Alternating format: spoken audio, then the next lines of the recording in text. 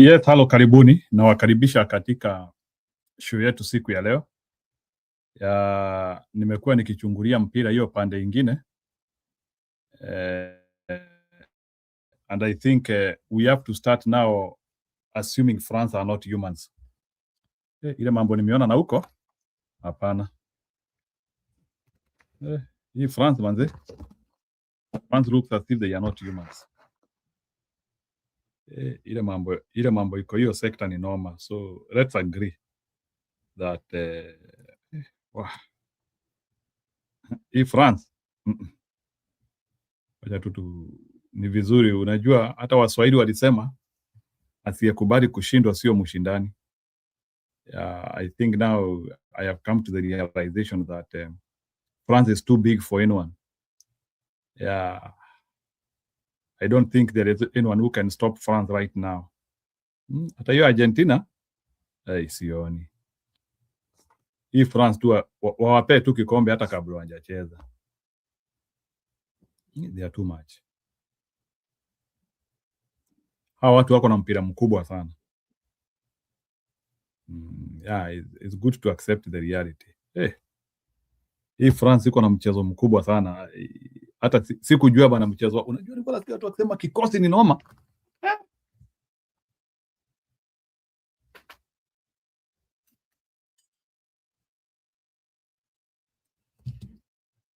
Na wale wameingia show musalimiane. Tulisema tuna correct census. We always correct census. Who is the first one to start the show? Nani wa kwanza kuingia kwa show? Census hapo. Nani wa kwanza leo kuingia kwa show? Jana pia ile story yangu I got many responses from people. Wacha ni okay, Roberto, kama kawaida it looks like leo mshei namba na Ann. Na Ann Waiguru. Najua wewe na Ann mna. Congratulations. So Robert, you are the first one. Tumetoka huko World Cup, sasa tutaki maneno mengine. So wacha nitafute nani? Wow. Mary karibu. This is beautiful. Sasa zile story zetu za jana, Mama Mary, nimecheka sababu kuna mtu ameniandikia story hapa pia, hata yeye vile alionyeshwa the bird of Kang'ethe. So the way alionyeshwa the bird of Kang'ethe, lakini she was very happy with the alifurahia sana venye alisikia nikipeana story za simu za matope. So Mama Mary, do you have time ama I can say something? Habari Njiro kwanza. Njema kabisa. Comment section na wasalimia Wakenya wetu pahali popote huko. Ujisikie mzima na ujisikie Mkenya mzalendo kwa sababu hii ni nchi yetu tunapigania. And I am very impressed. Na nitasema I am impressed. Ukiona hawa watu wanasema habari ya kucancel hiyo by-election, it's not there is any unbecoming behavior. It means that DCP is very strong. That is what I just wanted to comment. DCP is very strong. Kama ingekuwa ni upande wa serikali hii mbovu, wangekuwa wako mbele. Hawawezi kuongea hivyo. Huyo Ethicon anasema they could not. But because now they feel the weight, they feel the pinch, that is why they come out doing. Who are they favoring? Si atu wanasema they are favoring wananchi, atu wanaumia ama wanapigwa ama wanafanya. They are the one who have been defeated. That one I can tell with no fear. They are defeated. So now they want to go back to their drawing board to see how much force they can come with, because the force in All Kalao is too much for them. The heat is too much for them. So Njiro, ni kama vile watu wanaenda ati kupigana, mtu anakuambia na hakuna kugongana tumbo ama hakuna kugongana jicho, something like that. Yeah, Kwa so vita, Mama Mary, unachagua pahali ya kupigwa. Yeah, kidogo, let me ask you a question as you dive deep in that. So can you help us to understand how is the opposition supposed to react to that?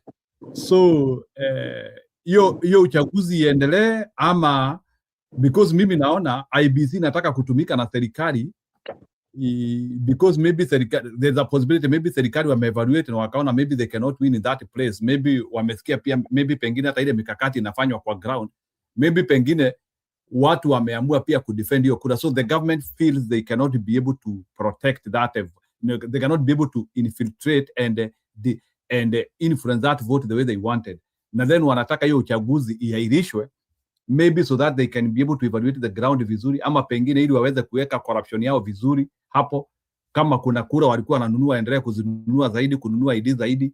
So what should the opposition, how should the opposition react on this? So opposition pia wao waungane na IBC to postpone the election, ama wao wa push for the election to be done or in the due date? What is your take on that? For me, Njiro, what I'm thinking is that these people, they are not exposing, or they are not telling us the problem that is happening that will make this by-election to be cancelled. I don't see, I don't hear. They are not telling us anything. So is there a way that a petition can be put so that these people can substantiate what they are talking about?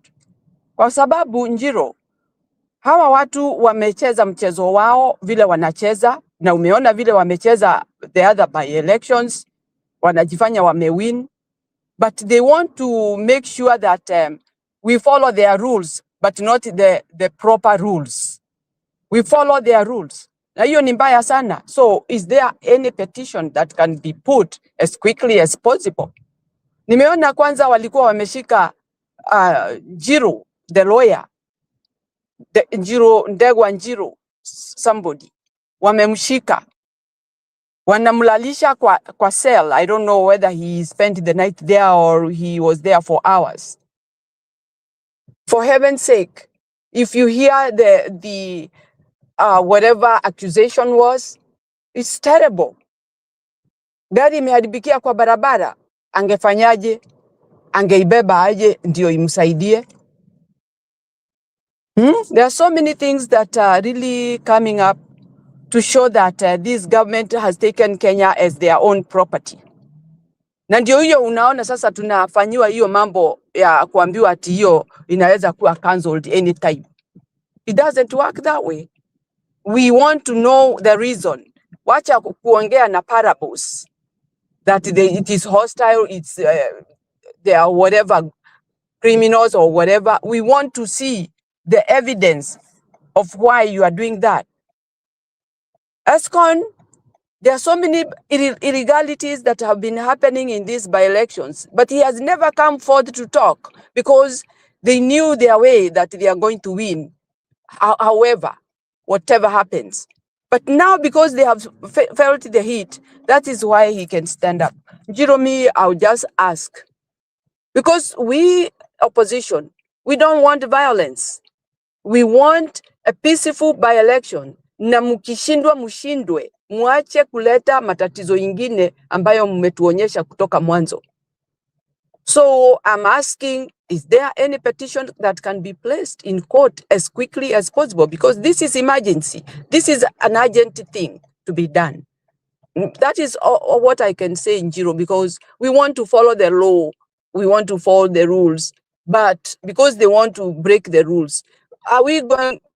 I don't support violence, Njiro. Ati watu sasa waanze vita kwa sababu by-election. We want to follow the best way to make people understand where we are heading. Kupigana watu hawataelewa ni nini tunafanya. So we want to know the reasons why they are going to cancel or they are going to stop. Because the way Escon was talking, it's like he is very angry with what? What wrong has it been done on him? IEBC is there to clarify the mistakes that people are making. They have to make sure that legal ways of voting is followed. But I don't understand why they are saying that they are going to cancel, because I didn't see what they said. They didn't tell us anything. So for me, Njiru, I don't know how I can conclude, but the only way me as a lay person is to file a petition for these people to substantiate why they are canceling and to tell us not to use words that are understandable, because we don't understand them. They are just talking.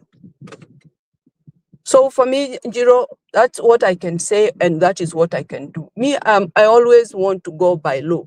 Hata kama hawafuati law, hii law finally will come to help us, because there will be no question ambayo tutaulizwa tukose kujibu. Lakini ukiwa unapita juu, one day it will come to catch up with you. That's what I can say, Jiro. Mama Mary, kidogo, Yes. Do you think like maybe for Ruto to escape embarrassment, do you think like maybe, and I'm putting this one in line to what Robert has written there, and I'm also reading other people's comments. We will avoid negative conversations here. We will be very changed on the right direction. So what I'm trying to ask is that would you take it that maybe serikali inataka candidate wa DCP aku announce the winner without a competitive election, so that they can have reasons actually to continue campaigning, rather than wakuanga tu anasema bado we have not been tested, it is only that zile mistakes zilifanyika zilikuwa mistakes za candidate wetu, it is not our campaign. Would you take it that like maybe ni kama serikali inataka candidate wao watolewe so that at least they can be given a lifeline to survive, having not to be shown such an humiliation in a place like Korokarao, and maybe they wait for another by-election somewhere. So they just want to not want to be involved in this election because they want to delay embarrassment kuliko waonesho sahi, so that they can still keep surviving. Njiro, in whichever way they are going to use this by-election of Olkalau, in whichever way they are going to talk, hata waseme wacha tuachilie hiyo iende ndio tuonekane sisi hatuna, we are not giving them a break and we are not listening to them. We are just asking the legality of election. That's all. Because you cannot say ati tuachilie tu iende alafu tuongoje pahali ingine ndio tuseme situliwa.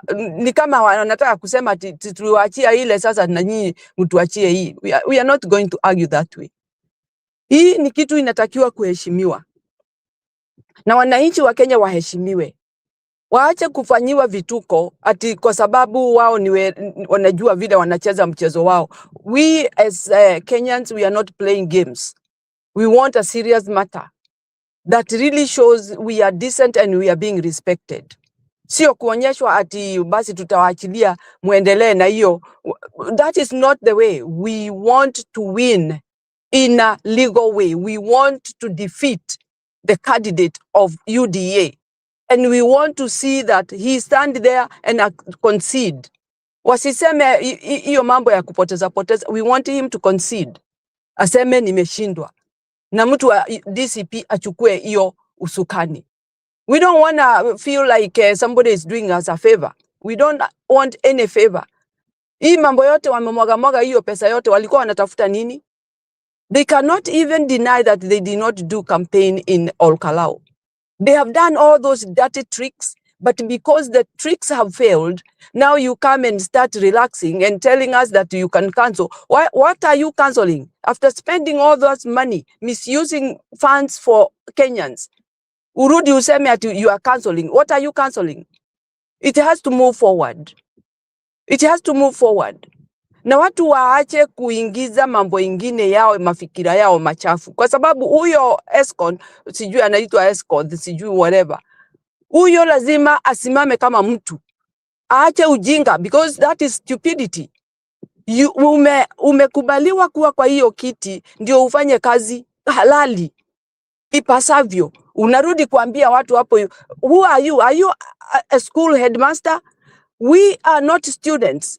We are grown-up people in Kenya who are very serious of the issues that are going on in our country. And that is what we want to sort out. Kama wewe IBC imekushinda, Escon, wenda nyumbani. Uondoke kwa hicho kiti kama hutafanya vile mambo inatakiwa. Mambo iwe halali. If you are favoring the government that is really torturing everybody in Kenya, you need not to be there. You need to be in the middle, not favoring anybody, any side. Because the vote is the vote which will, exonerate the right people. Vote is the one which is going to arbitrate. Vote is the one which is going to show us the way. Because the majority have to have it. And we are the majority. You cannot deny us the right. So, I will stop there because I'm at work right now. I've arrived. So I'll catch up with you later. But me, I'm looking forward. If there is any petition that can be done urgently, because this is an urgent case, it should be put. If not that, let the by-election continue. Hizo vitu zote mlipatia watu ya kuwahonga, sijui mlikuwa mnapeleka ya nini. Mungekaa nazo mpaka watu waone kama mtu wenu amechaguliwa, muje muwapee baadaye kwa kurudisha asanti. But you cannot come in advance, coming to bribe people, and then this scene cannot be seen. Hii ni dhambi. Mambo mbaya ambayo mmeletea wa Kenya, ambao hawakuwa na haja na hizo vitu. Yeah, thank you, Mama Mary. So, I know umefika kwa kazi, so I know you might not be able to answer another question, but I appreciate. So, kukuuliza, do you think Escon is genuine ama tu ni kujaribu kufurahisha raia so that he can continue keeping his job? As we have been hearing about Escon, Njiro, this is a guy who is talking very many things which are against wananchi wa Kenya. Hafanyi kazi yake ipasavyo. Na tumesikia mambo ingine connection na watu wengine hapo ambao hatuwajali, hatuwataki. So let's see how it will play up, because I know there are grown-up people with right minds who are fighting for this, and we'll hear the answer. I never expected Ruto to say that this can be cancelled, because it is Ruto who is monitoring this. It's not Escon. Escon is being given a duty that is very hard for him. I believe even when he is standing there, he's trembling. He trembles because he feels that I'm not giving the right information, which is not even from my mind. It is from another Kakagia's problem that is being created by that guy. So, Jiro, please, I'll excuse myself because time is over. Then I can get to work. Asante. Yeah, thank you, Mama Mary. I think that one was so good of you. Thank you. Yeah, enda udhokome ili tuweze kupata chanjio cha mchana. Asante. Yeah. So mimi ile swali nauliza comment section, naona Anna amekuja. Ann, please, nitakuomba kwa heshima leo. Unaona hata nimevalia kofia yenu. So go slow on me please leo kwa heshima. Just kwa heshima. So leo hapana kimbiza mimi leo. I know today you are in good spirits. So you should not be, I'm not expecting you to rush me. I can see even Jay is in her good spirit as well. Yeah, I can see to some extent now people feel like we can now be able to compose a winning formula. Now, and mark you guys, imagine hata Linda Mwananchi, the Sifuna battalion hata ijafika huko. So I actually think like Linda Mwananchi, the Sifuna battalion ikifika huko, itakuwa sasa ni kupigilia ule musumari wa mwisho sasa. itakuwa ni ile kupigilia sasa msumari wa mwisho, and I don't think there is anywhere where Ruto battalion will be able to go. And I think now the force which we are now starting to see, we can actually start now, we can start choking Ruto from inside, and we can start actually showing him that it is possible to defeat him. So now what I don't know is if this guy is really genuine and he has seen all the unfortunate behaviors which UDA has done, open bribery, allocation of 10 billion Kenya shilling in a simple by-election with only 70,000 voters. Yeah, it was a travesty. So I'm expecting the opposition should be able to give their statement tomorrow. And I think they need now to give a very strategic statement, which should actually now try to mirror the things which have happened in to mirror the issues which have happened in Orokarao to what even happened in Mbeere and other places, and to actually show the reason why even the Kenyan courts were supposed to nullify those elections. So I think now we have now started getting evidence. So sijui kama hiyo kama the court case in Mbeere imeisha. Now I think we now have a model of discussion based on the things which we have been able to see in Orokarao, and we can actually use some of those things to strengthen our cases, especially in places like Mbeere. Yeah, so that is what I think. Hiyo story ya Ndegwanjiru imetendekea Ndegwanjiru, I was not aware that it has happened, and that one is really very bad, that now Ruto government is using all the desperate means. I knew to some extent kuna pahali ingefika maybe Ruto angeshindwa na kucampaign, because he cannot keep on lying on people and there's nothing which is happening in the ground. You are showing fake reality. Hata utengeneze project kiasi gani na hakuna pesa inaingia kwa mifuko ya watu, there is no way in which people can take you serious. Now I was seeing, as usual, he was posting some of those fake projects which they are trying to do to try to hoodwink people. His bloggers are busy posting the dual carriageway, hiyo barabara sijui wanatengeneza somewhere in Nakuru. That's now what they are posting, and try to show that they are achieving those projects. Trying to show the stadium ile ambayo wamejenga, hiyo stadium ya iko hapo Nairobi. So those are the things which they are trying to show people. And the question I can ask here, my grandmother who is in Embu, or a certain grandmother who is in Mbeere, or in Meru, or in Ukambani, or even in Nyakach, a man in his 70s and in his 80s who cannot benefit from cotton farming, coffee farming, tea farming, anasaidikaje na hiyo stadium iko Nairobi saa hii, which actually is not being used to full potential. It is not a stadium we can say that it is generating income to our economy. So I can say now we are in the poor position, and we can now use the Orokarao lessons to actually change the main election, choking Ruto from the source. That is what I was saying yesterday. We have to choke Ruto from the source, and we have to be aggressive. So, Jay, you have to bear me witness. The reason why we can start seeing these fruits in Orokarao, it is because we are a bit aggressive. We have to be aggressive now with the spirit ya kama mbaya, whereby we are ready to face Ruto head on. I was also very proud of the civic education which I saw Meadow doing to people in the ground. It was one of the wonderful things which I saw happening in the ground. So the battle continues. We cannot relax. We have to keep on fighting Ruto until he surrenders, and until he surrenders our country before 2027. Yeah, because we cannot continue with somebody who is destroying our country. I've been talking with a number of people who are telling me that kulingana na vile vitu ziko kwa ground, Ruto has completely destroyed Kenya.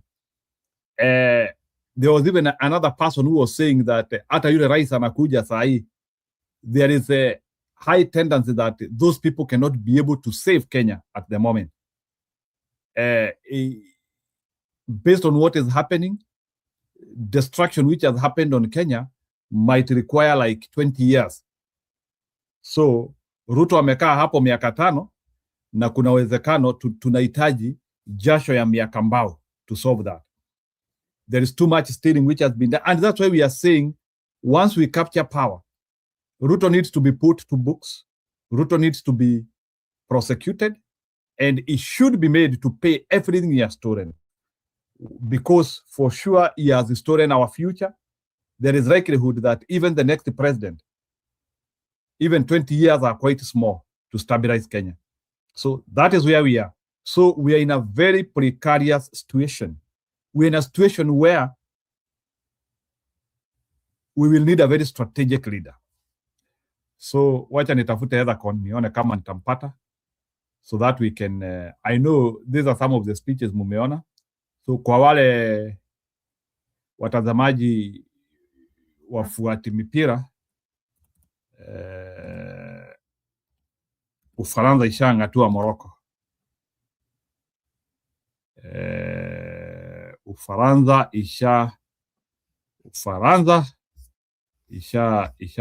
ishabadua Morocco. So that is what is happening at the moment. So natafuta hiyo video ya Ethercon because it's a video which should inform us a lot. Why am I seeing Ethercon?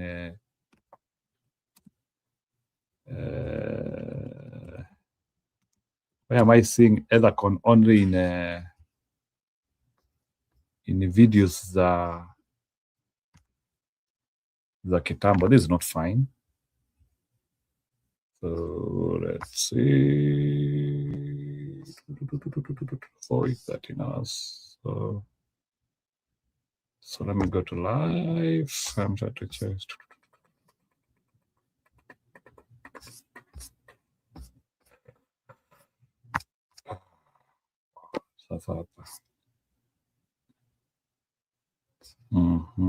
Okay. At least they have posted. Yeah, ni kama nilikuwa nimeona hiyo video. Ni kama nilikuwa nimeiona because actually ilinishtua sana. So there's a lot to watch here. So all these Ruto cronies who are pretending that they can defeat us, itabidi tuambie nguvu ya raia ijaishindwa na nguvu ya wahuni. And I'm really liking all the desperation which Ruto is being shown. I'm liking all the desperation which Ruto is being shown.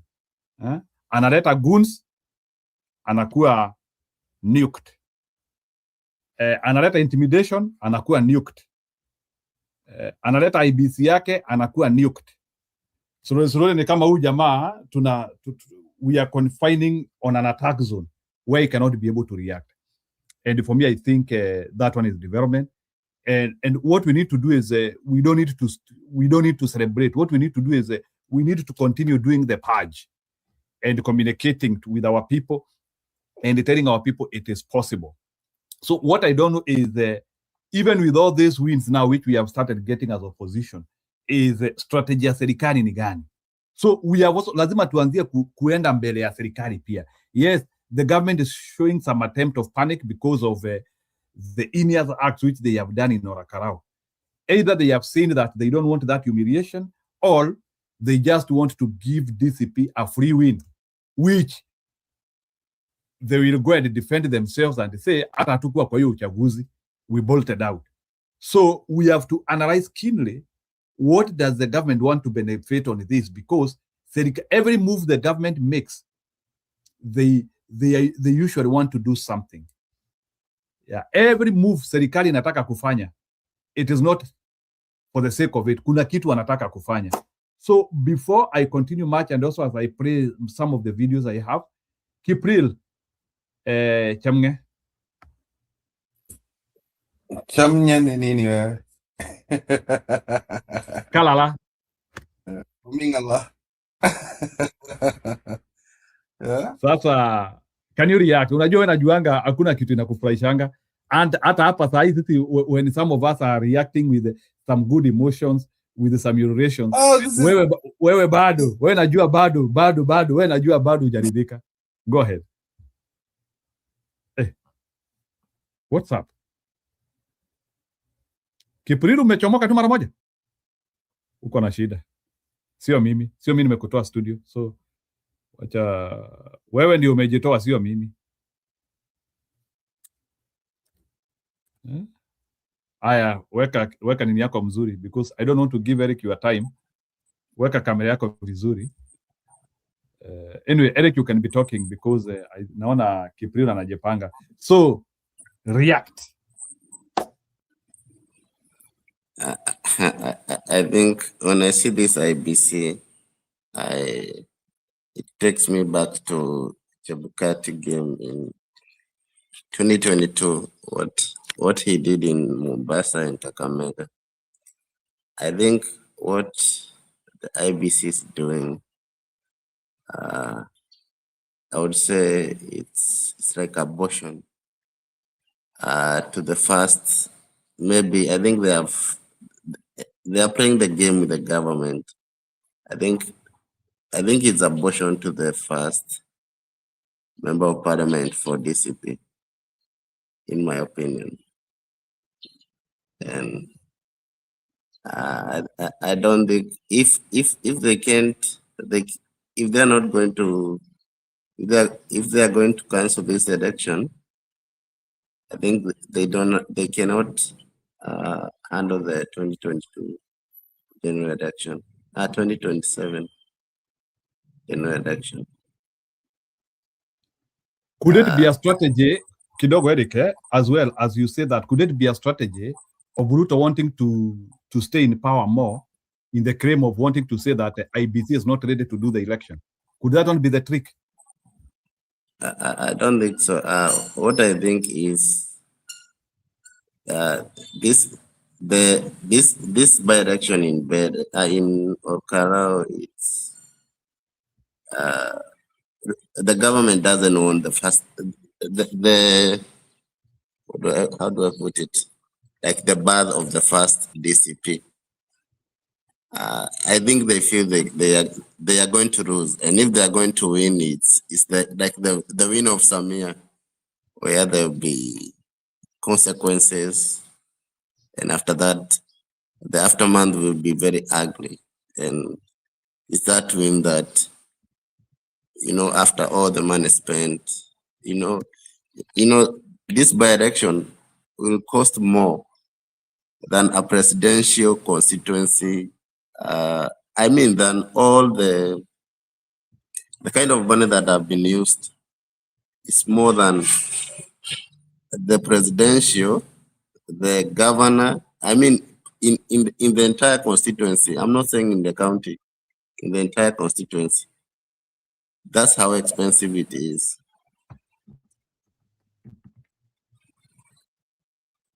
And sasa nikuulize, don't you think now the government has gotten one of the biggest embarrassment, whereby they wanted to show the power of money? It looks like the power of money is getting defeated, and that is what they wanted to showcase coming to 2027. So plan gani ingine imebaki? Because Ruto still want to defend this seat. So if the power of money is being defeated by the power of people, so are they going to unleash violence? Are they going to accelerate the use of goons? What are they going to do? Because it looks like watu wanakula pesa yao na hawasiki cha mtema kuni. So ni strategy gani ingine they can use to still suppress us? Because inaonekana raia ni kama wanasema, nyinyi mmekuwa mkituzumbua kwa maandamano na mnatuua kwa barabara. We know where we can surge our power. Has it come to the realization, maybe pia raia, and maybe Bwana Robert, you can also respond this one to me. Raia ni kama amerealize pia nguvu yake, he can be able to exert more pressure in the democratic space. Do you think that is also what is happening? Raia ni kama ameamua there are some places where I can fight Ruto, hata kama nimeshindwa na kupigana na Ruto kwa barabara, there is a place where I can fight and win. Is that the realization ya raia pia? I think the government plan about introducing the violence. I think maybe the election could not have, the by-election could not have happened. Like in the end, like the IBC maybe may feel this violence was too much, and maybe they could have decided, there's that by-election, like the violence is too much, and like the bribery and all this, and at the end people are going to say there was no election here.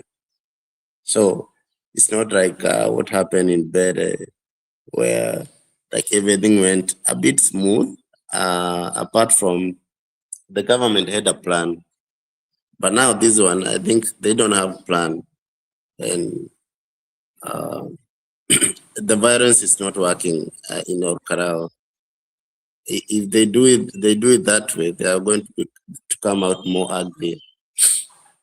So I think the IBC is trying to, I think it's taking me back to 2022. It's trying to play those games.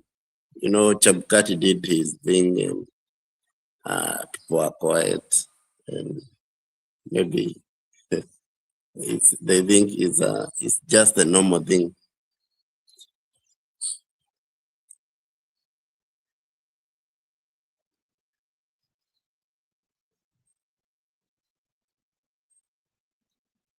Get back to you. Yeah, that one is okay. Kipril, I'm still waiting for you. Maybe your settings are not right. I don't know. Wacha tuweke Ethercon. Musikie. So nataka, I want us to listen to Ethercon keenly and we evaluate everything which is said. Muniambie, is it panic? Is it strategy? Is it trying to say? Maybe, Bwana Nani, I can ask you this question. Do you think Ethercon ni kujipendekeza na jipendekeza kwa Kenya by trying to show that he is a laser sharp man who can understand when to make the right decision? Up to you, Eric.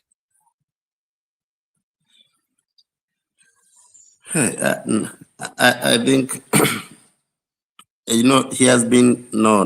Ethercon is what he is doing. Like all the CSS, like all those CSS who are in Orkarao, and he's quiet, the PS. And according, I think, to IBC rules, the CSS and PS, maybe I stand corrected, but I don't think they should be doing campaigns. And everybody can see. I know they may argue and they say, oh, maybe they are doing development, but everybody can see that's voter bribery.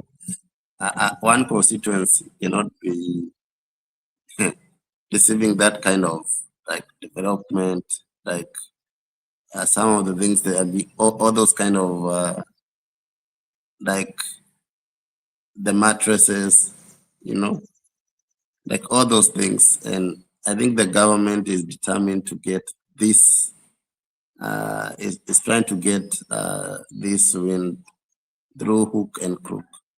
Like by all means, they won't prevent the DCP to win this because it's going to set the momentum. This one is bigger than the 2027. It's very big.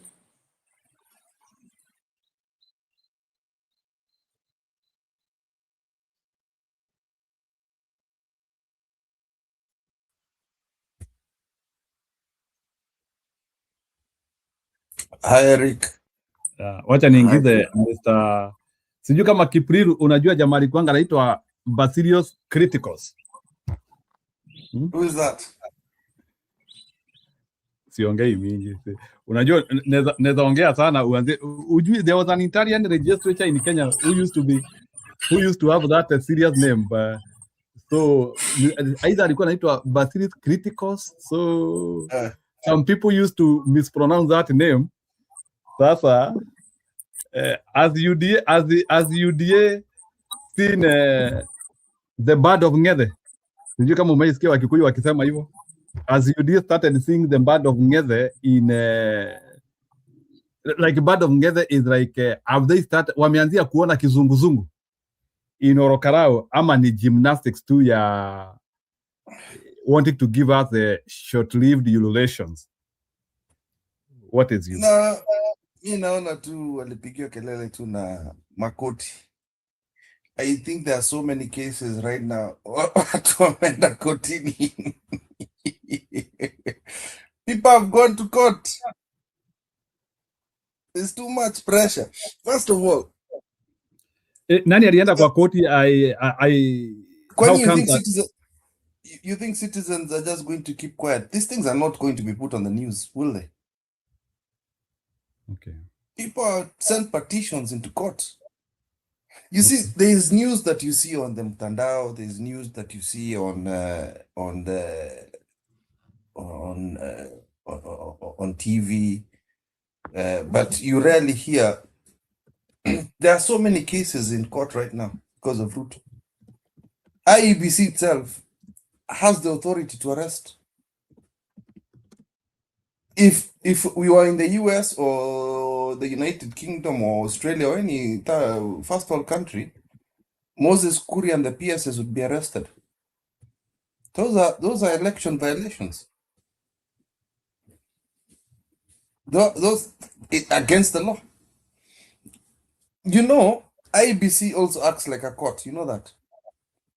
That is why the chairman of the IEBC is also acts like a magistrate or a judge.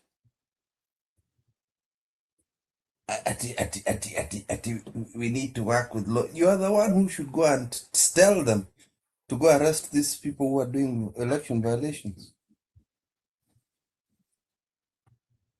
Hii kitu ya kutuambia we are partnering. This is just, they're just stating a fact that their gymnastics has been how do I put it, publicized. Everybody's talking about it. It looks really bad for them. When wananchi start talking about it, the purple cylinders are what wanaiona kila mali. Every single clip on TikTok or YouTube is purple cylinders. Or mattresses imeandikwa GOK, not for sale. You know what those things are supposed to be for? Hizo vitu zote Ruto anapatiana huko Olkarao. Hiyo mablanketi, mattress, they're supposed to be for the elderly. And Kipril, what does it tell? You know, I was actually surprised today. Ama ulifikiria Ruto alinunua? Those are actually things that have been planned. Yeah, of course, I know it is redistribution from a place where they are highly needed to another place. So hata kuna hii story nimesikia pia matransformers zilianzia kutolewa mbele. Now at watu mbele wanadanganywa, they are being maintained. Enjoy your video hapo. Just play that video, the first one. The first one. Yeah, huyu mama hapo na blue. Bas, cheza hiyo utaona. Ngoja kidogo Eric. Before you play, give me 2 seconds. You know, nikicheza game, mimi napenda kucheza PS. So ikiwa 98 tuseme 85 minutes, nimepigwa 2-0. And the person, I think wanaitwa commentator ama wanaitwa nani, those wanasema, for example, if is Chelsea and Man U and say, hey, Chelsea need to give everything, kitchen and sink. I think that's where the government is included. Kitchen and sink. So the government is giving everything. They are giving the mattress, they are giving the gas cooker, they are giving the sufuria, and now even the kitchen and the sink. Nothing to cook.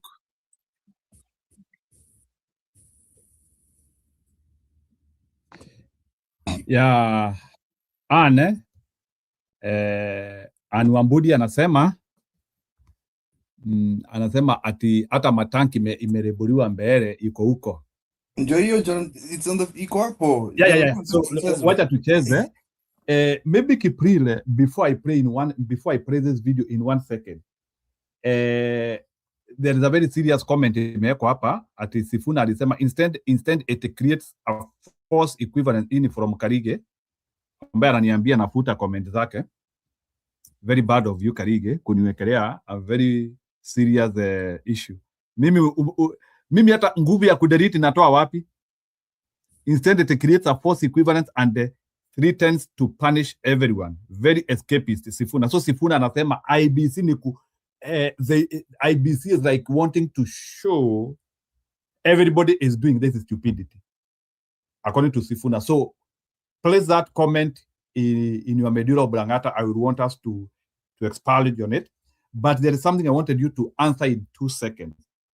Can you tell me now, based on this, what do you think Ruto strongholds feels about the things which are being done? Do they still feel confidence with him? I don't want you to talk about like in our Karao places in Mlima Kenya.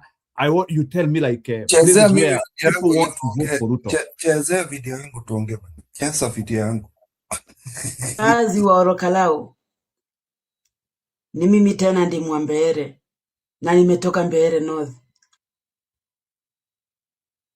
Hii video mnaona hapa chini ni tangi za Mbeere North zikiletwa kwenu ili kupiga siasa. Na transformer zimeletwa pia zenye zimeng'olewa huku kwetu Mbeere North. Zimeng'olewa na Kenya Power na mnaletewa zenyewe na kina Muthende na kina Karinda. Na vile naweza nikawaomba watu wa Orokalao, sisi tulifanya kosa katika uchaguzi mdogo wa Mbeere North wa mwaka uliopita. Tukachagua hii kiumbe inaitwa Thendekia. Na kwa hivyo naweza nikawasihi tu msirundie kosa kama tulilolifanya sisi. Msijaribu kuchagua mtu aliyekuja na tiketi ya UNDA. Mutalia kama tunavyolia. Hizo tangi zenye zinaletwa, hizo transformer zenye mmeletewa ni zetu. Zimekuja tu kupiga siasa na kisha zirejesho mahali zimetoka. Kwa hivyo watu wa Orokalao, mkuwe makini jamani, na siku ya uchaguzi tarehe 16 muhakikishe kuwa mumelinda kura zenu. Asanteni.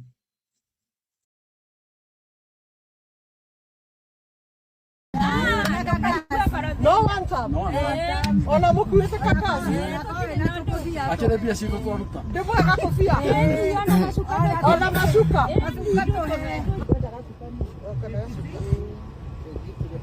Ule mwaruta ko gas.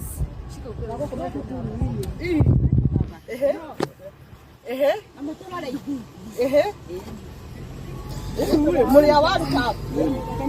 Ngego hupere goko kwacha. Na Kamau. Ona mukuite gas mwe wanta. Muri awaruta minywe. Tena kilo cigana. Nikayakinya gaka. Niko karaheanwo. Tatwele kana nitole na gwako firu. Mwicenjagia ko. Nitowe. Akidio gas. Kometwa jiko ria mwizo. Aterere gotiko tutole kana atole. Ogo eseji kuna atwara totonde ngioya. Akidio gas wa Kenya. Hawa ni mama yangu. Aya. Nimewaona hapa wakasema mheshimiwa simama. Sasa wakasema kwa one time atakawa wanapeleka gasi nyumbani. Atumaito mugame one time. One time. One time na muheto gasi. Ai. Hatoke kaino. Tole. Wala aliko ni mwaki kama yao samuki ya miti. Tole tajajia kole kwaje. Kutakere. Mwena mafio ni one time. Ai go ko tutile nodo. Muraikeria kukura. Munyeki. Mugaikeri munyeki. Ngedi arorere. Omundo he ogake. Gaka na gaka. Gaka ko kanje. Mamule mrefu. Na matifati kuga ne kuheo. Mafati kuga ne kuheo. Nekogora. Bagacoka makoga mucenjagia kumutungio. Atini. Ego ko marehete gataro. Gasi irato imisitire iramukinyira. Kwena irato. Kogo tikuheo ne kugura. Ni kugura. Kugura twagura ithuĩ. Atati kuheo twaheo ni kugura. Okay. So Wakenya hawa ni mama yangu. Ane. Wameona mheshimiwa wao. Mama Shiko na Shiko ndiye huyu. Na anasema ni one time. Anasema gasi amechukua, lakini hapa ni uongo, wamemuuzia 1,500. Kwa hivyo no one time, mliakia makiariga thiwa gacagua na mwanake ni ule kumurathura mwanake kama u ona hĩndĩ ya mũcukuru kama u nĩ baba wa mũthomithagi Ngai amũra yake ndogo katika eneo la Tumaini, eneo bunge la Olkalau, kaunti ya Nyandarua. Lazima ukule asubuhi ndio uweze kupambana na kazi. Anapikia mtungi wa gesi aliyopewa Jumanne kwenye kampeni ya UDA. Anasema biashara yake imenoga katika muda wa kampeni za uchaguzi mdogo unaotarajiwa Alhamisi ijayo eneo hili. Pesa ile iko huku kidogo kabisa, 1,500, pesa ni mingi kabisa. Tumekula kukula. Tunasema saa hii kampeni iendelee iende mpaka Disemba. Wanjiru anatueleza kwamba kitabu chake cha madeni kimepata vumbi kwani hakuna tena wateja wa kukopa. Nilikuwa najaza kitabu ya kukopesha, lakini saa hii wanalipa asubuhi wakienda kazi. Nje ya hoteli yake kuna kundi la wakazi ambao wameweka mitego ya magari ya kampeni tayari kwa shughuli za Jumatano. Siku hizi inaanza hadi saa 9 ya usiku. Leo nimetolewa kwa blanketi nikiwa nimeenda. Baadhi ya vijana wamebuni mbinu ya kudaka tonge zaidi. Sasa unajua serikali imetufungulia hoteli. So mimi nikiwa nimevaa kofia DCP juu. Watu wa serikali wakiingia ni kutoa tu, naingia kwa mkutano ya. Tunapata 330, lakini watufikishia hata kama ni ngili. Mimi sitaki mtu, mimi nataka maendeleo. Nasema tutam juu president bado ndio atakuwa kwa kiti. Hata tukipea nani? President ni nani? Ni Ruto. Si vijijini tu, hata mashambani wafanyakazi wameadimika wakiamua kufuata sauti ya pesa. Kwa kawaida utawapata wafanyakazi wengi wakiwa shambani masaa kama haya wakipalilia, wakilima kwenye shughuli za kawaida shambani.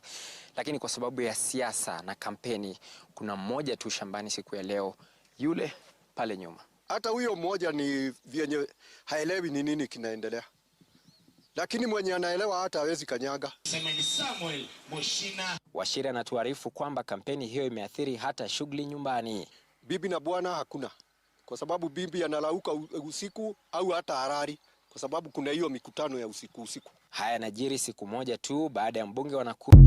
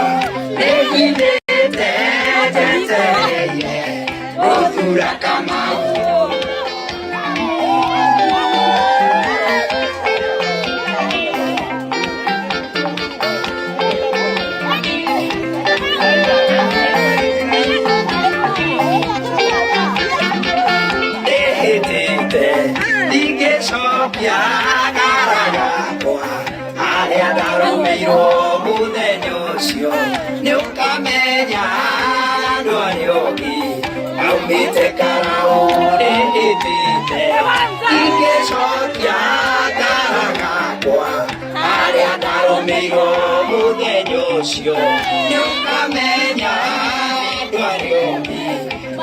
nyendete Karau kura yakwa nĩnyitĩte njetereire gũthura Kamau kura yakwa nĩnyitĩte njetereire gũthura Kamau.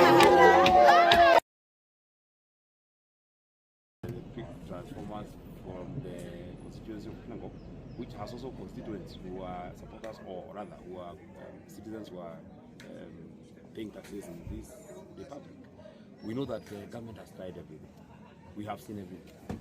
In fact, we were just joking yesterday that the government has brought us everything apart from ships. Now we saw boats being launched today. We've seen everything because they're trying to link the people. If indeed this development was meant to happen in Kalau, first it would have been in the budget. Number two, we should have seen it even before the Honorable Kerao died. I always shudder to imagine, what if Honorable Kerao was still up today and see what is happening in Kalau? One of the roads that was launched, Gorika Itagani Kajwiri, is one road, Kanyerere, is one road that the Honorable Kerao spoke about for 13 years when he was member of parliament. It was never done. William Ruto kept promising it, but when Kerao died, money is available. So that is the paradox. But we know the people of Kalau are beyond that winking. They have made a very conscious decision to vote for Sambi Dagras Kamau. Nothing will stop them. If indeed the government was what was supposed to make people vote, I mean the kind of things that we've seen here, I don't know whether you know that every Friday, every resident of this particular constituency is getting 2 avocado seeds every Friday. It's not happening in all the other constituencies. Almost everybody is cooking rice that is given by government. Almost everybody is eating beans that have been given by government. We have been, we are being given everything: mattresses, blankets, shoes. Even our brothers are being given shoes. Yesterday I was being told they were giving in a place called Manyata. They are even giving soap. So we have seen everything. We are joking that the way William Ruto is dealing with the people of Kalau, you eat his beans, you eat his rice, you sleep on his mattress, you cover yourself with his blanket, you wake up and buy bread with his money, and then you go and vote for Sambi Dagras Kamau because it's the people's choice, and that is the decision that we made. So this will not affect the voters? We don't think it will affect the voters because we've seen that they have stood firm. They actually know that it is their right. It is not a favor because none of these projects are happening with money that is from William Ruto's pocket. This is government money and we are taxpayers. Okay. This is what they should have done since 2022 when we voted for him. The only thing that makes us feel sad, especially me as the senator for this region, why would we not see then this development happening in all the other constituencies? Must it wait for a member of parliament to die for the development to continue? So I'm wondering whether, since this development is coming after a member of parliament died, should we wait until another member of parliament dies so that we get more development? I mean, that is what they're expecting as well. Okay. Lastly, these developments are coming in just about 10 days to the election. What is your message to the residents here? Just under 30 seconds. And also just add the part that the PSS, the state machinery, is also on the ground, I think actively campaigning. I don't know that is what is happening, but also talk about it. Actually, it's actually against the electoral code of conduct for state officers to campaign, but we've seen cabinet secretaries, we've seen PSS, they're all over, everywhere campaigning for the UDA candidate. They're actually saying that he's a government candidate. There's nothing like a government candidate, there's only a UDA candidate. So we want to just ask the people of Kalau, do not be hoodwinked with don't be like chicken that is lied with maize. You know that William Ruto is a bad president, and that is why even in all their posters they don't put William Ruto. They know that he's a bad man. And since we all decided that we want to take William Ruto home, the day to take William Ruto home is on the 16th. We are having a mock on the 16th of July. When we vote for Sambi Dagras Kamau, if the speed upon which we are taking William Ruto to Sugoi is at 100%, it's at 100 kilometers per hour, on the 17th it will be 150 kilometers per hour. Okay, Kiswahili, just wrap it up in a minute. Tumeshukuru sana, tunataka kusema hiyo maendeleo ambayo inaendelea hapa ama hiyo mambo ambayo inaitwa maendeleo hapa imeletwa hapa kujaribu kudanganya wapiga kura wa hapa Kalau ili wafikirie kuwa serikali na wajali. Na mimi nimeona kwa sababu tulikuwa huko mbele na tumeona watu wengine hapa wakisema ile project yote ilikuwa imeanza huko mbele ilisimama. Hata some of the project zilikuwa huko mbele zinang'olewa huko zinaletwa hapa. Leo tumepata habari mbaya kuwa kuna transformer 3 zimetolewa mahali na Kinango zikiletwa hapa. Kwa sababu kwa hivyo tunajua hizi project haziletwi hapa kwa sababu hii watu wanapenda sisi. Wanaleta hapa kwa sababu wanataka kura yetu. Na ndio najua wakikosa kwa sababu watakosa. For sure I'm the senator of this area. Najua hii watu hawezi pata na hawatapata hata 10%. Mimi nimesikiza hii watu ya hapa. Kwa hivyo tunajua hiyo mambo itakuwa tu ni mpaka siku hiyo. Ndio maana mimi naambia watu ya Ukalao, kama iko kitu ungewahi penda kukura kutoka kwa hii serikali, siku ya kukura umebakisha siku 9. Baada ya hiyo siku 9 hakuna kitu kingine kinapatikana. Ndio maana niliwaambia hata hiyo gas walikuwa wanaitishwa 1500. Usipeane. Kwa nini unapeana? Hiyo ni mali yetu, situpatiwe tu. Na kwa sababu iko kura, tutapatiwa tu bure. Kuna shida. Hata kitu yenye inaletwa hapa ni bure. Hata wakileta hiyo boti ni bure. Hata wakitoa kwenda Nairobi na train ni bure. Hata kujengea barabara ni bure. Hiyo viatu yao ni bure. Mchere, maharagwe, kila kitu ni bure. Hata nguo akipata watupatie na ni bure. Lakini utachagua mtu hizo Sami Douglas kama huwa wewe. Nasikia kuna change thao town. Hapa haipatikani. Lakini tumefurahi sana. Tumekuwa mahali inaitwa Jandundo. Tumepata watu walikuwa wamepatiwa pesa hapo na ule mtu alituita chokola anaitwa Moses Kuli. Na hiyo watu wamechanga pesa zaidi ya shilingi 1,100 nikiwa wakapatia huyu kijana anaitwa Sami Douglas kama huwa wewe. Wamemwambia hiyo watu walikuwa hapa. Walituachia karibu 1.2 bilioni. Na kwa hiyo pesa tutakuachia kidogo ndio upate mafuta. I mean that is the passion yenye inafanya sisi tuendelee na tunashukuru sana. Asante sana.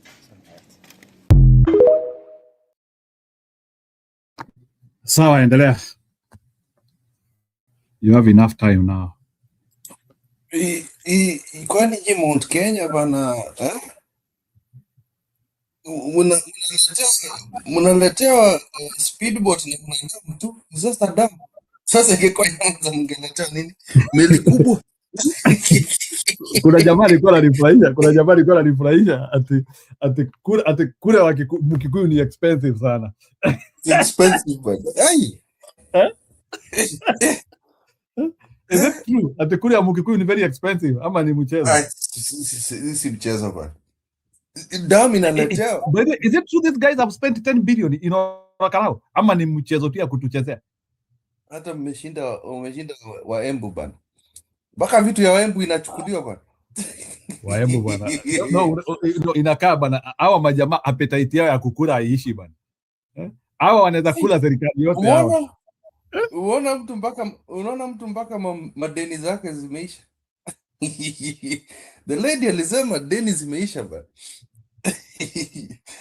Hata nyumbani hakuna kazi inafanya. Mzee anafanya morning shift, bibi anaenda night shift kuchukua pesa. Hadi mashamba hazina wafanyikazi. That means that is a little kuonesha hakuna vile unaenda kwa shamba na if you are not getting more that ile unapata nje. Kwa nini kumaanisha nje ni lucrative? That's why uende shamba. Sio farmer alikuwa anasema ule ako hapa anafanya kazi kwa shamba ni kwa sababu hajashonoka. Ajui. Haelewi. The slow one has been left to work. I think Orokarao hii Byelection ikiisha watapata depression. Hii Byelection ikiisha people will get depression. It is not a joke. It looks like it's extreme what is happening there. I think serikali iliamua kufanya kila kitu. I think they decided to do beyond and even as they were doing beyond, people watu wako wanabadilisha akili yao. Watu tu walikuwa tu wamefikiria tu hapo. I think the government got frustrated. Bora ni kufanya yote na watu hawabaduki. You get it? If you don't get it, forget about it. These people they are, let me tell you, hata wewe Kipuril, kuna kitu unaweza fanyia mtu na bado unaona huyu mtu abadilishe msimamo wake until you start even questioning what you are doing. Like, should I continue investing more? Like, for example, how watu wamekula 10 billion already. Wamepelekewa boat. Gachagua said yesterday hata Malaya wamehamia huko because of the amount of money which is there. Na still, msimama kusema hivyo. Hata kusema hivyo.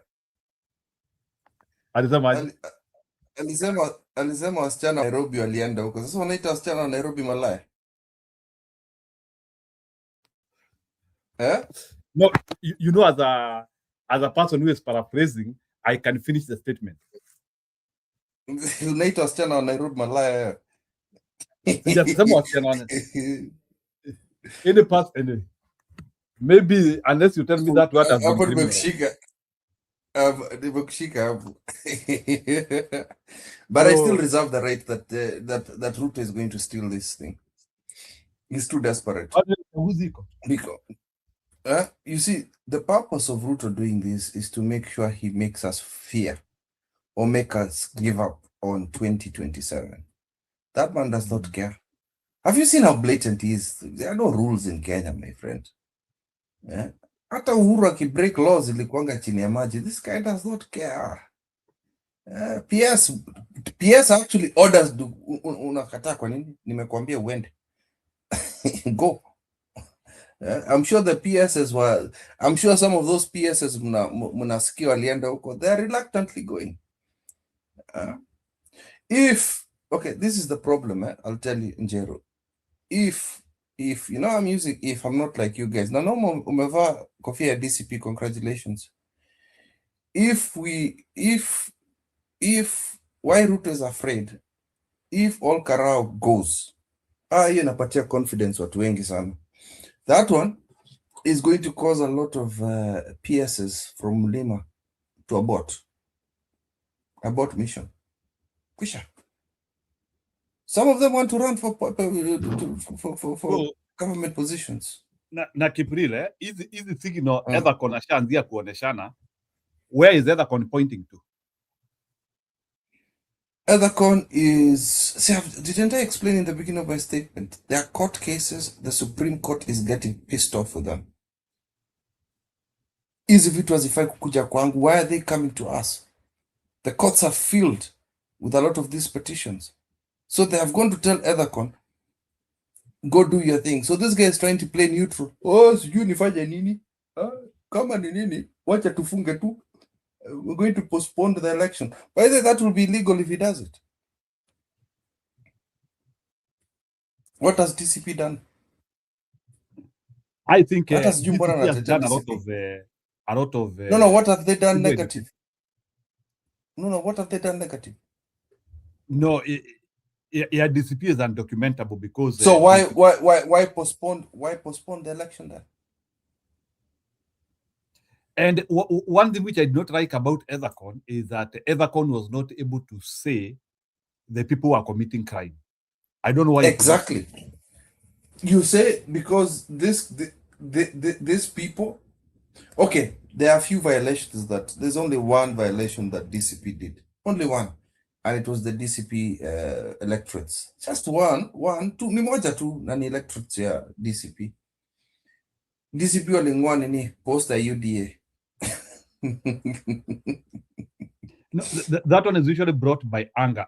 So hiyo story ya kung'oa posters za UDA. Didn't you hear what I said? Yeah, I understand. No, I'm trying to refresh it. Relax kidogo. It's not that I'm trying to criticize it. What I'm trying to say is that you see that one is done by the people in the ground. So awezi na kuna pali ati kiongozi alitokezea akasema endeni mung'oe posters za UDA. So you can take it as people rage. People rage ama people discomfort on your materials there. You understand? But I don't even know the UDA. I don't even know the UDA candidate. I think he should be disqualified. And once he's disqualified, DCP runs against Kanu. Alafu nivo. Done. Very simple decision. Very simple. And for me, I feel, mi naona ni kama UDA inataka kuondokea hiyo mchezo because it is an unexplainable loss. Kuliko uende kwa uchaguzi ushindwe, which will actually retaliate. Sasa watu wataanzia kusema kumbe hata serikali ni bure. For me, I feel UDA can still manage to confuse Kenyan wakiondokea Orokarao. Who said this? It is much better than kwenda washindwe. Cecil, for their image. Mama wa county here. Ukiona Cecil, DP party leader, the kind of seasoned people from that area that campaign for better North is epic. And I think they also UD wanaleta nani? Of course, you ndio wanaleta watu wa serikali, akina Waiguru. But who from that region? No, you don't understand. Who from that region? Hakuna. They have no one. You see, the only person from that region. If you look at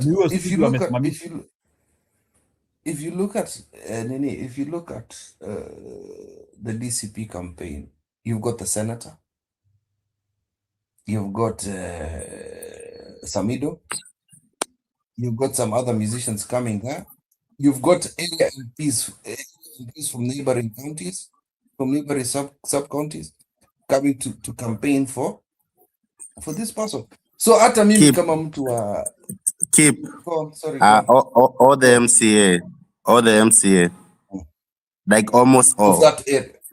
Yeah, even the speaker of the Nyandarua County Assembly. So utavotia mtu anajulikana. You see faces of the people that are campaigning to you, your brothers and sisters from your area. Correct, Eric. These are your people. So it's embarrassing for the government. Unaniletea PS, kwani PS atanisaidia na nini? I don't know who this guy is. If you ask a shosho, tuko na kuletea PS wa sijui blue economy, ataangalia sema, I don't know who that person is. Moses Kuria is seen as a joke. Kipchirchir ni nani? And then the other big thing that Gachagua did that is very important. Gachagua alisema sikuji huko. Gachagua anafanya hiyo vita yake huko kwa Munyoro. Yakitupa mabullets. Jonono umevaa kofia yake. Umepona hiyo story ya maandamano naona umekumzika at least. Ulikuwa na stress. Eric. Yes. Eric. Yes, keep. Njero aliquit TCP. Naona amerudi. Amechanganya na Jubilee. Ajaribu kuweka ka brown ka red.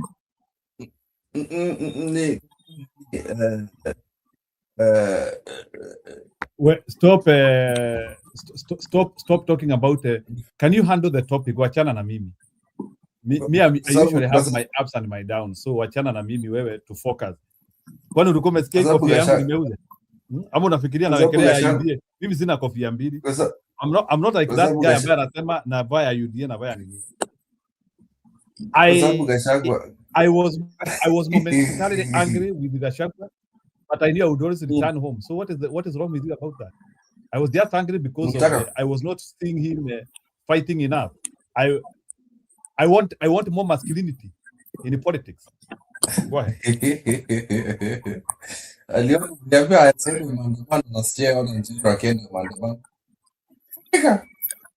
Sijui kama you are aware what's happening on 15th. Are you aware? What is happening on the 15th? Tell me. The president invite, I think 15,000 like the people from Olkarao to State House. And the purpose of that is to counter, Linda Mwananchi wanaenda huko, I think, is it this weekend? Yeah. Yeah, there's a clip, I think there's this lady supporting Sifuna. They are saying the purpose of going there is also to educate the electorate, the voter, I mean.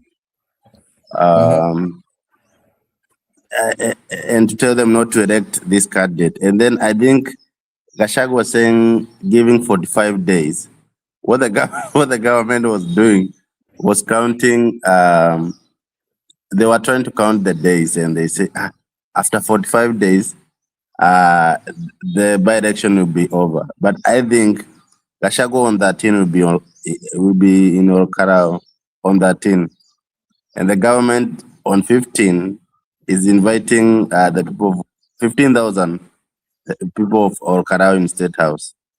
I heard that. I saw some posts from, yeah. No, so let's calculate. Could transport our to how much? Let's say a bus hire, 15,000. Let's see, each person is costing 2,000 shillings. You just ship them there. So 2,000, so 15,000 Hiyo ni minus hiyo ya nini distribution fee ya hao mabunge yenye atapewa pesa. Hiyo itakuwa 2 million. 2 million? No, not 2 million. That's 30 million.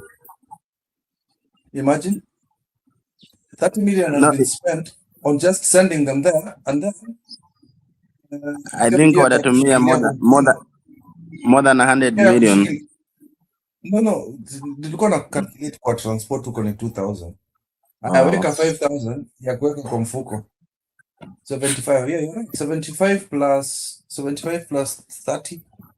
That's 105 million Kenya shillings is going to be spent to send those people to State House. Yeah. Wanapikiwa.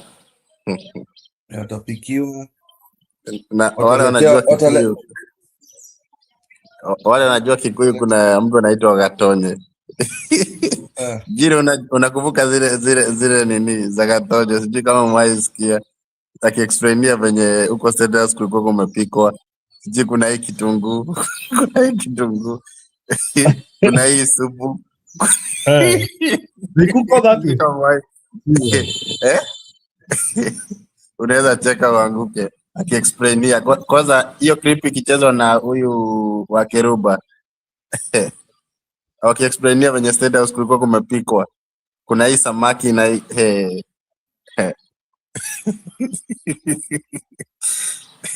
unaweza cheka. Na ni pesa ya raia mkubwa ama? Yeah. Ni pesa yetu.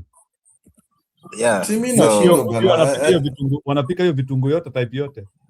Yeah, nitasoma comment ya Faith of a Fresh. Kipril, kuna video nimekuwekea hapo ya Karungo Wadhangwa which I will want to play it here. Ni kama nasikia pia watu wa Orokara wameitwa State House tarehe 15. We need to hear that explain kutoka kwake, na ni kama wana sensitize watu wasiende State House. So bwana Eric, have you heard of that? Watu wa Orokara wameitwa State House. Watu wakakule. Unafikiria nakwambia si ndio nimesema sahi na nikakwambia Digiji kukosa kwenda kusema 45 days ilikuwa like a game, so and people walikuwa nafikiria this guy after 45 days ikiisha atakuwa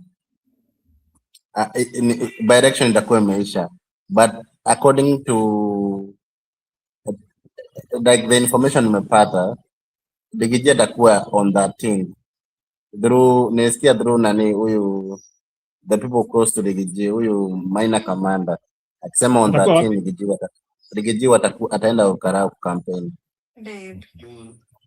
Nayo gava on 15 itaita watu State House 15,000. Watu 15,000 wa Orokara wakakule. That is almost a quarter of the vote of the registered voters, because registered voters is 70,000, 15,000. So they are wishing those 15,000 will go back and then vote for them. Hey, na hii desperation ya Ruto inakaaje? Na ni pesa yetu. Huyu jamaa manzi, yani hiyo Orokara ndio the new definition ya kufinish kumaro. Ruto alikuwa asha set up hii ni kumalizia. Well, anyway, we have new entrances in the studio na we really don't want watu wakikuja tunawakarisha sana, and I would also want to mbona unifanyangi hivyo nani sasa wewe, si unajua sasa wewe hata tukikufanya hivyo na wewe ndiye DJ it doesn't help. So, you will have to hang mimi naenda kazi, so nitatoka kidogo. Yeah, there's no problem. Wewe enda ufanye kazi. Unajua hatutaki ukule mali ya baba yako, ukule mali yako. So go and work. Yeah, let me have Stone PK and BBM doing their introductory statement, but there is one thing which I want them to react to. This issue about IBC trying to say that they can either postpone or cancel or Karau. Is it something which opposition should actually urate about? Should it be something which is actually giving them, should give them more strategy on how to handle IBC? Or what is communication which is coming to the opposition? My question is, how should the opposition use this information for their own prosperity in the future of politics in Kenya? Stone PK.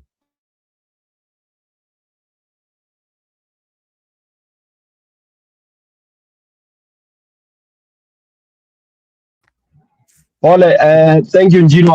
I came after that huyo mwingine, wacha huyo mwingine aingie kwanza. Okay, Thank you. okay, ni sawa. Okay, wacha BBM aingie. And as we wait for BBM, na pia ukuje ureact kwa story ya matransformer na matangi ya Mbeere North inapeleka Orokarau. You have also to react to that. Just ponder it. BBM, go ahead. Yes, Njiru, how are you doing together with my good friend Kip? Yeah, And fine, Stone. thank you, Karibu. And try to tell us what is happening in Orokarau, and is it something to take note of, or ni sarakasi tu ya siasa? No, it's something to take. My observation in Olkalau is this, especially with all the goodies and what the government is doing. It tells you how Ruto value the votes of Mount Kenya, because if indeed he had this view that Mount Kenya has left and you don't need their votes, he could have not been investing so much in Mount Kenya. And that one should be a warning lesson, especially to a leader from the lake, that is Honorable Mbadi. I usually say that as you go on, especially in your meetings, castigating the Mount Kenya people or on the betrayal, know very well that President William Ruto knows the value of those votes, and that's why those development and all those they're doing, especially to win that seat of Olkalau.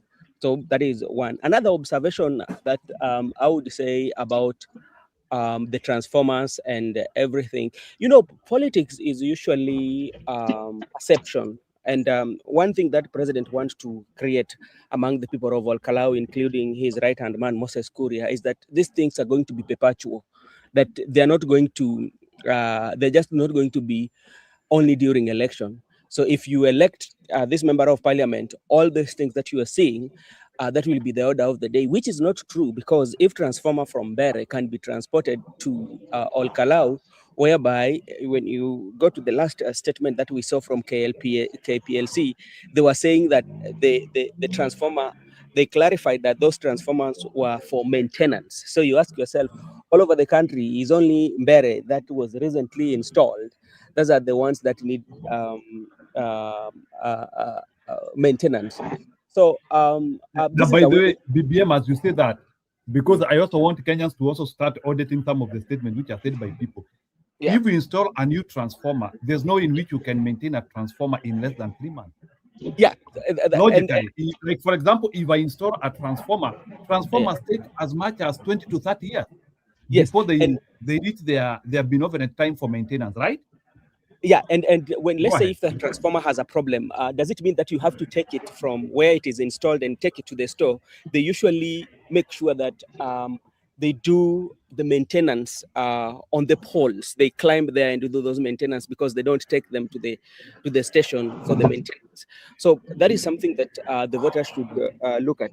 You ask about the what the IEBC chair did. You know, Njiru, this is my opinion. People should be very careful of the statements that has been made, because I don't think that the chair, this is the first time is encountering what is happening in Olkalau. The same script has been used. It was used in Mbeere North. It was used also in, was it in Malaba? You know, where especially the mattress were given out, the mattresses were given out, the blankets, the food, and all that. You know, and now is also in Mbeere North. What we are waiting to see is about the violence, especially that we saw during the voting day. But this one, it's a preparation for you for the next general election, because it means the situation can be much even worse than what we are seeing in Olkalau. And what will happen, they say that, okay, we are not ready to carry out election. And what does that one mean? So that is something that, to me, that's how I think on the foreseeable future on the election. That is what the chair is trying to communicate, that next general election, if anything to go by, or if we witness what we are witnessing, which we are going to witness because these are people, the things that are being done are not done by opposition. These are done by the government, the people who are allied to the government. So it means even in 2027, we might not have election, citing all those, that the security and everything that is going on. So that is a wake-up call for Kenyans. So if that is the case, before Stone PK comes, do you want to tell me that it could be a motivated program of actually wanting Ruto to stay in power by design? Yeah, that is like trying to bring ungovernable principles within the government. That is true because, Njiru, you know very well that there are code of conduct that guides the election. From all that we are seeing in Kalau, I don't think that that's a development per se. Those are voter bribery, you know, because like, why was it that during the time when this member of parliament was still alive, we could not see this? And even in other areas, especially that are having members of parliament, we are not seeing such massive of goodies that are coming in, you know, and we are just seeing it on Kalau. So it tells you that Ethekon, he knows what he's doing. He doesn't want to call out those who are violating the electoral laws, you know, and that is what is going to happen in the next general election, and say that, okay, based on what is happening, I don't feel that it is safe for us to go for an election, you know. And what will that one mean? That one will mean that President William Ruto will continue being in power.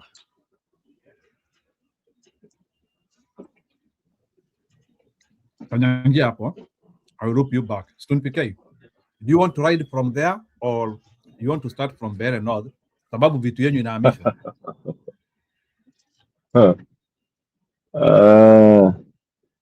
You know, let me start from anywhere. Let me greet all of you umepotea sana. Kuna watu walikuwa wanauliza kwani Stone PK alimezwa ama alienda wapi? Can you confirm where you're coming from? No, but I explained in your last show. I told you why sometimes I personally, this is my personal. I don't see the need of being in the show because I think we've exhausted everything. You know, every journey has an end. We have actually exhausted everything. We are just regurgitating because we have done everything. We have done what we call the analysis of what should be done, what should not be done. Syllabus tulimaliza. Yeah, so now we are just toiling and regurgitating, you know, passing time, doing tete-a-tete. But it's like when we are slaughtering a cow, once umefunga miguu na umeweka chini na umefanya ile waembu na wambere wanaitanga kuvyukia, ikisha vyukia huwa sasa ni nyama kuchinja, kukatakata na kuposha now. So like Kenya, there is nothing new that we don't know about Kasongo, you know, but of course we have to continue talking, passing time and this kind of a thing. Sure.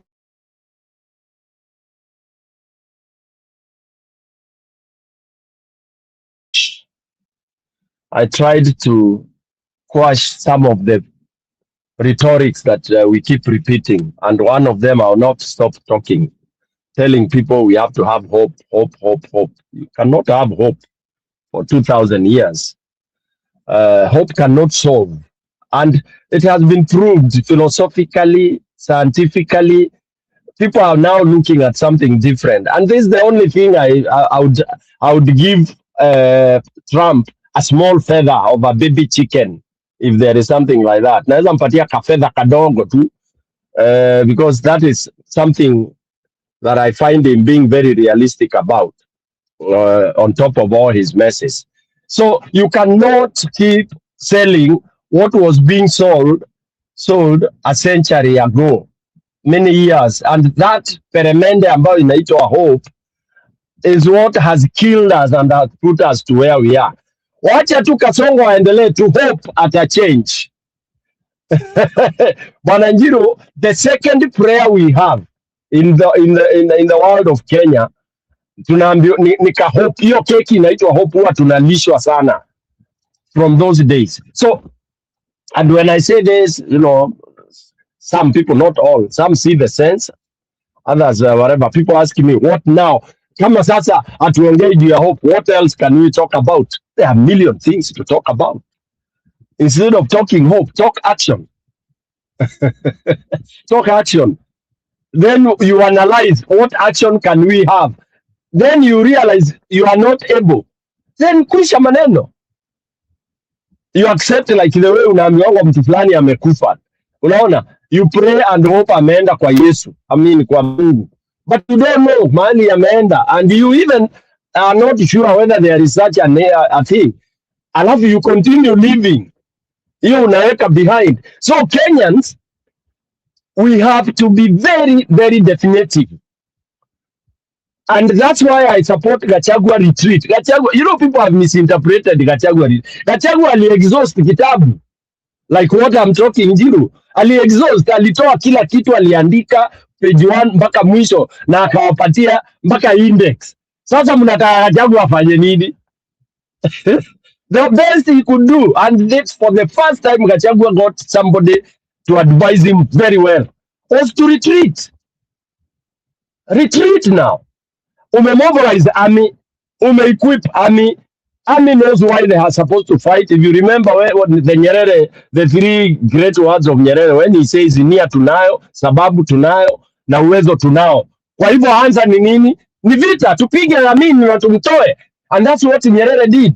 Alitangaza nchi mzima, akasema nia tunayo, okay, sababu tunayo, na nguvu tunayo. Akamaliza akasema tumfurushe Idi Amini, apite Entebbe, Kampala, apite Nairobi, tumfurushe kabisa. That is what happened to somebody who people thought was docile. A president people thought kalikuwa kafupi, akana maneno. He gave what a commander should. In Kenya today, that is what we are supposed to do. Tunabomu wananchi na story nyingi. And this I'm blaming the so-called leaders. They are leaders anyway. I'm using so-called because they have not really, you know, they are not, they are still joyriding, they are still, you know, marshmallowing.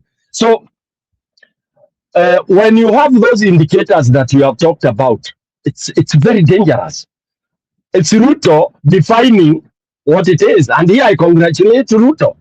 Ruto amewaandikia kitabu na already amewapatia conclusion.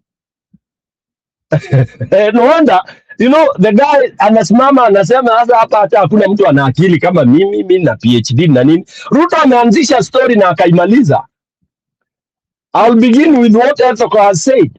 It's not a point to discuss. It is a point to go back and to Akina Kalonzo and tell them they did bullshit.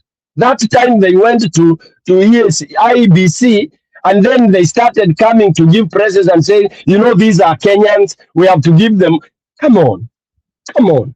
Kwani kuna watu wanatokanga nje kuja kuwa waizi Kenya? Si ni wa Kenya ndio wanakuanga waizi? Sasa Njiru umeshika Stone PK ndio mwizi, amerua watu kwa vile tunaanza kusema huyu ni Stone PK, lakini lazima tumwangalie vizuri. Unajua ni Mkenya sasa, na mmeshika ni mwizi, mmeshika ni muuaji, mmeshika ni mbakaji. Mnaanza kusema you know he's a Kenyan like any other. Come on, what are we talking about?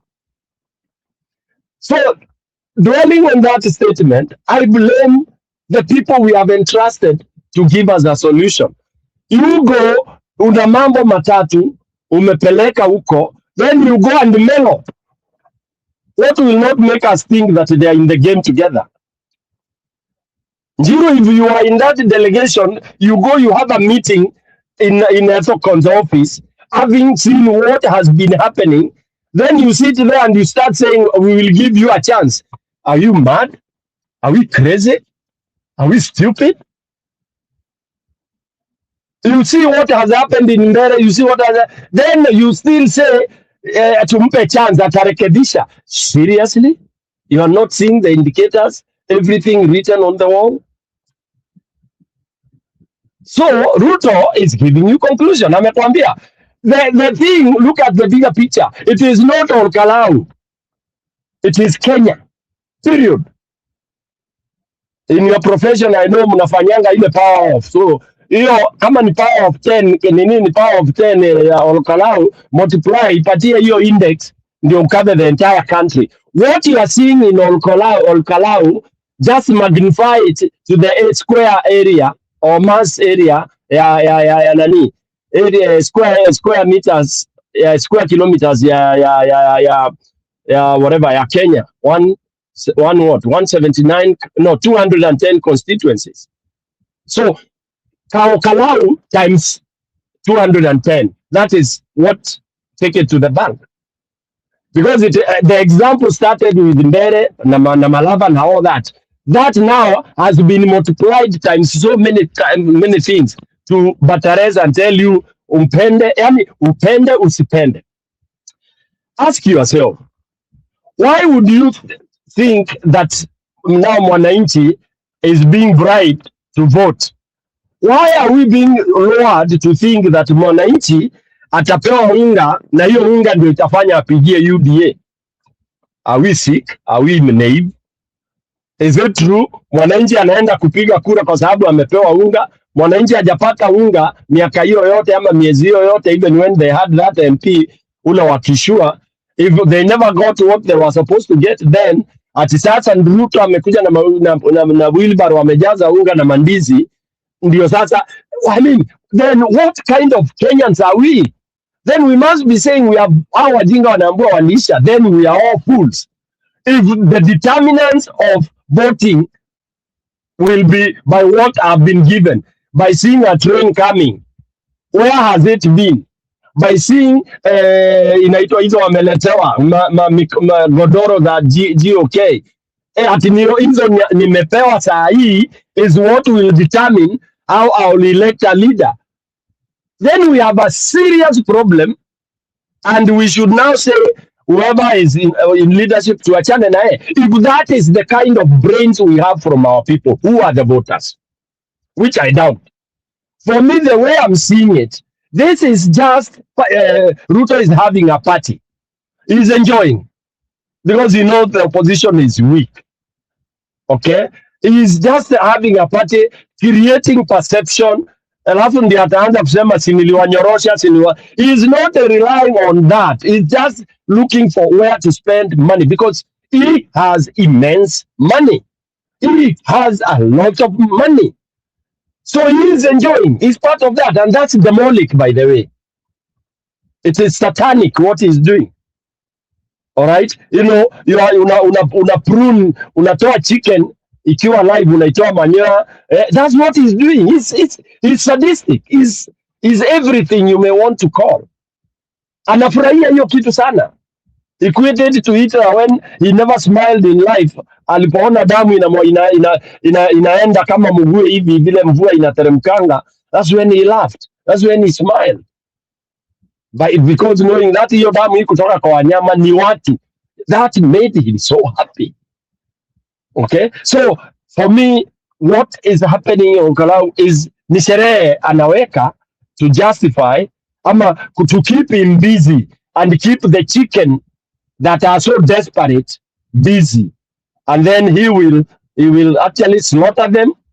Okay, ama he will call them, give them nini after all the pains, all the years, then anatupia mahindi tena na zinakuja zikikula raha. Okay, because what he will do is that he's definitely going to rig. I remember on this broadcast we were saying that in Mbere he never won, but there are people who said UDA won. That's why I'm telling you, I think there is some sickness in us. There are people who came, Ruto won by squarely. That's what I hear people saying. Yeah? And yet unasikia wanasema whatever was doing in Mbere North, that is not, it's not bribery, it's not. Then you ask them, what was it? You listen to what was being said in the court of when there was that appeal, the discussions there, you just start wondering, am I hearing things right? Is that Kenya? So what we are seeing is just ni mchezo ni kalongolongo tu da, and then of course mnakuwa lured into the slaughterhouse. Game imekalculatiwa, things have been done. UDA inaweza win, UDA itawin hata na kura 50. That's a win. Then mtaanza kusema tumejaribu sana. Hivyo ni vile tulifanya Kilgoris. He knows. Anajua tumempeleka. Come on.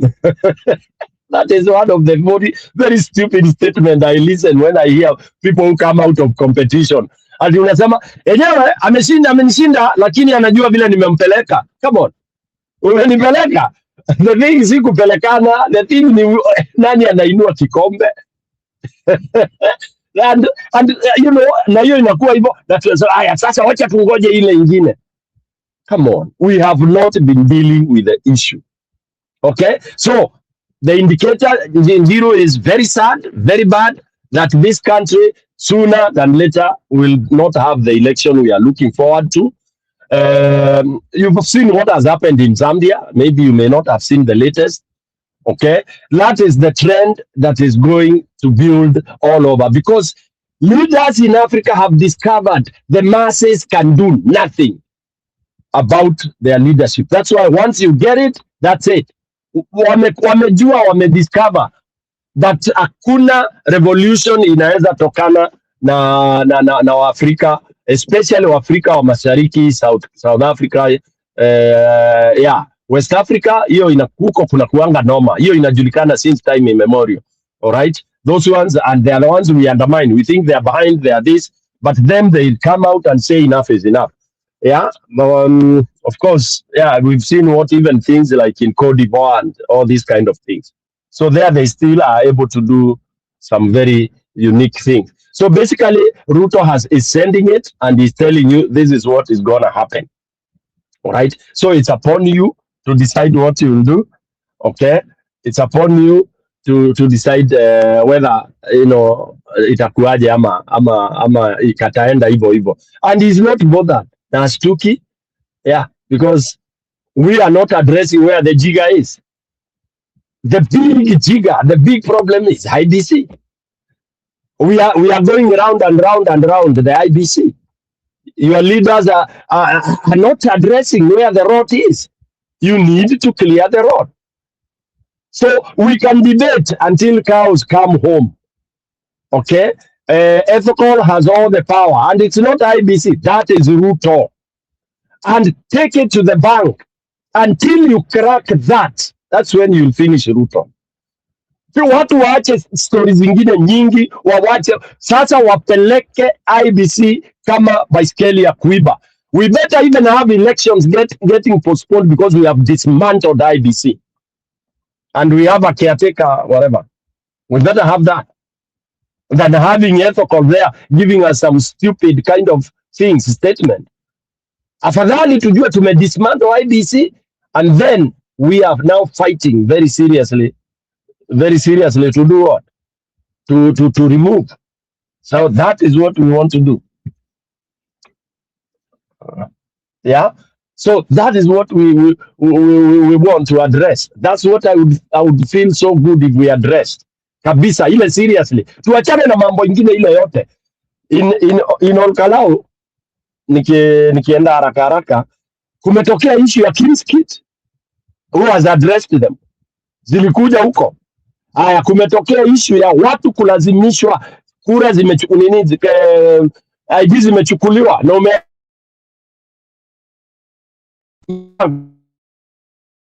imechukuliwa.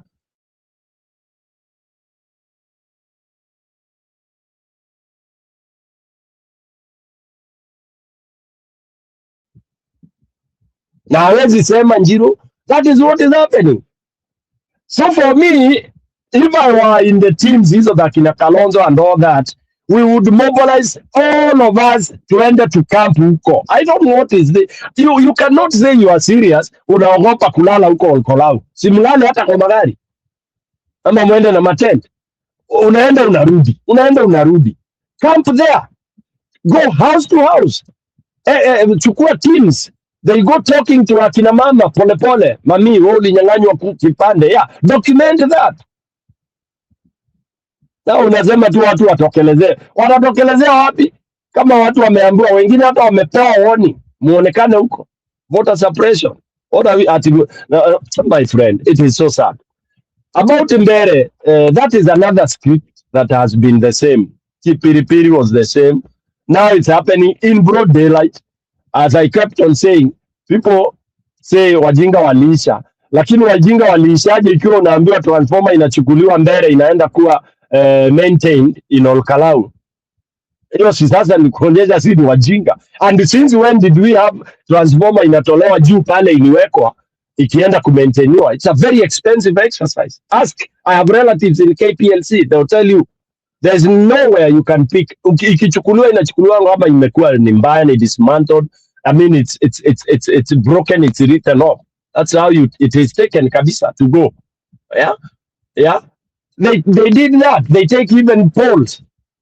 Okay, it is all over in Mbere North, and that's it. Wajinga waliingiana hivyo, ilikuwa ni showbiz.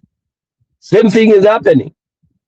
Yeah. Now, lastly, imekuwa so tight in Olkalau because declare the declaration that watu watakuwa wakinukiwa kwa line, unanuswa kunuswa. I mean, unauliza kwa line, mnaulizana oyo meme moi polling station yenu pale Kairore, mnajuana hao watu 300 watakuwa wamekuja kupiga kura, wanajuana.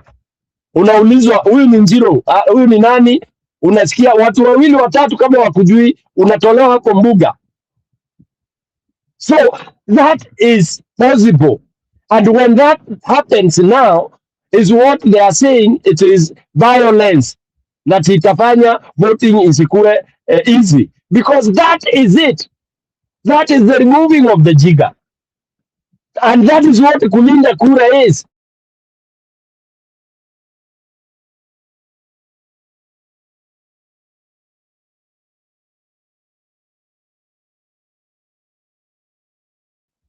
Hata kama ulikuwa umeishi Nairobi, unajulikana your village, unajulikana ni kuenda ulienda job nini Nairobi, but you vote here. So hiyo vile hawa kina nani wamedeclare, hiyo imeweza kabisa, na wakasema haitakuwa tunaambiwa toka haraka haraka, ni utakuwa ukionyesha cha mtema kuni. What is your intention here? Uliregister siku gani kuwa voter hapa? Hebu tuambie chief anaitwa nani?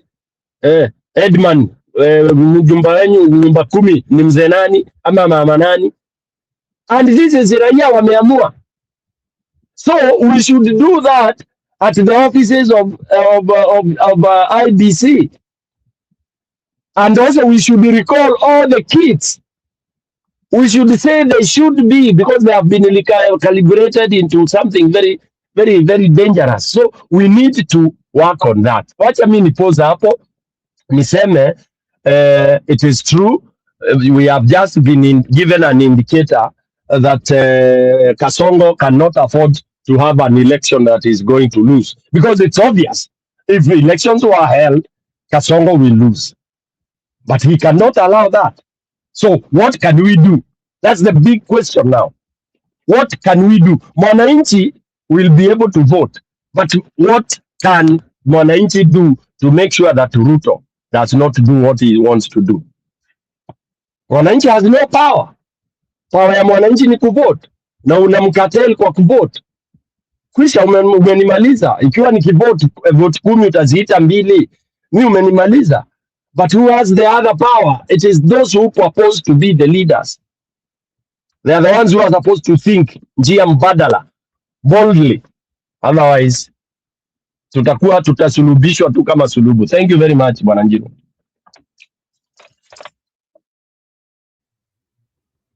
Aya, sawa, Stone PK for that. It seems as we were talking, kuna comment section nilikuwa napitia pahali to see people reaction about Ethercon, and Kipuriro umeniwekea video na nitaicheza after maybe probably BBM react to this. So BBM, can you tell me, in many of the comment section I'm getting the same thing which I asked you here. There is somebody who has said that this issue of Orokarao being postponed or cancelled, the way Ethercon said that, altogether is a curtain raiser of wanting to postpone the election in 2027, or IEBC wanting to show that they have no capacity to do it, and there is no time to actually assemble another IEBC, and in the whole scenario, they leave Kenyans desperate, and with the only option of accepting actually, we cannot be able to do an election. Do you think it's a way of wanting to frustrate Kenyans that elections are not possible? Yes, and I think so. And you know what, Njiru, there's something here that people do not understand, and majority of, especially maybe those who are allied to government, you know, there's a silence amongst so many Kenyans who do not want to air their views, and the perfect opportunity for them would be at the ballot box. And I know the strategist and especially the opinion shapers of the president knows that very well. Yeah. And because like there are so many things that so many people are questioning. First of all, come to the issues that touching on the people, things to do with education. There's so many people, especially who their kids are in high school or are in higher learning institutions, who are complaining. You know, that is one. There are those who are complaining about the SHA. You know, there are so many people who are complaining about even the Linda Mama. There's so many things that so many people are complaining about, including the majority of Kenyans who are working, who are their pay slip. You know, they're not getting so much out of their pay slip. Like the majority of the money is going through taxes. You know, and some of them do not want to come out in public to communicate. And President William Ruto has understood this. And even his surrogates and everybody has that information that they know very well. This is what I think. They know very well that if people go to election on a level playground, the possibility of them winning is not very easy. You know, it's not possible. You know, if united opposition comes together and compromise, they have a compromising, or they have like they have a candidate that they are going to back, you know, on a clear, free and fair, you know, is not going to win. And what that does one mean? That one means that you have to start by going to the place whereby election are being determined, and that is the IEBC. Because you cannot convince me that with all the security and with all the powers that has been donated to IEBC, you cannot say that I may postpone. You have the opportunity or you have the powers to disqualify your candidate if they go against the electoral laws. You don't tell us that you're going to postpone. No, you have to disqualify the candidate who has gone against the law. Yeah, because you have that power. But do you know he cannot do that, because he knows very well the time you do this, the repercussions will be there. So what does it do? He comes out and give this information, knowing very well that the public is talking about it, you know. So it is also like to cool the tempers of the public and say that, okay, the IEBC has spoken, but you are speaking, but nothing has is done. Remember what was happening when we went to the by-election in there was the one in Homa Bay where the between Aroko and the Boydwere, Kasipul Kabondo. What happened? They called those candidates and they were fined, you know. But what has made it so difficult for him to call out, especially those who are going against the electoral codes and conduct? Yeah. So to me, this is a playbook, or these are indicators that are showing that the next general election might not happen. You know, because if you look at the security that we have, because we know the security and the police, they should be non-partisan, especially when handling the Kenyans or when handling the citizen. That is something that we are not seeing. Yeah, we are not seeing that one is happening. You find that a good percentage of the police officers are leaning towards the government. And if even you look at the person that is in charge of the police, Kipchumba Murkomen, instead of addressing the real issues that are affecting Kenyans, he goes and start to exchange words, on the social media with Rigathi Gachagua. Because if you are a CS for internal security, first of all, you have to know that the office you're holding is a non-political office. You should not engage yourself in politics. And you will also bear me witness. Cherargei said that he has not even is not even incompetent, but he has failed terribly. So I think all this that is happening in Olakalau and with what is happening with the IEBC, to me, is an indication that 2027 we might not have election. That the IEBC can decide to say that the environment is not conducive enough for Kenyans to go to election. We need to postpone. And this BBM Kidogo, let me reinforce there. We know such attempts happened in West Africa. One moment. In West Africa, there is a country whereby actually the government, that's why we need to do these comparisons. And that's why I wanted you to actually talk more about this. Yeah, so maybe you can react in this one in 1 minute so that now I can bring Stone Peke and then Kipru to react on this. I don't know if it is Senegal or Ivory Coast. There was a country whereby the president started showing contempt to people, like he didn't want people to do election that year. And he actually now started doing this gymnastics of wanting to show like the election body was not ready for the election, and protests erupted in that country, and the protests were very bad to the extent that actually the president was forced to actually call to actually not postpone those elections. So, question for you: do you think, because not all Kenyans can be able to detect this gymnastics, but in the event that Kenyans detect that Ruto is interested in postponing the election, will Kenyans allow? Can we have like a spontaneous protest of where Kenyans want to fiercely fight and they are trying to force the government? We have to have the elections, or Kenyans will say, let's use Ruto schedule. Thank you. Njiru, you will bear me witness, especially after the protest that took place of June 2024. And with the merger or the working relation between the ODM and UDA, I don't know whether you've seen how the protests are now being carried or how the people who are protesting are being handled. And, we are not very new in Jerusalem. And a good picture that I can give you is what is happening in East Africa right now. When you go to Uganda, we have a leader of opposition that is in jail until today. The same in Tanzania. And the Tanzanian president went further to deny the opposition the opportunity even to vote, that where she was competing by herself. What is making you sure that it cannot happen in our country? There's nothing barring that from happening.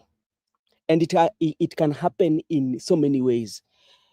The opposition leaders might not be in prison or might not be denied opportunity to run, but the environment where you are going to conduct that election might not be bearable, especially for the citizens. Yeah, in a situation whereby we are talking about a security that is leaning towards the government. How is that one possible? So I don't think that it can reach a point whereby Kenyans can have that uprising, bearing in mind that there's also this script of money. Stone PK talked about it, how the money is being sprayed. If you look at even the members of parliament that in their entire career for the last 20 years, they've never even given 50,000. And right now they give 10 million. Even they're not very sure. If you look from their faces, they're not very sure even if that is their money. You know, they're not even sure that that is their money from the faces. Yeah. So it will happen in several ways that I don't think the Kenyans will get that opportunity even to come on the street. I do not think so. Because this is more calculated and more intense than what we think.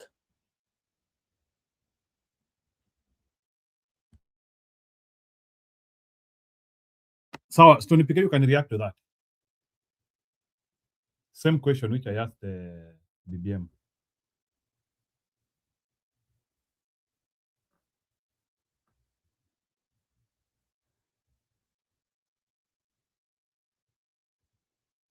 Njiru, sikusikia swali, kuna mtu alikuwa ameni-interrupt. I was asking, like, do you think this one is a curtain raiser for postponing the election 2027? I thought that's what I said. That's what I said in my long presentation. That is one. It is answered. I said preamble, precursor, call it whatever. I called it indicator. You can give it whatever adjective. I called it bigger picture. That is it. And the DM nani amestaja vizuri. So and I didn't want to be a bit harsh. I didn't want to be a bit, to be very alarming, but I'm using softer language to tell you, like a patient umekuja na nakwambia utakufa kesho as a doctor. That would, you would die today instead of waiting to die tomorrow. So we are just trying to be a bit whatever. Number two, on top of your question, DM ameongea vizuri, amesema it cannot, Kenyans where we are, it's hard to have an uprising. I think I also touched on that a little bit, but let me elaborate.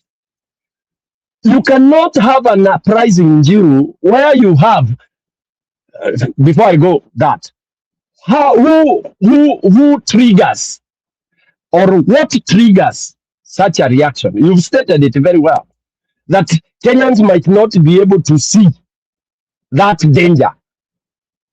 That beats me down. I feel so bad that, is it true?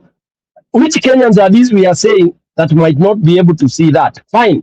If they are not able to see that, then who is able to see on behalf of Kenyans? Giro. Who is able to tell Kenyans, hapo iko nyoka itakuuma? Who? Kenyans have, or rather people have imposed themselves as the shepherds, as the ones that are leading these cows to where the water is. So what is their job? Now, look at the contradiction. The contradiction tunasikia, mimi, sisi, si watu wa maandamano, sisi, we are not used to that. Our style is this, is going to the vote, ballot, nini. Sisi, ni si watu wa kuharibu biashara. You cannot have. That is what now Ruto is riding on so happily. Because Kenya, si watu wa fujo. Because according to your leaders, saying no, you cannot postpone elections in a fujo. You want to sit and make baby with Ruto. Yet you are pretending you want to remove Ruto. You want to make babies with Ruto who has said hata kura haitapigwa. So Jiru, I challenge you with this last statement. He says hakuna kura, he gives all the reasons. The indicator umepewa. There is insecurity, there are threats, there is this, there is that. Alafu hata atasema hakuna pesa. So give me an answer there. Now I throw back to you, Mutadu. So, in other words, you are saying, so at that level, Ruto continues to be the caretaker president as we amend the constitution. So that's where so maybe the question which I'm asking, what should the opposition do with that constitutional crisis? Because for me, I see it as an introduction of a constitutional crisis. Is the opposition going to say, yes, we have to wait, or what do we do? So, Giro, what is it you're calling constitutional crisis? If we don't do an election, that's a constitutional crisis. The It's election not. is ended. It's not, because we are not following any constitution right now. Zero. Don't be naive. No, I'm talking about rational Kenyans. I'm not talking about Ruto. Rational Which Kenyans rational? Which ask- rational Kenyan? Which ones? Tell me. Thank you. You are going well. Give me the rational Kenyans. Everybody in opposition should be rational. Should be rational. Look at your language. Let me use the word is rational. I'm expecting them to be rational. You are expecting. I'm expecting Sifuna to be rational. I'm expecting all our principals, including Mazakaroa, to be rational. And they are to want the election next year, August 10. That is my. So let's see. Let's see then. Let's see. That's why we are discussing. Are we seeing any indicator of them demanding? What has been the reaction of that? Kadot kametupwa na Ethoko. What is the indicator of what is happening in Kalau? On Kalau, imewachwa ni Gachagua, DCP peke yake. Come on. Actually, they celebrated that they have choked the government. They celebrated. They have that. They have. How have they trapped the government? How? Not trapped. How? Choking. They have choked Kasongo because Kasongo has used so many resources and he is bowing out of that election. So they saw it as a win. Other than wait. Okay. Zero. Don't be lured so cheaply kupewa peremende. You have choked Kasongo. How? At back out of that election. How? There is nothing. I'm giving you a general overview based on how people are reacting. People feel like a win to the opposition now that Ruto seems as if he is giving in to our already. Thank you. Election which he has spent everything. Maybe for your information, Stony PK, Ruto has already spent 10 billion in Orokarao. Which is okay. No, Zero, far from that. Toka kwa hiyo maneno spending. I want you to listen. I'll send you a clip. Don't even buy that garbage that he has spent money from his mother's pocket. That's nonsense. Tusichukue hiyo kitu Zero. He has spent money on Kenyans. The money he has stolen. I don't want, personally, I would not discuss any garbage about that. Ruto has spent so much, he's desperate. That is not his mother's money. Come on. That is not an indicator that Ruto has given up. He can pour as much money as possible. Nimeona huko wa mama kuna clip inaendelea, mama anapiga John Walker, wewe najua wewe ujuaji hiyo kunywangi uji. Anapiga John Walker Black Label, mnyanye, amekaa kwa pub peke yake na mzinga. Na nyama fried dry anapeana 3,000. Kata si ya Ruto? Hiyo ni kata si ya Ruto? Bwana. Nitakutumia hizo clip hiyo uweke hapa. Yaani mnyanya amekura. Nimeona mwenye mkahawa, kuna dem mwenye mkahawa hapa tumechezewa na Kipril. Huyo mwenye mkahawa ati anasema mimi naomba hii by-election isifanywe saa hii. Sababu ni kama kibira. Ni kama kibira. Sasa wewe unatafuta saa hii huwezi pata change ya ngiri. Unaona? Sigara SCM packet unaenda unaulizwa hii ni pesa ngapi? Sisi tunakaa sasa sisi hata tukifika huko sisi ndio tumesota. Wewe umesota of course. Sasa mnyanye ikiwa anakufungulia kakibeti kana 5,000 hapo na anapata zingine kesho. Yaani anyway, wacha tuache joke. What I'm telling you, Njiru, I don't want opposition to feel like they are anywhere choking Kasongo until Kasongo kneels down. Kasongo ni kama nyoka ile, ukiua huwa tunaua na tunachoma na mafuta ya taa. That's what we need to do. Tusianze kusema we've made him spend. What does he care? It is not his money, Jiru. Wewe unaona pesa inapimwa na ratiri na akina nani? What does that tell you? I want Kenyans to move away from equating at the impact of what Ruto is doing based on money, based on that ameleta train. Nasikia hata ameleta meli. Sijui kama huko kuna kuanga na lake. I've been to Olkalau na sikumbuki mahali niliona lake. Ati wameletewa meli. There is a man-made lake somewhere there. But that haina samaki.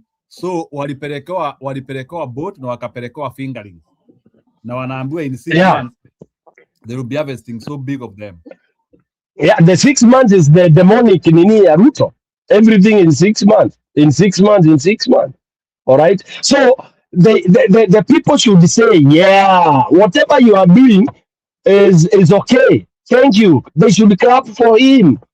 Yes, fanya ni sawa. All right, because this is what you should be doing all over the country as a president if you are the one to bring development.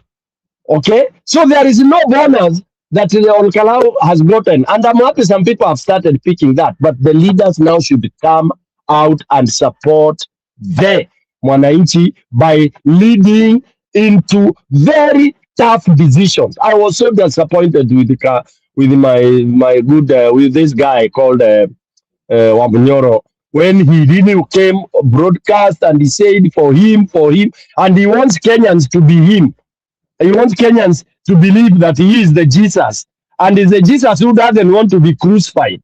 It's Jesus who wants to go and sit and dine with the devil because he wants to win the devil through negotiation. So how do you lead a revolution that way? And for him, by the way, it's not about revolution. So in him, there is no word like revolution. And people should learn Gachagua properly. He cannot be a leader of what Kenyans are yearning for. It is not in his blood. Some people are saying, he said it himself, you know, I'm an administrator, I'm this. Yeah. Kama wewe ni administrator and all that, ngojea serikali yundo na wengine upewa administration. Kasongo anasema ana postpone election alafu wewe umenyamaza unataka come on, we have lost it. We've lost it. You don't lead people by telling them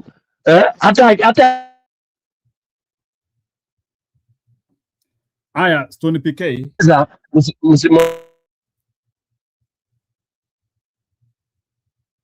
Yeah, you are coming up and down, you are uttering. So let's have Karungo Wadhangwa and BBM, you'll excuse me for now. We hear this comparative analogy which Karungo Wadhangwa is putting. You remember Karungo Wadhangwa is that guy who likes narrating stories.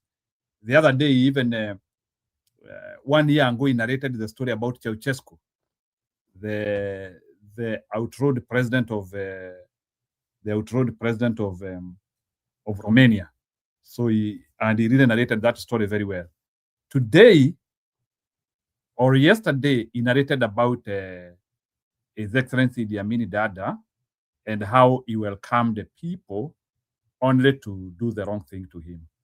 Listen in. Muikari wa Karau, ni wiguite uria William Ruto arakobangira muthenya wa Wednesday. Wanaigua andu maikitio iria-ini. Kajoke nguhe uhoro. Reke ngutaririe ngwire. Mweri 15 William Ruto ni akubangire gugwita State House. No itana kwira uria akubangire ri. Miaka mingi mithiangu. President wa bururi jirani wa Uganda wetagwo Idi Amin ni augire andu aria othe athini, aria akuru na aria othe mena mawathe mathie makamucerere State House. Magikirwo marori ma jeshi. No handu ha gutwarwo State House. Othe mathire magitururirwo iria-ini na rũĩ rwa River Nile. Matururirwo andu makiria ya 4,000 niguo kwirikanaga. Riu we muikari wa Karau no rugano ndakuhe no tareke ngwire uria ubangirwo ni William Ruto. William Ruto ni arenda andu 15,000 a Okalau matwarwo State House na maratwarwo Wednesday githurano gi kia muthenya uyu ungi Thursday. Arenda uguo ni undu wake nigetha wona wakinya haria gate-ini ya State House mundu ambaga gutiga kibande giaku ri oya ate no ucokerio na ni uria akienda gugithurana muthenya wa rucio. Oya ate kana no ukinye ku tondu wina kibande na twara twaku ukore ABC mari o ku thiini maguthurithie kia hinya. Riu uria makubangire ni ati wona wakinya ku ndukauma narua magucerithirie ikinye 6 magucerithirie ikinye 3 cia hwaini magucerithirie ikinye 4 cia utuku ririkana urathurana muthenya uyu ungi wa Thursday. magucerithiria nigetha ume utuku ukiuma utuku bara-ini haria soko mjinga na kuria kungi na Naivasha na kuria kungi nginya gwitu thiini wa Kiambu bara iria muragera magekira police roadblock nigetha ngari cianyu ciothe igirio kwambata gucoka kwanyu all Kalau. Acio ni andu 15 nigetha githurano giki ri muremwo ni guthurana. Uria turageria kumwira andu all Kalau ni atiriri ni muramenya uria twirite Ruto one term, ni muramenya uria turamwitite Kasongo, ni muramenya uria tumwirite akwende huko ucoke uthie nja gwake wicirie weri ni agakurekereria uguo mongegithie nginya muthiururu irio iria muri yaku ka munyu waku ithimagwo nu na no we ucirehaga kogure turaiga andu all Kalau tutigathie State House. Mundu wothe urenda uthie State House mwire kuma mweri 17 nduri busy ningiri inyue na Ruto no muhuthu na giuke Kalau aiko ni arenda kuonana na inyue na mbeu njithi ni turamwira atiriri tafadhali mutikanywe njohi kuma mweri 15 kana kuma mweri 14 tondu no mabangite kurehe njohi njuru wanywa mweri 15 ugokera mweri 19 kana wage gukira koguo tutigane na njohi tweterere Thursday tutigane na guthie State House tutigagithie guitirirwo tutigathie gutunywo ibande citu tutigathie guthurithio kia hinya na tutikahingiririo tugicoka ako Ruto ni aramwenda ri kana ni aramwenda ri mweri 17 mutakare busy modo no Kamau one term. I think Bwana Stone PK, before I have Budi to react on with the show overall, let me give you a little bit of a time. Can you help us to decode what that gentleman has said? Is he making sense? Quickly. I will not take more than 3 minutes. Ikipita 3 minutes unisimamisha. The gentleman amesema perfect that whatever he composed, and thank God he's a journalist. That's fun. That is super, and that is the possibility is almost next to 100%. And he has given very good analogy. Kwa wale waelewi hiyo lugha. Amesema, what is it that 15,000 people are being invited to State House the day before elections? What is it? What is that? Now, this is what has been happening. For those of you who may not have participated in elections, this is how people win elections. Right from the MCA level going up. What you do the night before, you make sure that you create some events. Okay, I know this has never come out. You create some operation, depending on how strong you are, to ensure that you have a bunch of voters that you keep captive.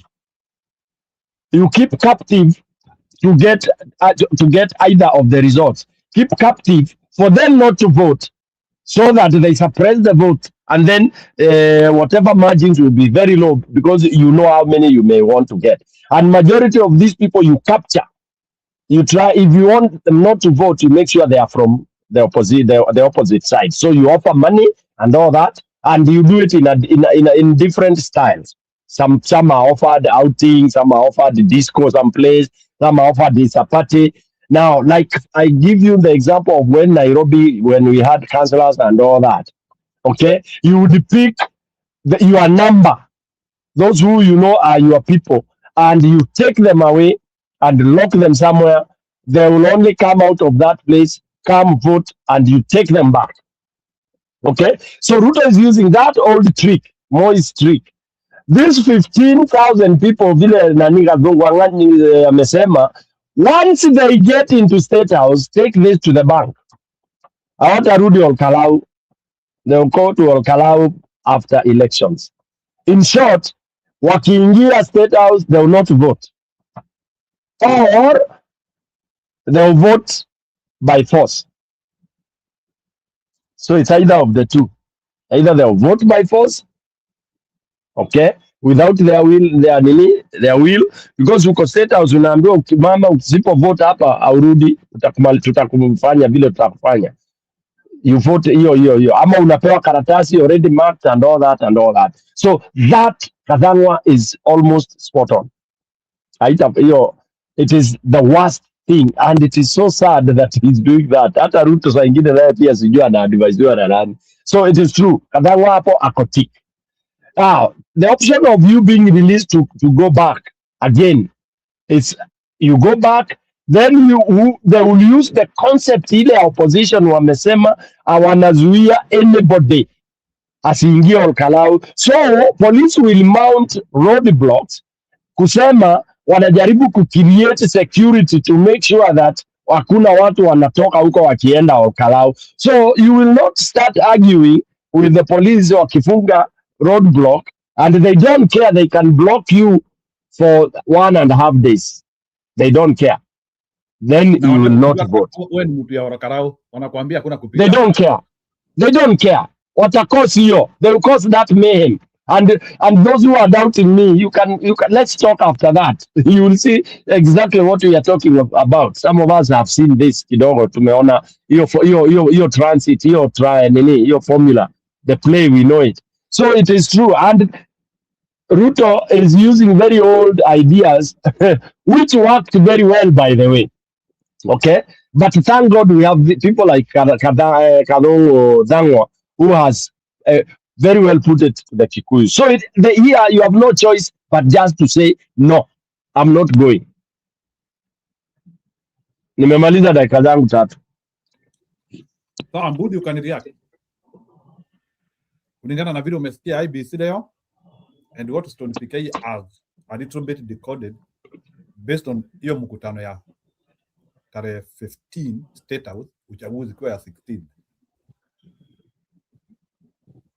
Again, wacha ni wasalimu. Jana tulikuwa hapa for a long time.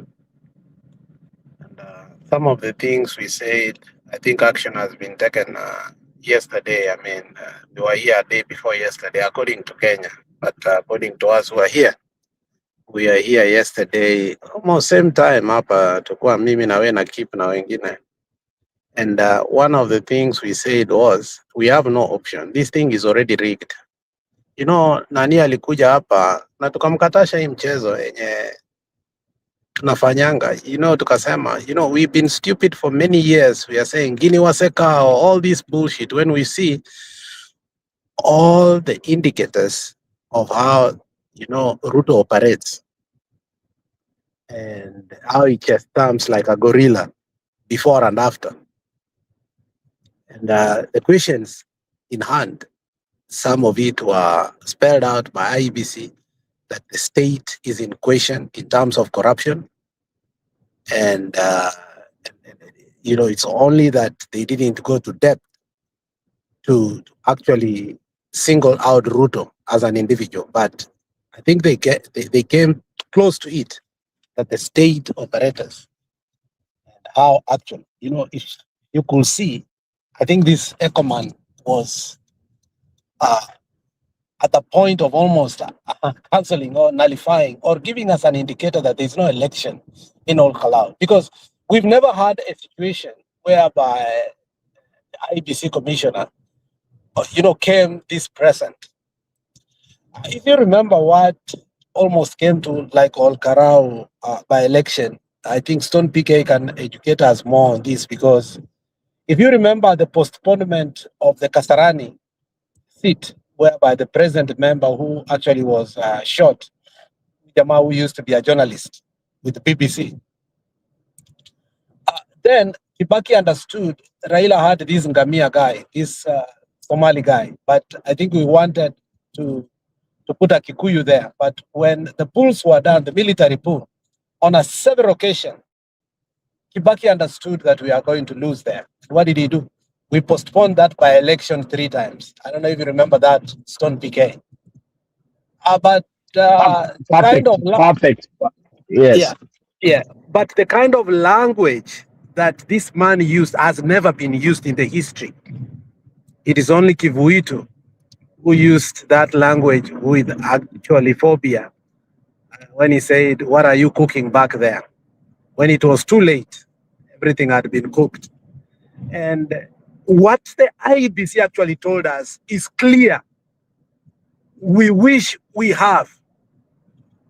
Because if you when he spelled the issue of security, he was very candid and categorical. He said, we go and do these things. We, both sides, are part and parcel of it. For instance, we have said it. There is no need for Metu to collect that money that is coming to us when we know it's a proceeds of corruption. Put that money, take it to the police and say, we are being bribed, not to take it and give it to our candidate. So we are also complicit of that. But which is also good because we also have what? Evidences. So what the IBC actually said, we are helpless. This is the classical moment we are under Thieke.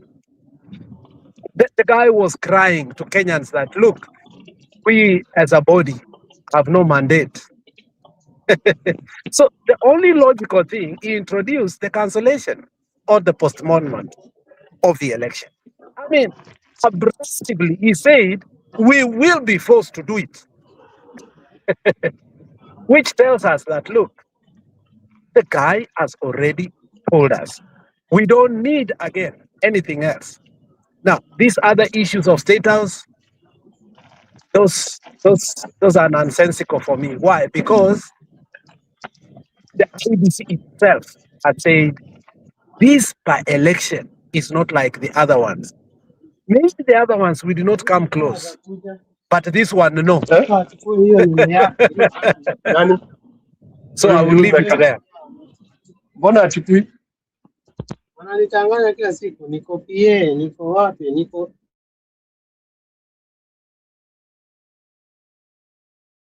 Aya, go ahead, Bwana Mbudi, nime-mute you.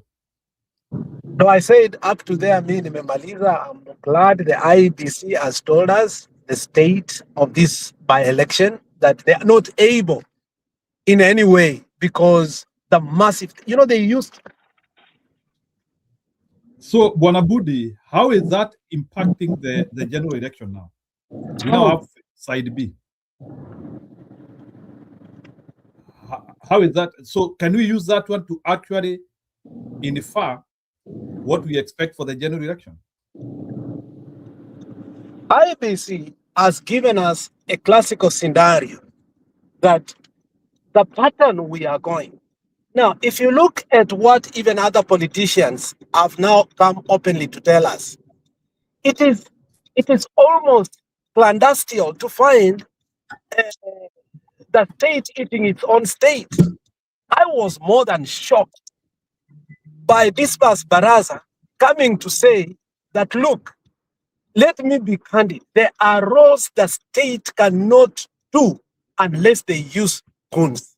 Put that clip there. Dismas Baraza told Obina, let me be very clear. I will tell you, every politician has goons. This is what we have been saying here. And which actually is a confirmation that Didmas is a goon and he has goons. He actually said, 1 minute, Budi, he said that goons are used for crowd management.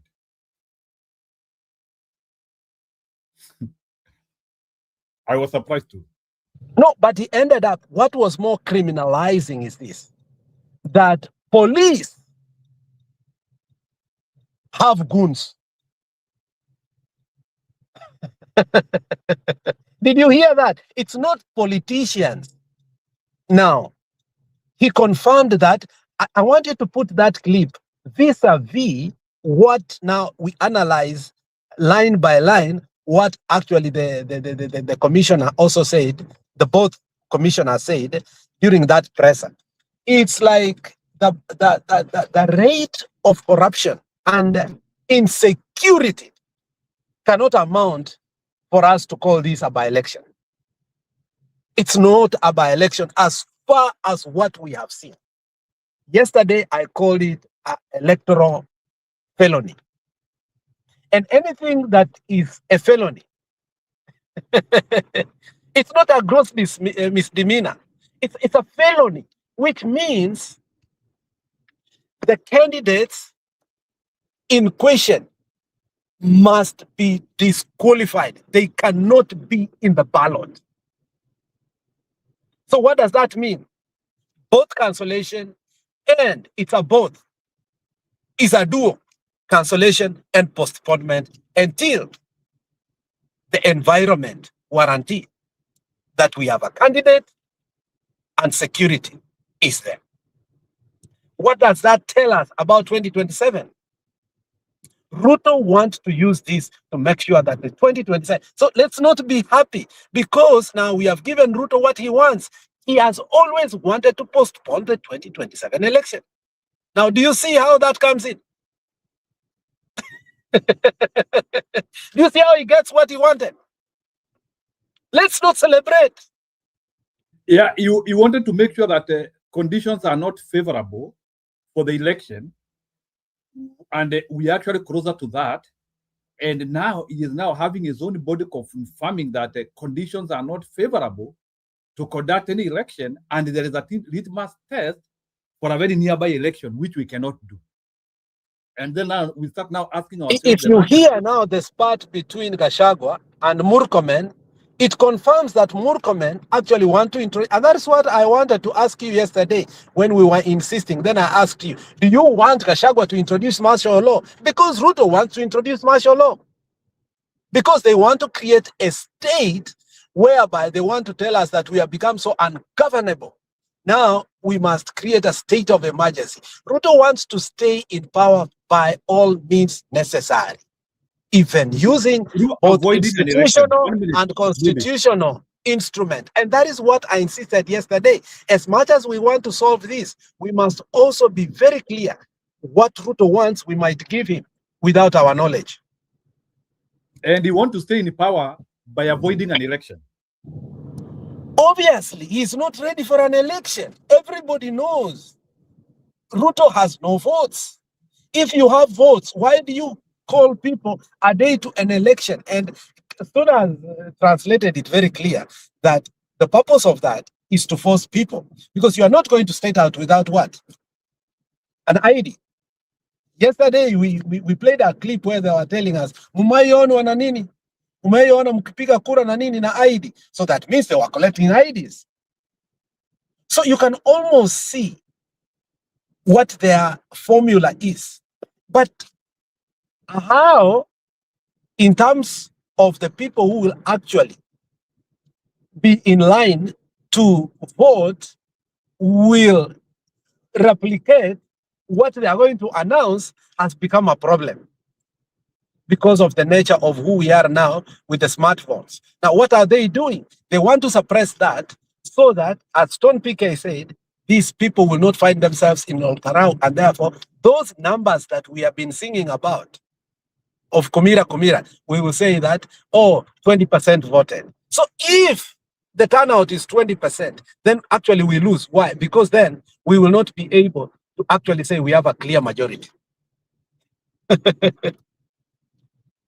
So now the question, Bwana, if we follow IBC settlements, is it a mere threat or they are pointing towards cancellation or postponement? What is nearer? We shouldn't celebrate the cancellation, because then now we go back to ask ourselves, have we given finally Ruto what Guru Odinga told us, that sometimes you need benevolent dictatorship?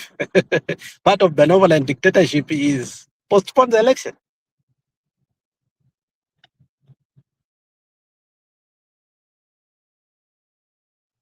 Now, as opposition, can you react to that now?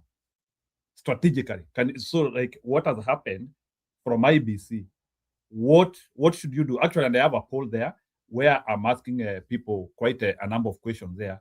So, should we demand IBC to step down, which is also another canyon of worms, which I don't know where it could take us to, because we are 1 year to election. So that means even if we disband them, there's no time to bring a new group. So that one is subject to debate. So, like, if you are now opposition, how do you attack the reality which is trying to come out? So for prosperity of Kenyans, especially, whereby we are still interested in getting Ruto out of power democratically, because that has been now our path. We want now to use democratic path to get Ruto out of power. but the democratic process seems to be getting thwarted. It's not available.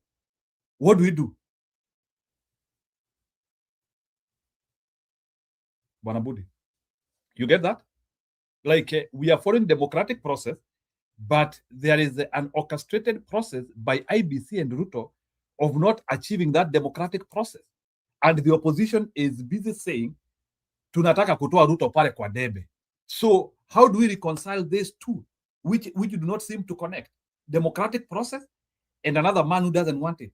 So how do you reconcile that as opposition with a sharp vision of seeing what is happening? Or Body has gone. You request for so Stony PK.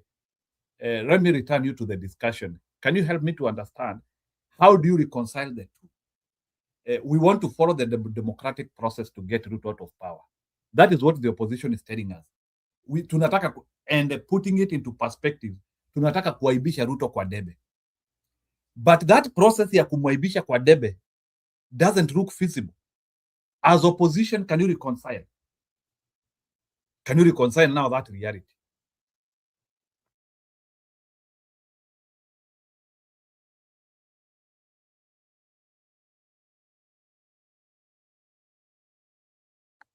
Mr. Kiora?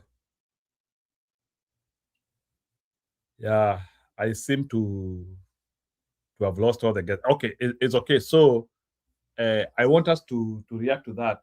How should now the opposition react to that? Because now we have now started seeing the indicators.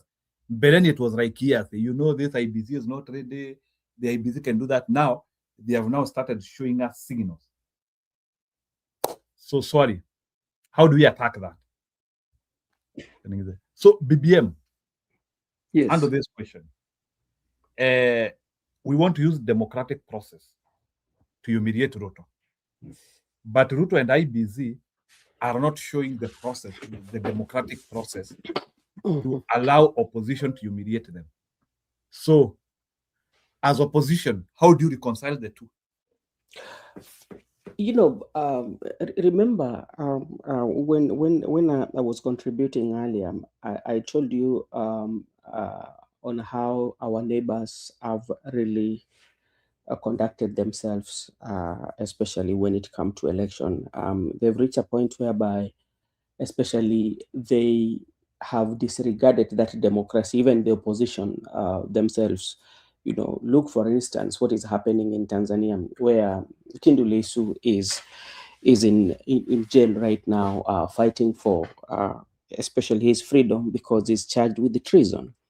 Look at in Tanzania, we have Kizza Besigye, who is in prison and has not been given that opportunity, especially if you look at the charges, it doesn't make sense. And remember, Kizza Besigye was just picked from the country, Kenya.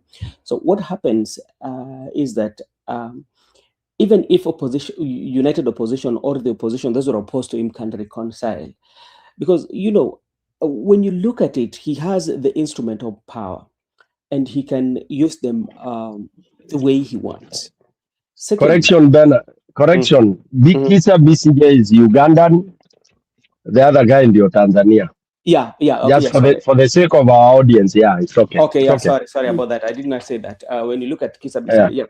But if you look at what is happening, especially in these regions, and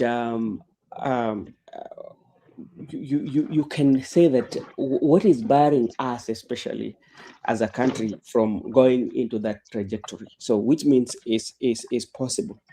So even with the united opposition uniting, you know, and saying that, okay, we want to give one candidate, you know, for that, then it might not happen. Another thing, there's also this something that I usually see majority of our politicians and everybody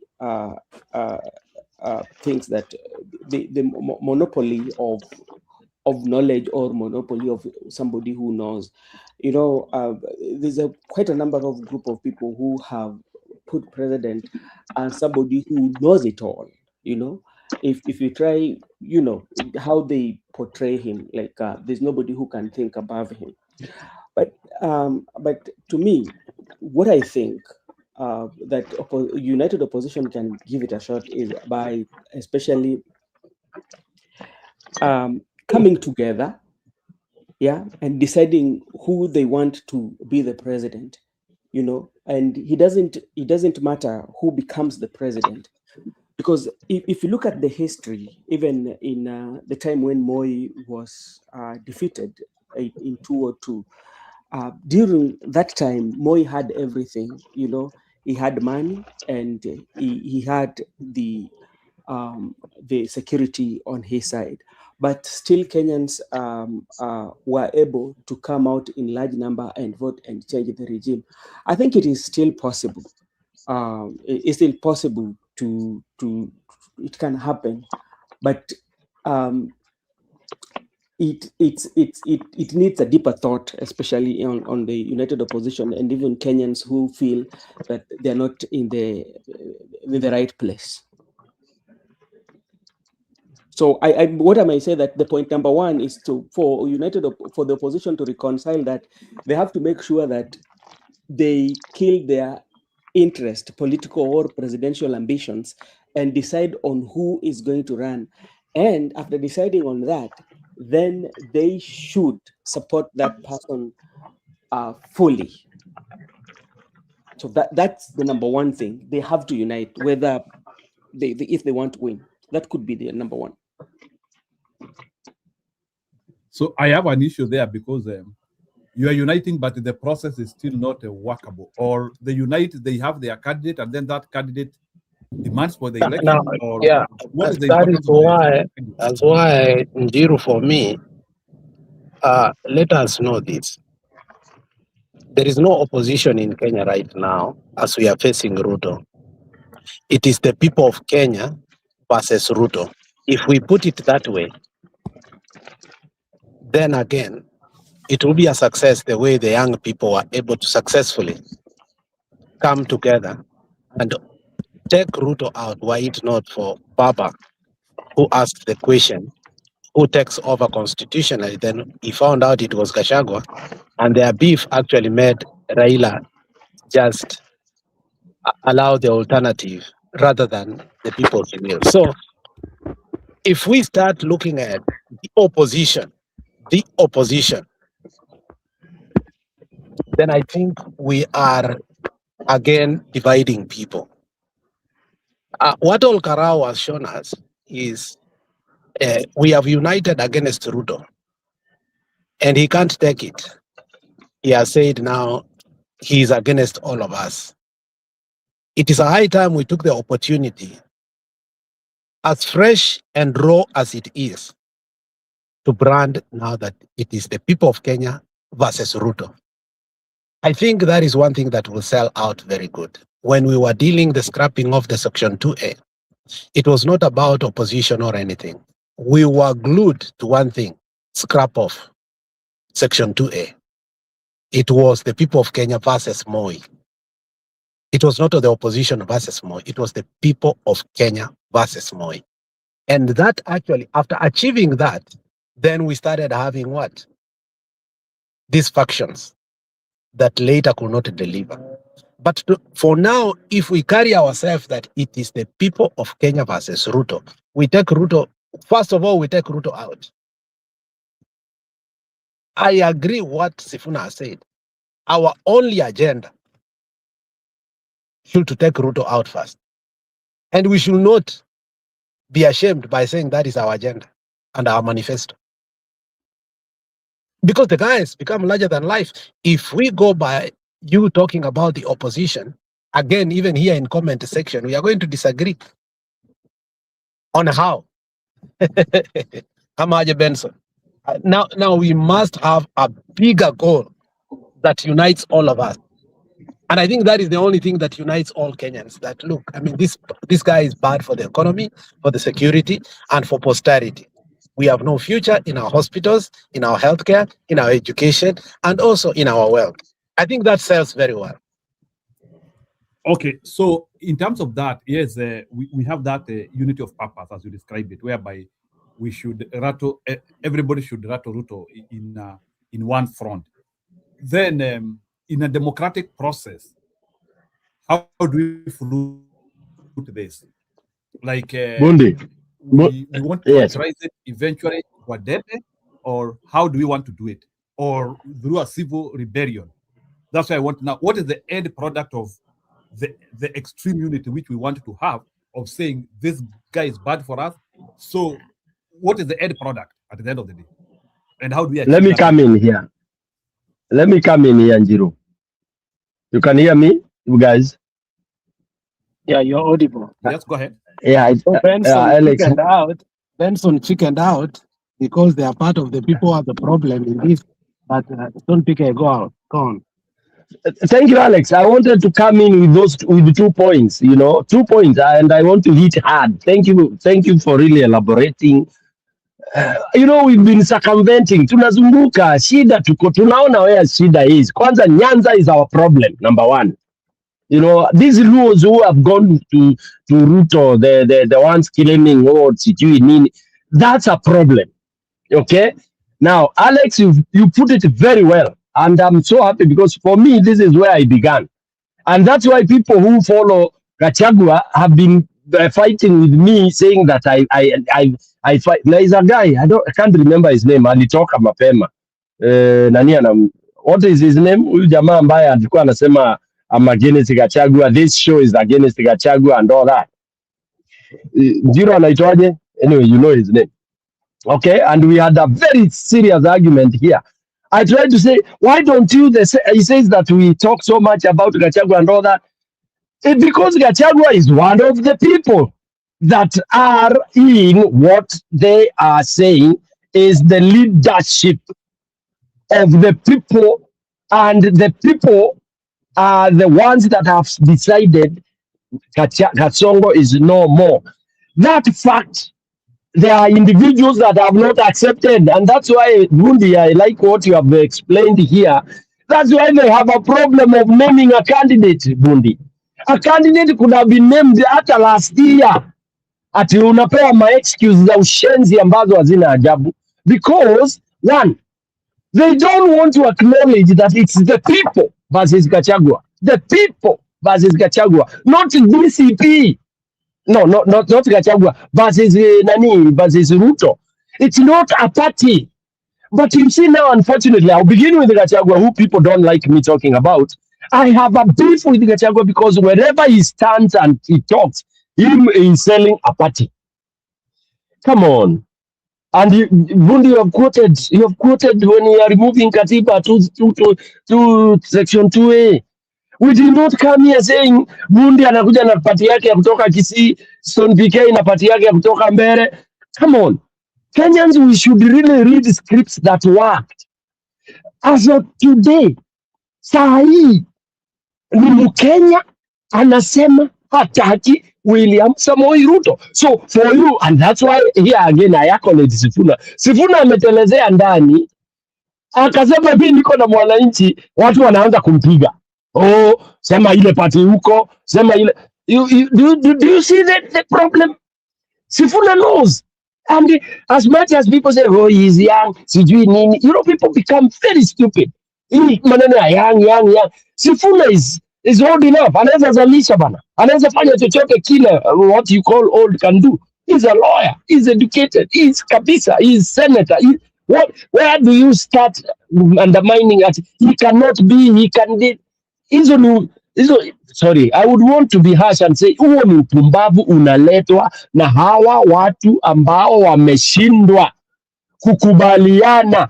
I said the other day, Njiro, and you disputed my theory. When you have idiots, put them in a room, what you do, you give them the simplest selection to get a leader. Yes, no, yes, no, yes, no. You pick a yes, you are the leader. Because you have idiots in the room. You have fools in the room who do not know the problem we have outside there as much. And I'm calling them this with all due respect. Of course, I'm using symbolism. You cannot tell us you want scientific. Science for what? When Kenyans have decided. Hiyo science inasema nini? Ati juu umetoka Kisii, umetoka Kikuyu, umetoka hapa ndio tuanze kuuliza unaleta nini? This is my beef with Gachagua. And by the way, hii process Gachagua ndiye amedelay. Let me spill the beans. He's the one who was delayed. He is the big inaitwaje He's even Trojan horse. Yes, he is the Trojan horse in this whole thing. Because for him is I and myself, DCP and myself. That is what is gonna kill us. We don't. And initially, I said to watch it. Let's not even start talking democracy. No, let's revolutionize this thing. Remove this thing. Whatever we will do after we remove this guy, Mungu atatusaidia huko mbele. For me, that's how I would want it to be. Remove this guy because now we are tiring Mwananchi. We are breaking Mwananchi's back. Mwananchi amengoja. Sasa unaona tumeanza kuambiwa election itakuwa cancelled. Unatuambia wewe huwezi support maandamano. Come on, get out of here. Sasa kama huwezi kusema no, utasema no kiaje bundi usipotee. Njiru, kama huwezi sema no kwa streets. Mtu amesema anataka kukaa miaka ingine 5. Unaongea juu ya democracy na ndio kusema anataka miaka ingine 5 ni democracy. It's annoying. Hii kitu imeiva. Wacha nikupatia another very silly in quotes. Nilipokuwa natoka Nairobi nikifika Oshago, unajua umefika umevaa bell bottom hivi, kuna madem hapo, kuna dem already amekuangukia. Lakini wewe huja notice, machali wale mko nao ndio wana notice huyu dem ameblow. Sasa wewe bado kwa dance, tulikuwa tunaenda kwa dance zingine zilikuwa za dem mazee anakudedia, wewe ujui unaendea ule akutaki. Unaona? Sasa ile utatani kwa ule anakutaka anakubambia amekubandia, unaenda kufanya hivi na and you are still pretending hard to get. You end up losing. That is what we should discourage from what we have. Everything is ready. Mwananchi amekuambia chinja hii kitu. So, no, are you talking of a civil revolution? I don't. Of course, that's it. Do I need what English should I use? It is somebody telling you at a postponed election. Once a civil revolution should begin with all Kalau. Don't give us garbage about postponing an election when the people are ready to elect their leader. Allow them to do that. Man, at least we are aligning. Hata jana tumesema kama mbaya. Yesterday actually we said it has reached the level whereby now we didn't almost call it, but we were saying it has reached a level whereby now we have to become tough and handle Ruto with extreme toughness, which he needs to the extent that, and that's the question which I'm now trying to ask: at what level are we going to grow the constitution? And we say now, wacha sasa tuonane na huyu mtu mundu kwa mundu, the famous ones which we use mundu kwa mundu. So how do we reconcile that? We are not Zero. Yes, Zero. We are not throwing out the constitution. A revolution is part of that constitution. I tell you, saying no because somebody is slaughtering you, because you have shouted, you are not unconstitutional. Okay, so tuache hiyo Vingereza hizo ndio zinaharibu, and that's where Gachagua has goofed. Gachagua is selling us like the way Raila sold us. You guys, you should go and analyze his statement. Anatuuza kama Raila, I swear. And I'm seeing like he's Raila in reincarnation. Come on. You don't go condemning people who are saying we go resisting, we go doing this, and you want to vilify them and show them like they don't know what they are doing. Well, you are the most intellectual, the most democratic. When did Gachagua become a democracy? Something like that. Sorry, I'm dwelling on him because he alitutoa pumsi, ametoa opposition pumsi. He is the delay. And a delay. He wants Wamnyoro to be the headquarters. He wants Wamnyoro to be visit. Come on. We don't care about parties now. We care about people uniting to remove Ruto. Period. Hata Akinita, I know I'll be a candidate. Even Akinita niambie, yes. That is it.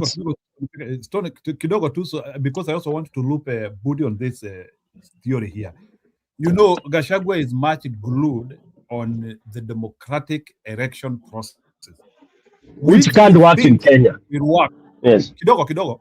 Which he thinks it will work because he has said repeatedly that we are going to humiliate Ruto at the ballot.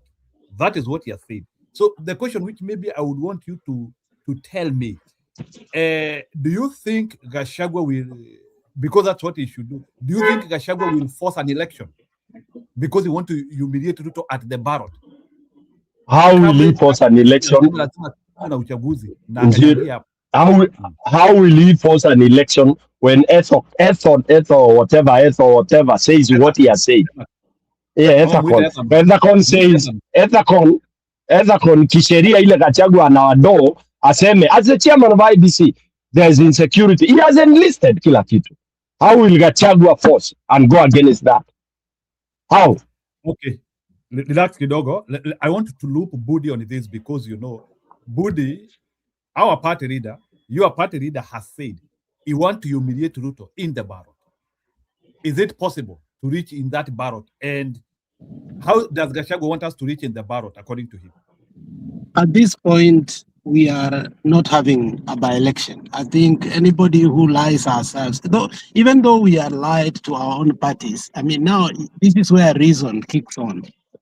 Even if we were to be allowed to go, there's no way Gachagua is going to humiliate Ruto. Yesterday, I asked you a very simple question. You know, when my own friend, who sometimes dwells in bubbling, came here and said, we have won, there is no way. And I asked you, how can a supplementary budget that we don't know where it came from, of 10 billion, has been put there?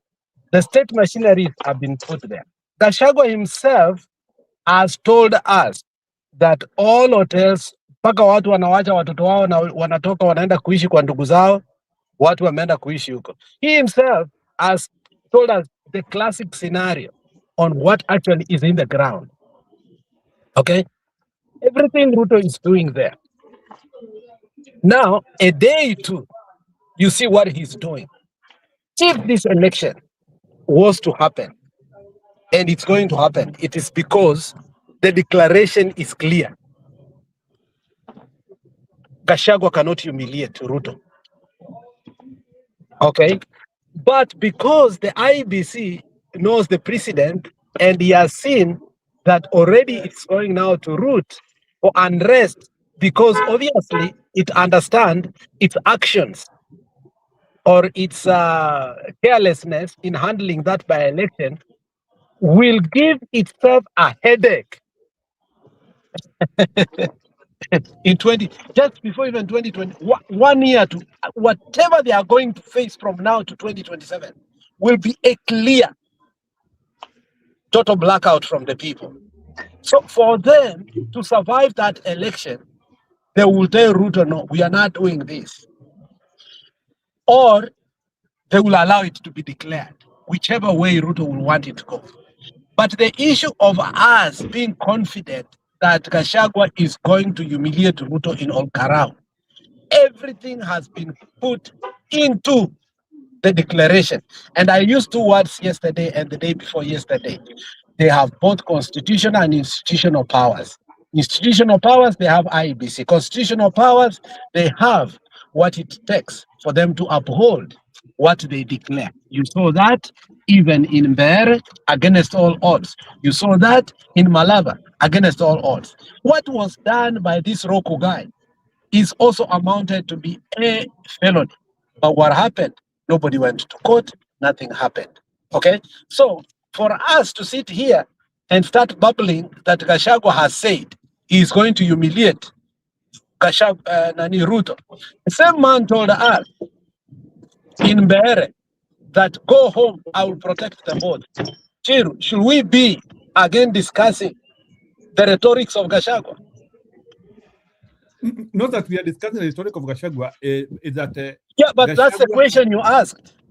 No, let me reinforce you a little bit. I said, Gachagua said, you want us to humiliate Ruto in the ballot in 27. So, and it has been overtaken. You are still saying Gachagua said. I think it's null and void. If he keeps repeating that, he's also an idiot. Sorry to say that. Moses Kuria said something in a TV one time, I think 1 or 2 years ago. Alisema, I do not see us doing an election in 2027. Ni watu watakuja kwa meza tukatane. Nani alisikia kitu kama hiyo? Exactly. Hiyo nilisikia, of course, we all had that. Yes. Yeah. So now, can you combine what Nakon is saying with what Moses Kuria said? Was Moses Kuria giving us a Mikasa? Yeah, but Moses Kuria lives in Kenya. You know, hata wewe that time, you knew that there is no way Ruto would be re-elected, yet he is a president. And I keep on saying in this show, unajua ubaya, we don't take each other seriously. Mimi nilirepeat nikakuuliza wewe, I used you as an example. If you were Ruto today, would you wait to hand over that power to Stone PK ati amekushinda legally? Would you? You didn't answer that question because you also becoming one of these Kenyans who wako naive. Unaenda hivi, unaenda. Be sincere. You would never. You would never. Don't even ever try to think that you're democratic. Ati una nova kwa story. Having been Ruto and Kenya umeipeleka hivyo, Ruto umeipeleka. Alafu hand over kwa Stone PK. Zero. I agree. It is said that we need 20 years to return back to where we were.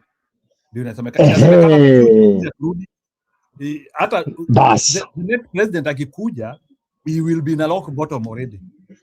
Yeah, but Kenyans will understand. Let me give you another example. Ethicon. In fact, nimempenda kidogo. Nimeona a part of his life, ama his human being, ambapo he is worried about himself. Do you know how? Bundi ameguza hapo.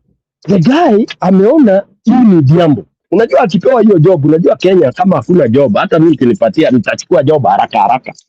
Amekuta unajua tena Kenya, unajua watu wanajidanganyanga ati ukiwa umesoma sijui ni nini unafikiria kazi ya Kenya hizi ni rahisi. So yeye alifikiria job ya kuwa chairman ni rahisi, na aliambiwa na ole former chairman, akaambiwa hii kitu hakuna chairman amechukua hii kiti akatoka akicelebrate, ama ukasikia ati anaenda dina kiasi. Nobody. Ask yourself why.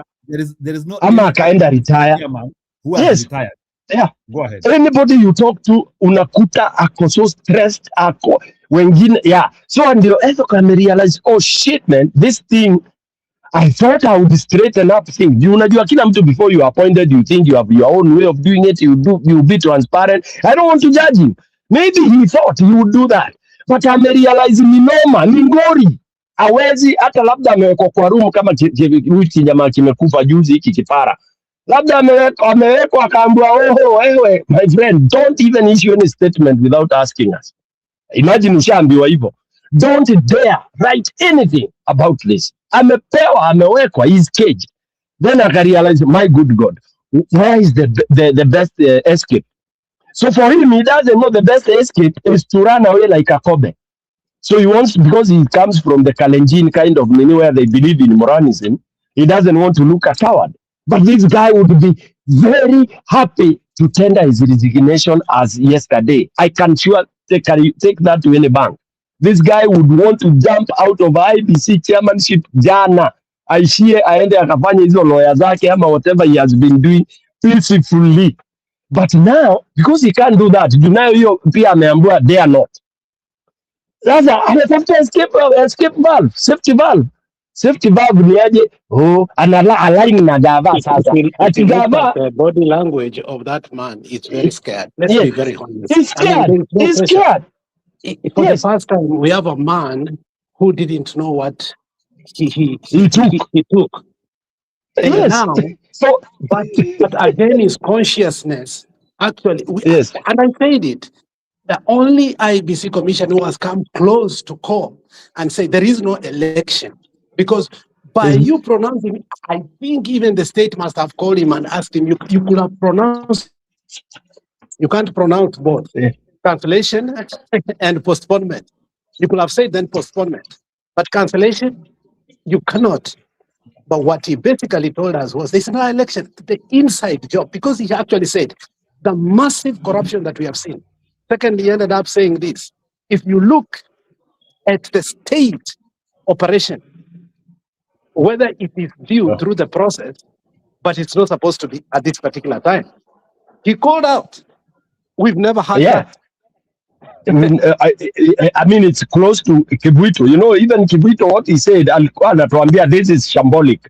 we should have just cancelled totally everything, but we didn't. Huyu is the second one now. We ametoa very elaboratively.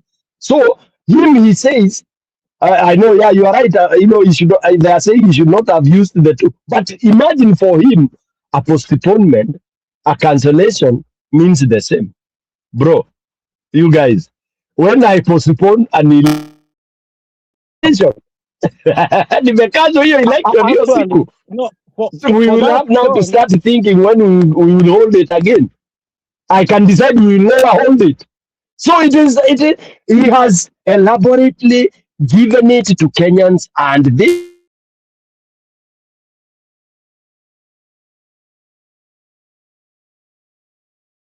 Sifuna to take advantage. I want people like, yes, screwdriver. Okay.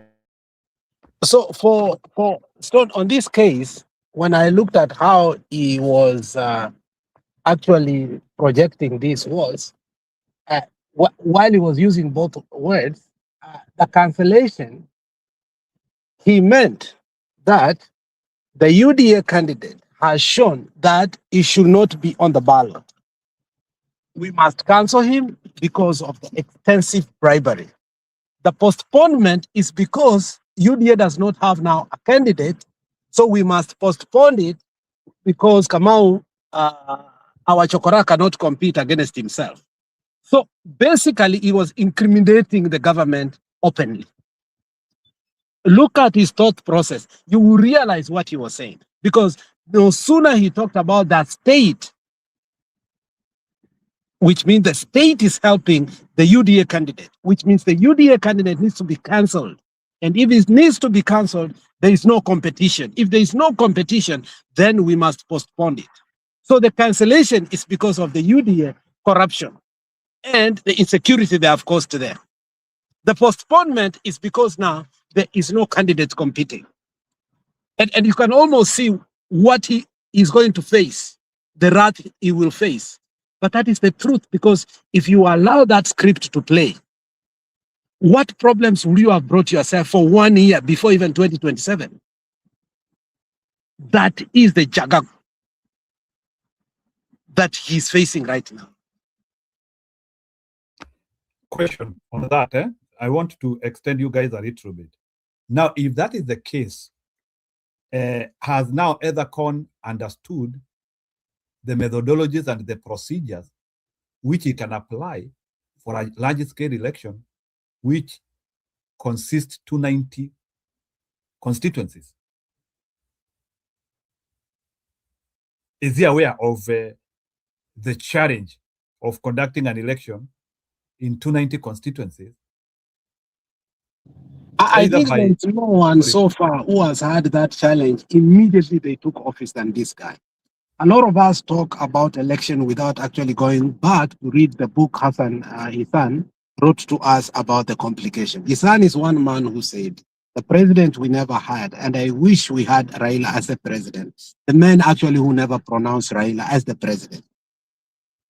If you go and read the book about the inside job of IEBC, the guy was so liberal enough again to admit his own mistakes. I don't even know why he was given a state job again after writing about the back underdoing of the IEBC. This lady Akombe, the wife of our senator, once said it openly. There was a moment a gun was put on the head of Chebukati and he was told to announce. You remember that? Uhuru Kenya? Yes. Now, there's something I wanted to say ahead. Na hao wanawekeleananga gani ni akina nani? Unajua hao ni wagani? Unajua ni wagani? Si ni hao wetu bado. Unaona Kanini Kega akisema sasa ati hawezi chukua wawili na amevaa mpaka kitu ya DCP. Of all people Kanini Kega. So ni wagani tena? So wewe ukiuliza ni wagani? Ni hao tu. Because definitely huyu mtu anawekeleana gani sio Uhuru. Ni wakina Kanini Kega, ni wagani tena? Wewe umeona Kanini Kega ametoka kwa nyumba yake nje amevaa ngepa ya DCP anasema tunaambiwa our win will be taken by who? Nani tena? A person who is taking a whole party, selling it to Ruto, ABCD, and then all of us. Ni wagani tena? It is the same Kikuyus who are used by Ruto. You'll find no challenge in there. So there's something I wanted to say earlier, and that is very difficult. You know, the unholy alliance of the Kikuyus and the Kalenjin at a time again we could have totally liberated this country. It's hitting Kikuyus harder. You know, when I see Metu speaking in 2022 and Metu speaking right now, and the senator of Kiambu, everybody, including Boni Aluale, you know, it makes me sometimes feel good. You know, sometimes I feel good. When people are suffering, are you feeling good because yeah, because how many times will people refuse the truth? Of all people, you could have convinced me, then we vote even Prophet Award, but not Ruto. Of all people, Gachagua campaigned for Ruto more than he loves his wives. Not his wife.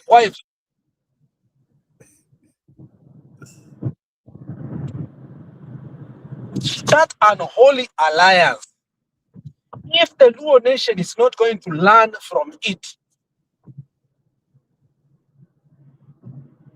because the word here is we are facing existential crisis. Not even a political crisis. We are facing a crisis of life. If people did not see the Palestinians watching the Egypt game in rubbles, Kikuyus, one day you will be watching. Kikuyus, one day you will be watching World Cup in rubbles. Because you are joking with a man who doesn't care about you. You have people like Moses Kuria still thinking that Ruto cares about Kikuyus. If by now you are not convinced that this guy must go, now, if that is the case, we are facing existential crisis, then the only solution is very pure. Let's not blame Gachagua. Let's not blame anybody here. Let us understand our lives are in danger. Let us go for it. Let's not wait for the election. Let us go for it. The only thing is that our children have already shown us that it is doable, it is achievable. So let us combine forces with our children because they are ready. And us, and redeem our country. Okay, now nataka ku advance kidogo. Maybe let me allow Stone PK to react on this. So, Bwana Stone, take it as an assumption.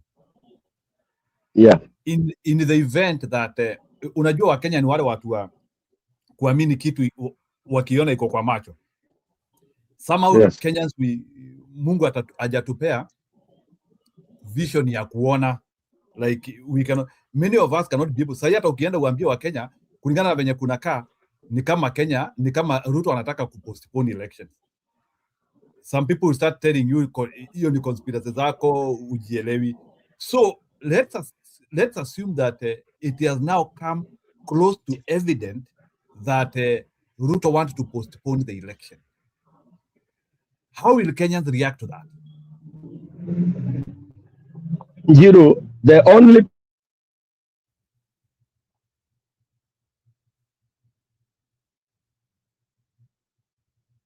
person that is, if he now goes and gets serious, or he's serious, of course, but now assertively tells and gives the direction that we are supposed to go, and people are already there.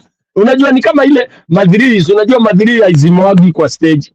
inakuanga inaguruma. Hata siku hizi huwa inaguruma ikiwa already iko kwa gear 2 ama gear 3, gear 1. Okay, ile ma 333 yani ready to go. Mwananchi ni hiyo matri. Mwananchi ni ile anangoja ni aje. Sasa makanga ndiye makanga anabangaisha.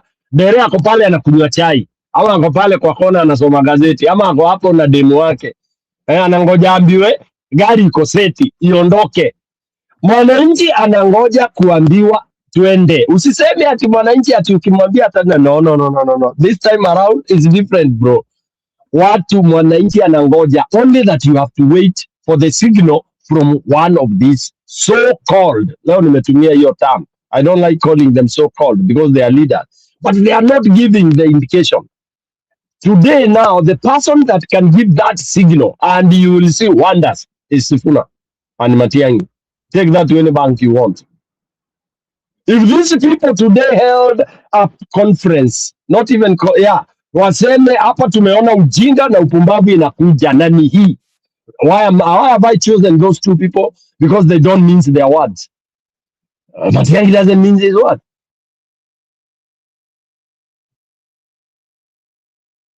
Njiru, wacha nikwambie kitu.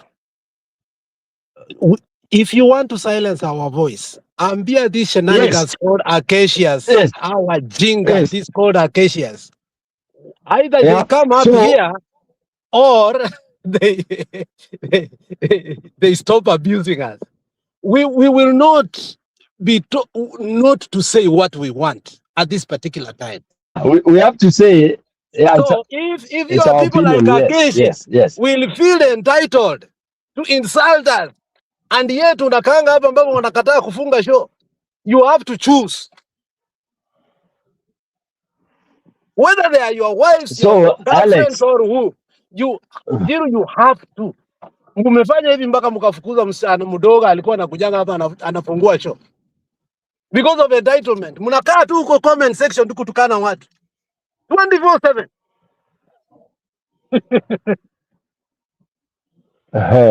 So yeah, you are right. You know what we are saying here. Comment section, we don't even know who you are. 24/7 ni kutukana watu. Yeah, it's okay. I will handle that. How long are you going to handle it? Every time you're handling, if they are your girlfriends, tell them to go find a place in your inbox. Ni mademu Njiru, hata ajika ni mademu ama ni magai, he doesn't know.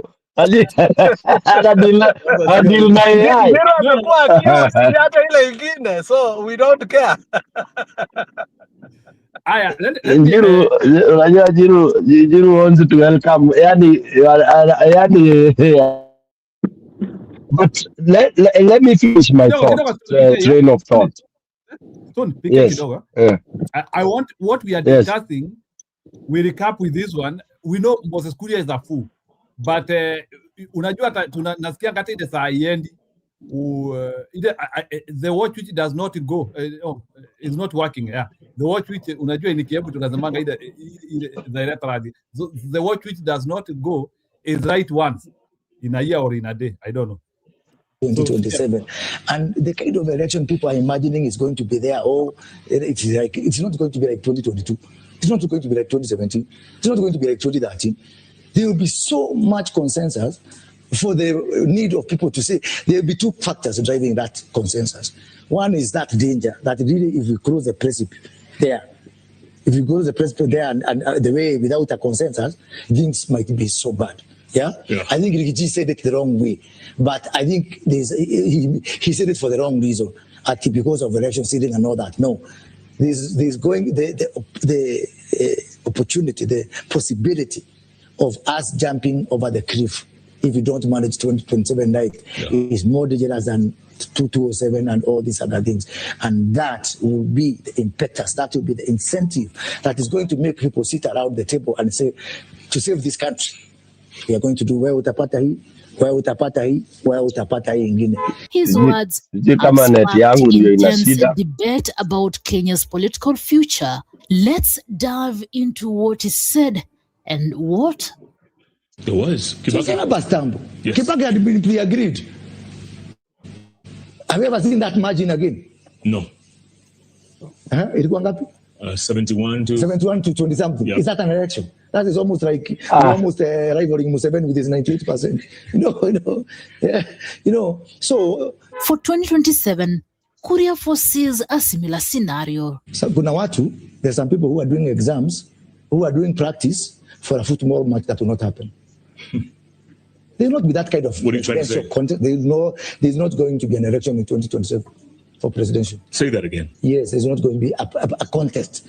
To clarify, he's not saying the election will not occur, but that major players will agree on a candidate beforehand, avoiding the fierce battles of 2013 or 2017.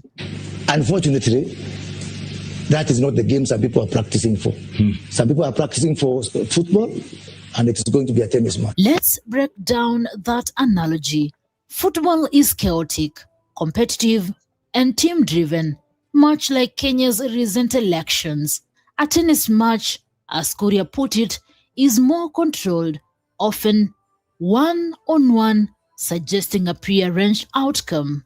He said, quote, "There is not going to be that kind of presidential contest," he stressed, warning politicians against expecting a typical campaign. Kuria framed this consensus as a necessity. He presented it as a choice between chaos and stability, urging leaders to prioritize peace. Wazee wataketi chini. They say we have two options. Go Rwanda way, destroy the nation Rwanda way, or let's agree. Let there be honor among, I don't say this, but among men and women. Let there be honor among men and women. Because the opportunity rose. The alternative will be too dire to fathom. He also touted his own influence. I think that one is enough. When he mentioned yeah, that's enough. Go ahead. No. This guy, sorry. Bundi, you want to come in? I think, Bundi. and that is why for the longest time tumesema sisi tuachie Mount Kenya siasa yao. You know, Bundi, I agree with you. Unajua hata afadhali we carve them out of what we want to call Kenya. Because do you know what they call this idiot? Ate wanamuitanga nini? Sijui nini ya Rorere. What do they call him? Jiro? Jamba ya Rorere. Jamba. Si Jamba. Ni Jamba ya Rorere. Yani, ati... Jamba is a condominium. It's an array of statements. Kuna Jamba, Getungatis. There are so many. It's an array of choice. Yes, Mama MCA cannot be elected. Do you know that? In his own Kikuyu land? Kiambu? Do you know that? Njiro and Alex?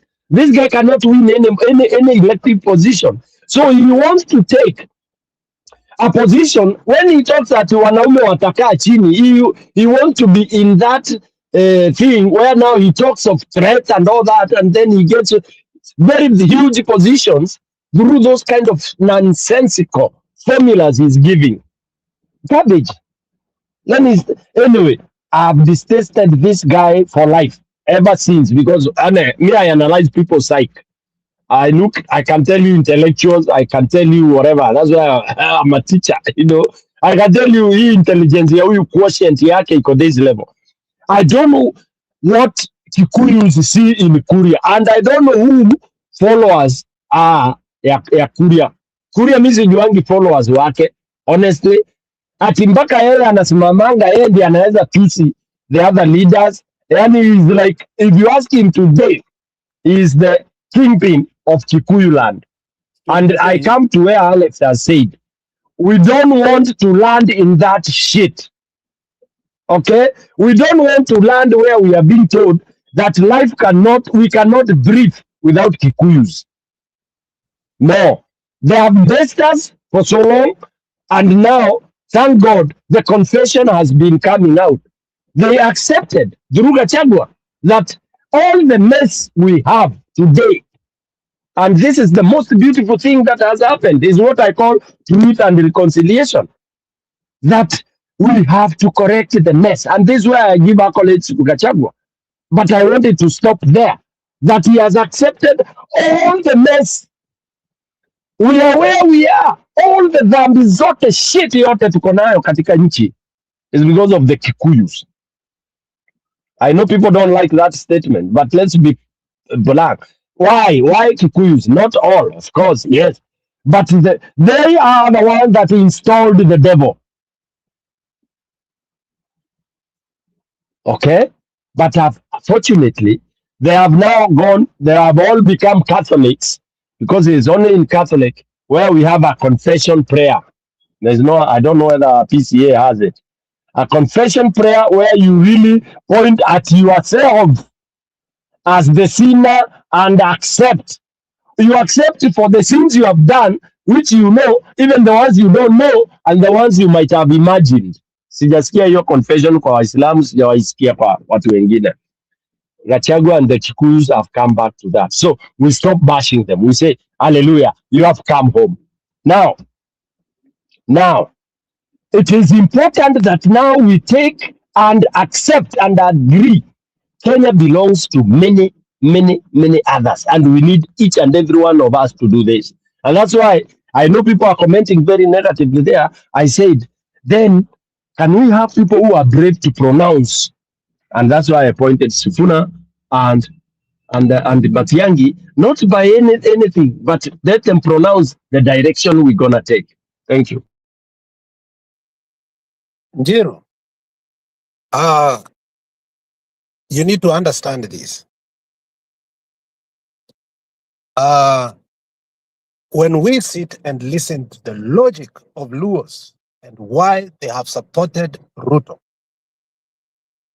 were it not for humanity's sake, their logic is bigger, better, and more enhancing and appetizing than any other political logic out here today. Explain. I don't have to explain. You know it better. Nobody needs to pester you guys to understand it. Ruto is there today. The monster, courtesy of whoever who put him there. We don't need to explain to anybody. When we said we cannot have it, you said you must have it. When we said it was an unholy union, you said it was not. You put leadership ahead of the country. And as we approach 2027, when we are seeing all these problems again, we are facing the same hurdles and problems. Where that, if it is not for Kikuyus, it is either them or not.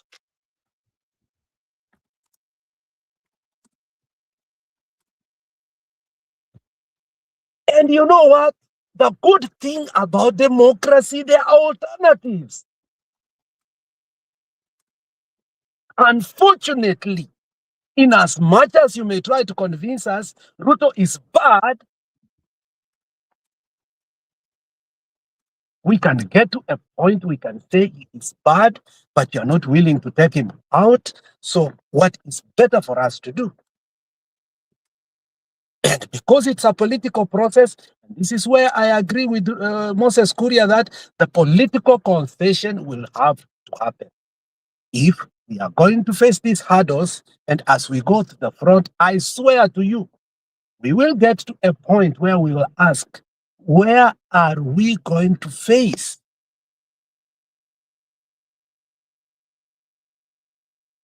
ourselves instead of lying that we go to an election whereby we are going to lose because of what already we see? The question will be, what will be the alternative? And as we move forward, if we will not be allowed to spell out, to speak about it, to communicate and agree within us, people telling us, Kikuyus, Kikuyus, Kikuyus. So what? Go to the nearest cell and jump if you don't like it. We will spell out where there is a problem. We have had that problem before. We must take it out. And if we cannot take it out, we cannot keep on pretending to the last minute. And after spending time, emotions, and everything, including money, only to run a losing race. In fact, if you look around Kenya today, if you look around Kenya today, we have more Kenyans in Kisii and in other areas in the coastal region routing for DCP to win that seat than the rebels within the mountain who are fighting tooth and nail. Like Roku, Moses Kuria, you look at it, you wonder. You sit down, you wonder, like, are we not seeing what is happening? We come here, we say for the first time, we never saw people line up for food in that area. People are coming us to say, we are saying Kikuyus, Kikuyus, Kikuyus. So what? We have our land. We can go there, live happily, and still agitate for it, and democratically again negotiate with Ruto if it has to be. There's nothing you can do. But for the sake of the country, we have said, we are not going to say Gachagua is bad. We are not going to say Mudavadi is bad. We are not. If this man is selling our country to the point that we are looking and asking ourselves, will we even have that right to choose? If we don't have a country, let us salvage the country first, then start having the right to choose. That's what we are facing. But if there are people who believe that they cannot be talked to and they cannot be spelled their problem, it is okay. I agree with what Mbadi has said over and over and over. How many times are you going to have agreement with Kikuyus on paper from 1963 until today and they never honor? Who is a fool to do that again? That's a question that we must answer. But you say, we say, okay, history should not repeat itself. Let us give ourselves a clean slate. But it looks like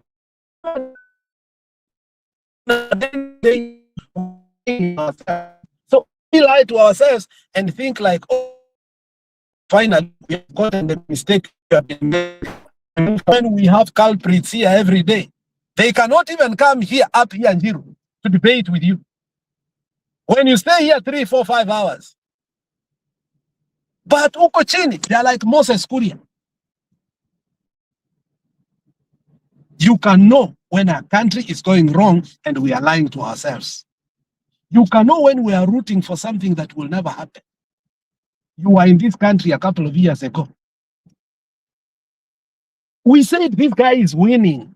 Let's not look at the liberal media. The first term, the second term, I wasn't seeing it, unfortunately. But the first time we said, this guy is winning. The liberal media is lying to you. All these polls that are being taken are lying to us. And everybody was refusing to listen that Trump was winning. The second one, I can agree, I didn't see it. But the first time we saw it. Because he did not come to debate the way other people are debating. He was not doing the way things people are doing. He was very different. The stage changed because of the man. We have an election that nothing is like before the way it was. From the IBC, from the security, from the judiciary, now the goons issue. So the question should be, should we face this election as if we were facing the elections like before? No. But we are still tied to the old indoctrinations, whereby when it comes to us, don't touch us. Only criticize Sifuna. Only criticize Matiang'i. Only criticize anybody else, but not us. If you are untouchable and you start crying 41 versus you what? You are bringing it. Unfortunately, Njiru, let's not run away from this. Okay, let me ask you a question, Bwana Budi. We must understand this Olkarau issue. All Kenyans are looking and asking, if this is done to them, can we come out of it? The rest of Kenyans are willing to stand up with the nation. Okay, let me ask you a question, Bwana Budi. When it comes to erroneous mistakes which the Murima family did, and I agree, some of us were not in it, but we agree this unholy, you call it unholy, the unholy matrimony, let me call it that way, the unholy matrimony between Ruto and Uhuru and some of the people within Murima to escape from that maiden problem which they were escaping. They did not figure out that that problem was actually lesser than the bigger problem which Ruto could have posed to them. Let's agree on that. And sometimes in life, people make many mistakes, unfortunately.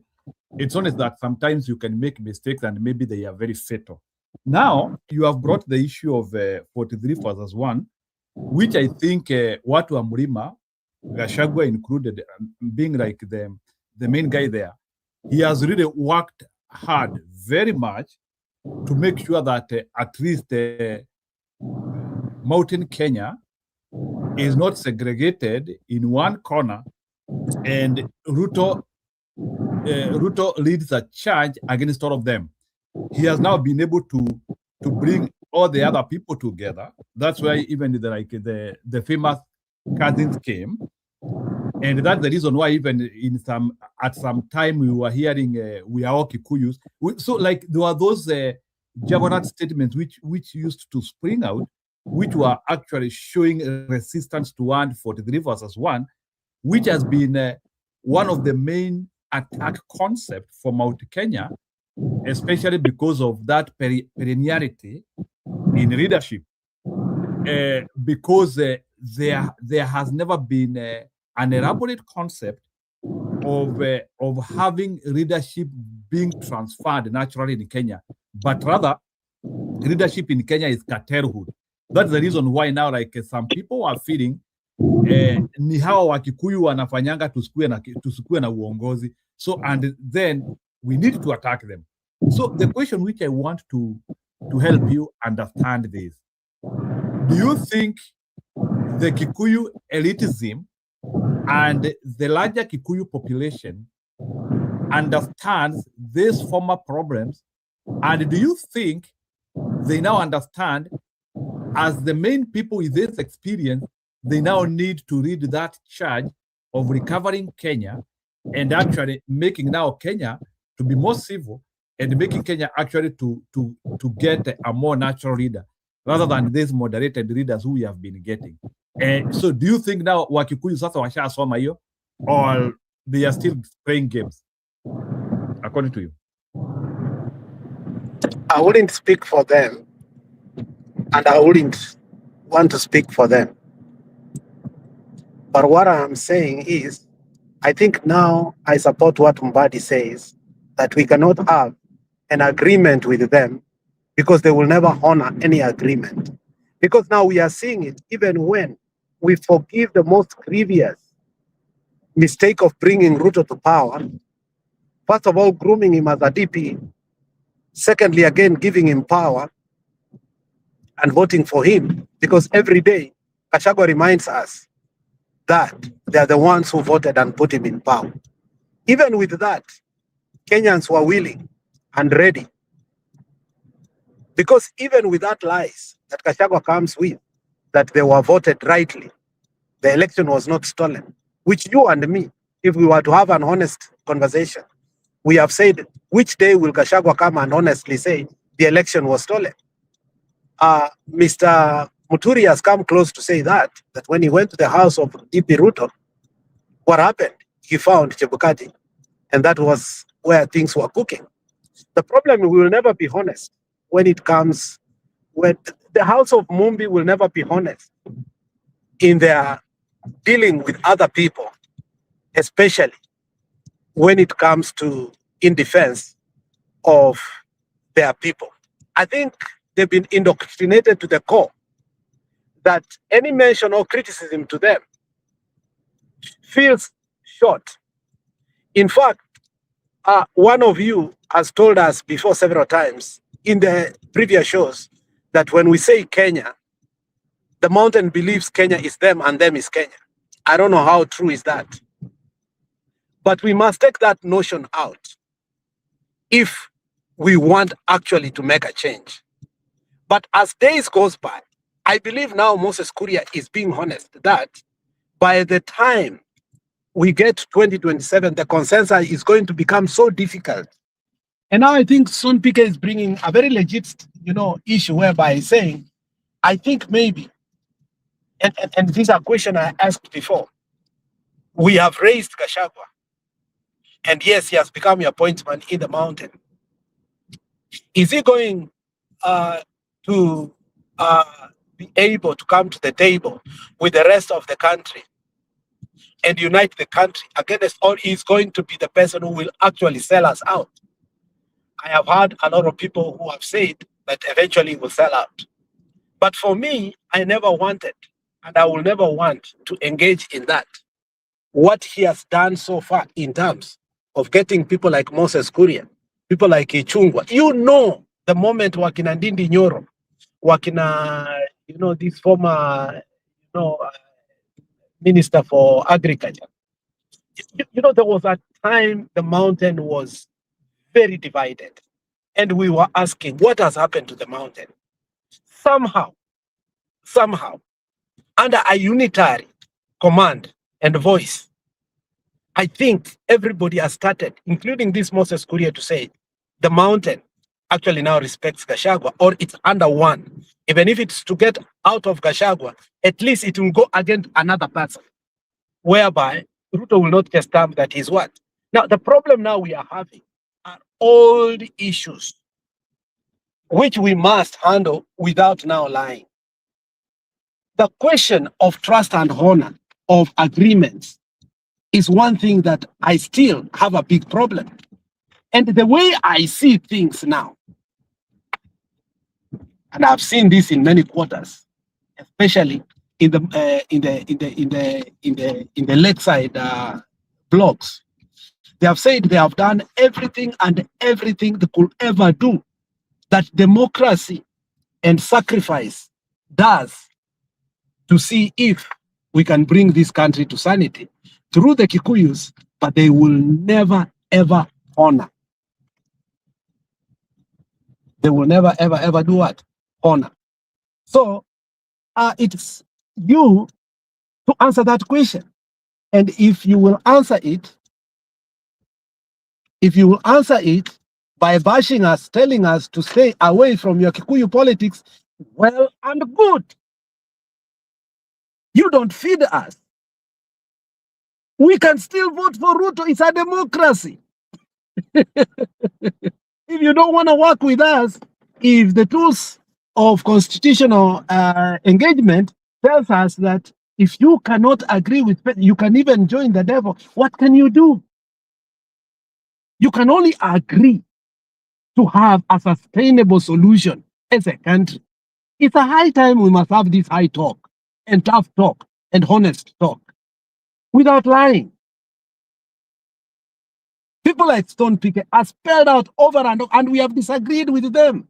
But as they come by, the truth is that we will never achieve unity if the mountain will not take accountability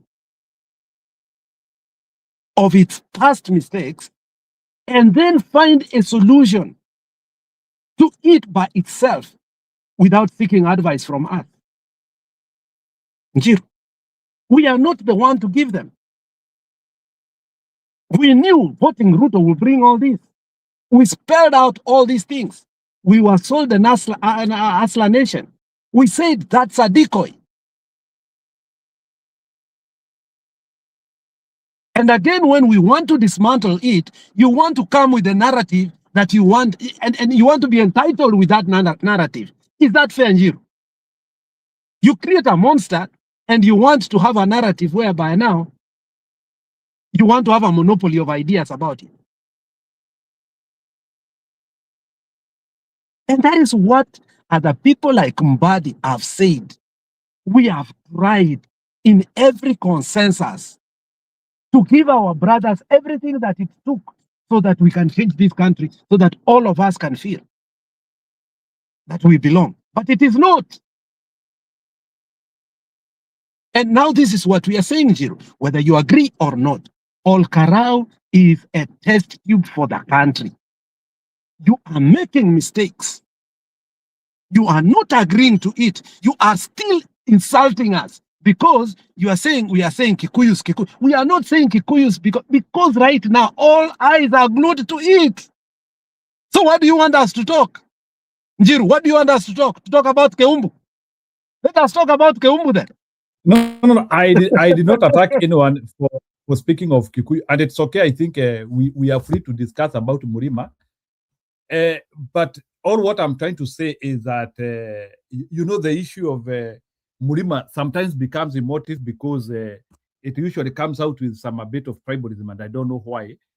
I don't know, simply because sababu Murima ndio the first born ya Kenya ama ni nini, but there is usually that tension when people are a little bit like handling issues of Murima. Also, we have also to understand. Sorry? Jiro, can I comment as a social scientist? Okay, go ahead. Unajua, you can be a preacher in a church. And you, depending on what you are preaching that Sunday, your sermon starts touching on thieves or petty thieves. Okay? You have a congregation there, imejaa kwa kanisa. Then you know how people preach. You don't have anybody in particular, but you have to send the message home of what maybe thieves, should happen to thieves and all that. And as you talk, you face your crowd. Then you have somebody coming up there saying, wewe pastor, hiyo maneno nasikia mnarudia sana maneno ya mwizi wa kuku, what would you think of that guy?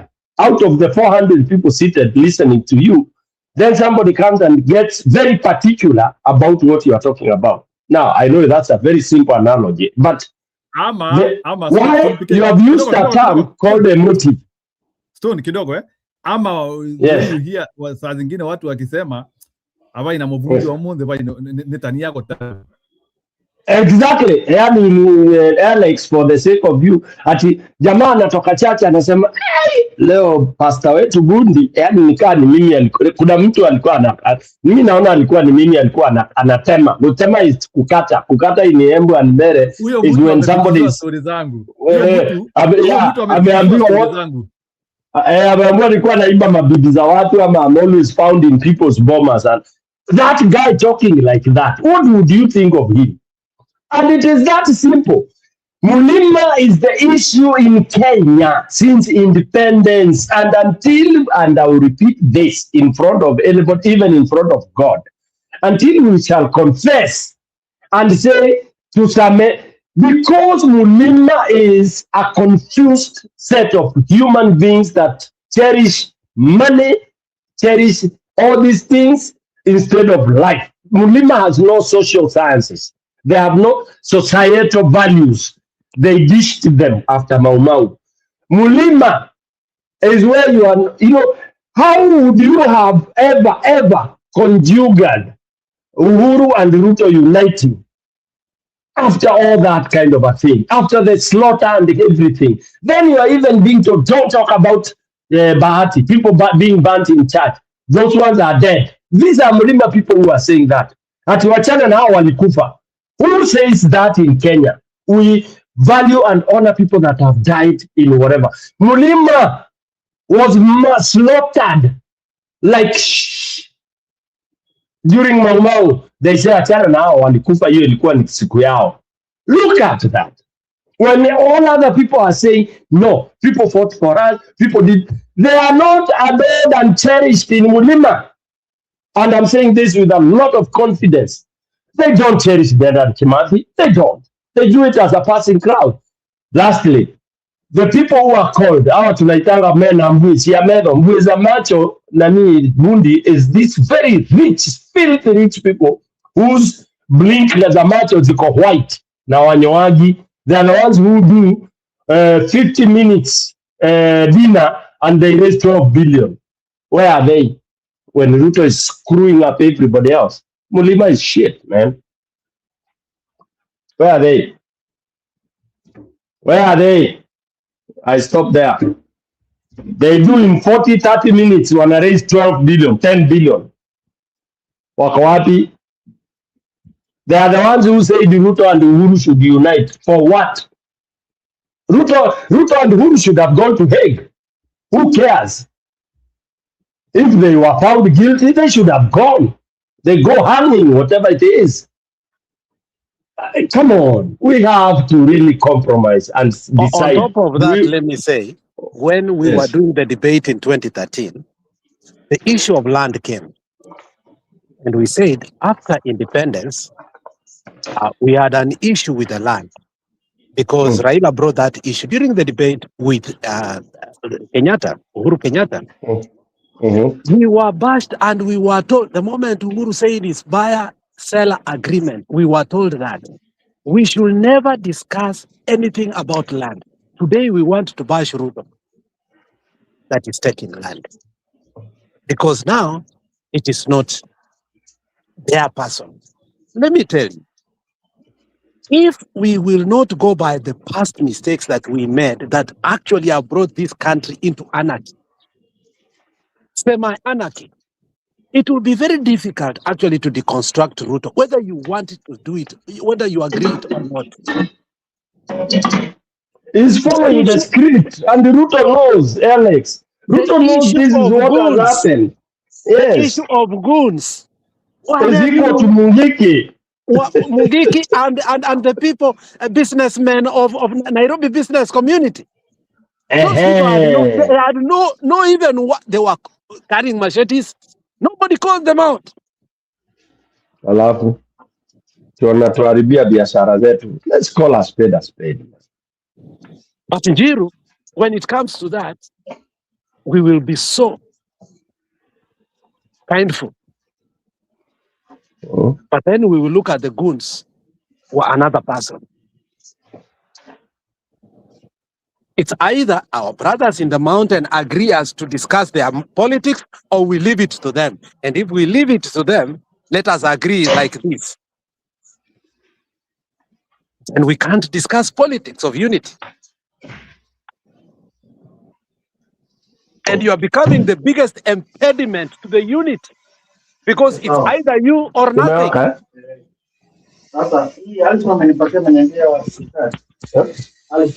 Mtajie na hiyo taja yangu hapo.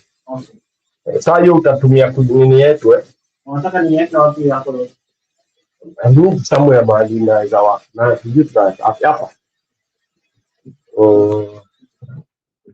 Tutajua kesho tuendelee. Tufanye kesho haya.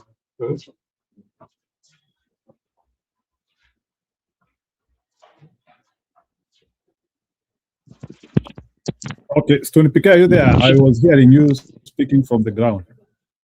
Pole, yeah, I'm trying to organize a few things. I'm multitasking like you. Yeah, go ahead. You asked me something? Yeah. You see, maybe when to react about that, I don't know if I want to go to the details of maybe what different community has done. I understand Murima community has a big share of some of the perennial problems which we are having, but there is always something which and Budi, you said it here one time, and I don't know why today you are not able to gauge it out well. Sometimes when we are accusing Murima, who have actually done the same things which Kalenjins have done, is like we don't talk about also the mistakes which the Kalenjin people have done. We understand that when our forefathers were building Kenya, maybe to say this, their individual interest surpassed the country interest. You'll be shocked, like when I tell you, like when Kibaki is becoming, no, not Kibaki, when Kenyatta is becoming the father of the nation, his interest was bigger than what he wanted Kenya to be. That is why even some a bit of Mau Mau people suffered. And that was the catapult which actually Gachagua used to actually detonate Mlima Kenya in 2022. Kama unajua bwana Stone PK. That is what actually Gachagua used. If people don't understand what Gachagua used to actually detonate Uhuru in Mlima, it was basically about those undertones of those undertones of his father, especially during independence. So now the question which I'm going to ask, are these problems which the Kikuyu people might, their leaders might have done, are they not, have we not had a closure to them? Or what needs to be done so that now we can say listen, Jiro, the problem is this, and you need to see this, and it has eluded you, even you personally. When we criticize the Luos here and their leadership on their role, yesterday Kip was very categorical when he came here. He said the two people, again, who made Raila to be a president here are dead. Who made Ruto to be president are dead. After that, Maunga came and said, actually, the person who was duped so that Ruto can become the president was Raila. You don't hear people down there acting up and throwing tantrums. What kuni kwa sufuria mpaka uwezi shindwa kubeba. But you have two people down there, anytime you talk about Kikuyu leadership, mtu amekunia sufuria imejaa mpaka uwezi beba. Ujinga. Size Mulima and leadership. Anaanza kuandika, listen, Kikuyus, FU, go to the nearest hell and jump. We have sat here and talked about every other community. We are here on the record actually saying that when you say that, you know, the Kikuyus have taken power for a very long time. The challenges are also, we have been very there in our analysis. Be honest. Be honest, Njiru, here. We have criticized Matiang'i to the core. When he has had a debate and he couldn't mention the issue of Yala, we have come here, criticized the guy and say, you are not answering us. We need to know this issue of Yala because now, the way you have evaded it, it is not making sense. But when we spell out what Kikuyus in particular, more especially right now, as we are going to this by-election, they become very unreasonable. And you are not able and willing to stop them and say, let's say, this is not fair.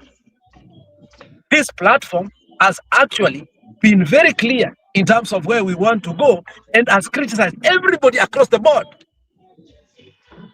So when you ask why I'm not spelling it today, it's because you are not able also to shut up. You are surrogates who think we have come here to bash Kikuyus. We are not here to bash Kikuyus. We are asking, are they not seeing that right now they have an opportunity actually to be the redeemer of the country? That's what we are asking, in simple. But across the board, we have criticized everybody in clear terms. And we came to the conclusion that at some point, that maybe Matiang'i is not the solution of this country. Maybe we need somebody else.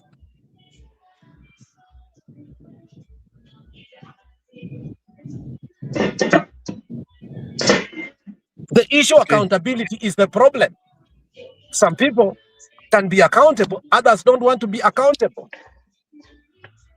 Yeah, but Budi, you have also to understand that Murima, and maybe specific Kikuyu, we are also divided by interest as well, because you also need to understand that the country at large looks you in a homogeneous way, unfortunately. And that's why I want now to be a little bit, unfortunately, because, you know, the love for money within the Kikuyu community varies from individual to individuals. That is the problem.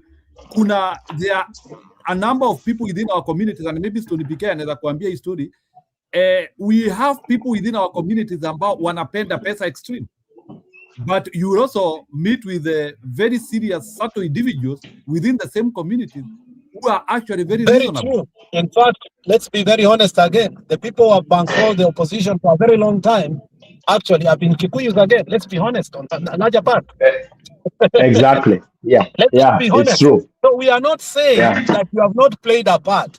What we are saying is that at a critical moment, there is a frustration. A real one. A real frustration whereby a people must know that they matter.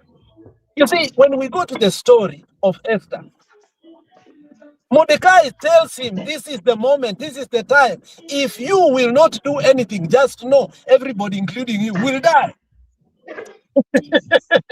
That's our cry. That's our clarion call. Okay, you people, you have to forgive Budi kama amehubiri. You are Kesia, Sarah, everybody. You people, you have to forgive Budi kama Why should you forgive me? I have alternatives. This is a democratic country.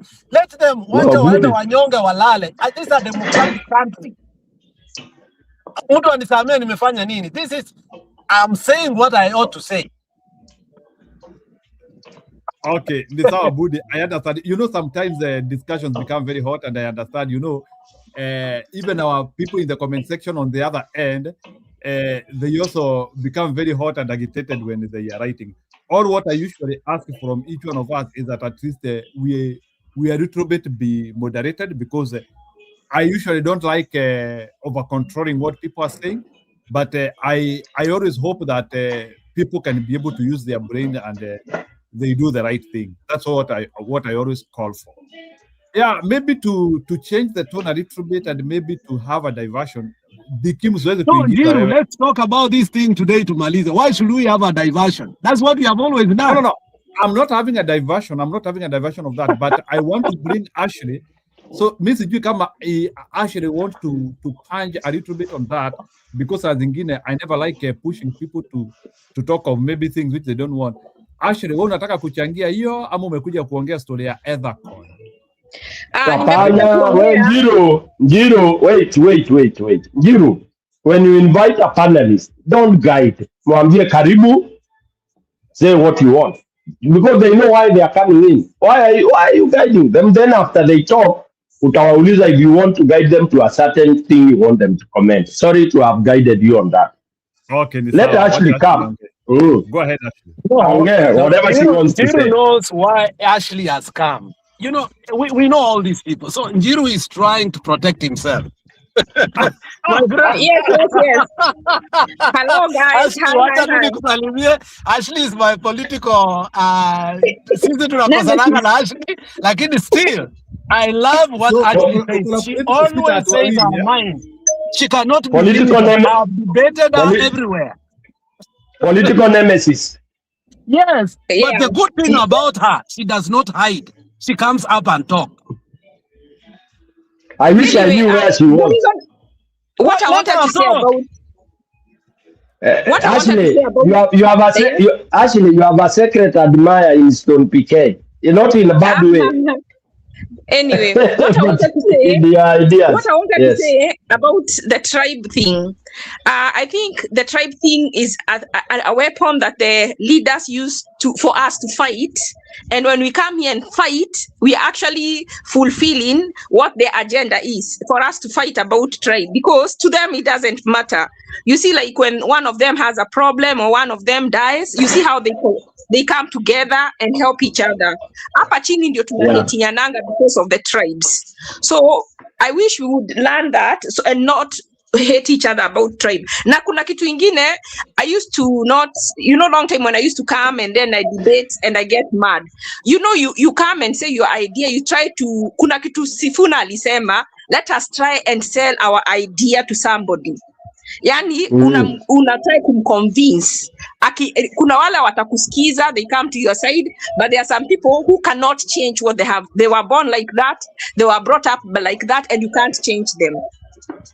So you have to also understand that. Na kuna kitu Njiru amesema about self-interest. Watu wako na interest. Kuna watu wako hapa wako in a certain they support somebody for a certain reason and they cannot leave that person. So you have to know that. But there are some people who you can change, who can come to your side thinking. So when we come here, let us remember that. Na tuache kusema about tribe. I think at the end of the day, this tribe has been used by our leaders to make us hate each other so that they can stay in power. But kuna wale watu wamekuwa so ingrained, they don't understand that. Like maybe your grandmother, your parents, there are some of them who cannot change. They will follow their tribal leader regardless if they are good, they are bad, whether they are killing them, whether they are doing anything, they will do that. And there is no amount of convincing that you will do. So once we realize that, then we stop hating each other because of tribe. Na ile freedom tutapata ni kujua we are the same. There is 2 tribes in Kenya. There is the have-nots and the haves. So let us keep that in mind. Because hata hizi land mnasema zimeibiwa, sisi tumeiba. It is the leaders. And the leaders use us to fight their battles.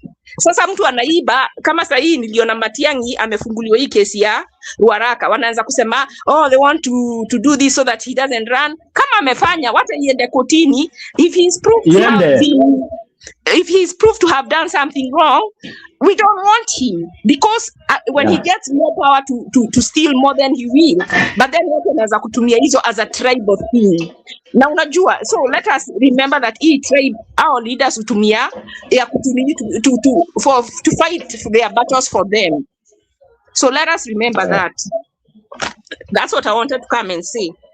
No, as we remember that, the problem is, Ashley, as we remember that, history now makes us not to forget that. That's the problem. That's the problem we are having, in that it is convenient. And that's now, the thing. When Ruto is the president, but when it's redeemable, then it becomes a problem. And that is why we were saying, then again, when we spell these issues and say, look, then it shouldn't be seen as tribal again. We have been used like stooges. So it is our job. Kama unaona mtu ametumiwa, it is your job to convince them, not to get mad at them. Because mtu akikuwa brainwashed, hata ajuangi amekuwa brainwashed. Okay, vile unasema, there is things Uhuru used to do, and those Kikuyus were not talking then, but now they are talking now because it is Ruto. So, don't you see these people are using us for their own ends? Sasa, watu the lake wana support Ruto because they think they are punishing the Kikuyus. But who is the beneficiary in all this? Sini Ruto. Kabisa. You see? So we are fighting each other for their benefit. So that is why now, if you know that honestly, because we did it before, and now other people are doing, not that they are punishing us. When we are spelling, we are part of you, and we are saying these mistakes that we made, they were not supposed to be made. For us now to talk to the other people, let us now have a unitary voice saying that, look, we made a mistake, we should not have made this issue, saying that we can never honor our own agreements. No, we have come edge of it, but in Akua, if you want to resolve it, don't mention us. How do you solve it by not mentioning you and saying, look, these people are having these issues? It is our duty to convince them that, look, we are past this. You must own it. Problem inakuja hivi. The thing is, you won't convince everybody. You will convince some people. Na ndio unaona mtu kama Sifuna is acceptable everywhere because anaenda hapa. He's not convincing. There are people who will not choose him because he's not their tribe.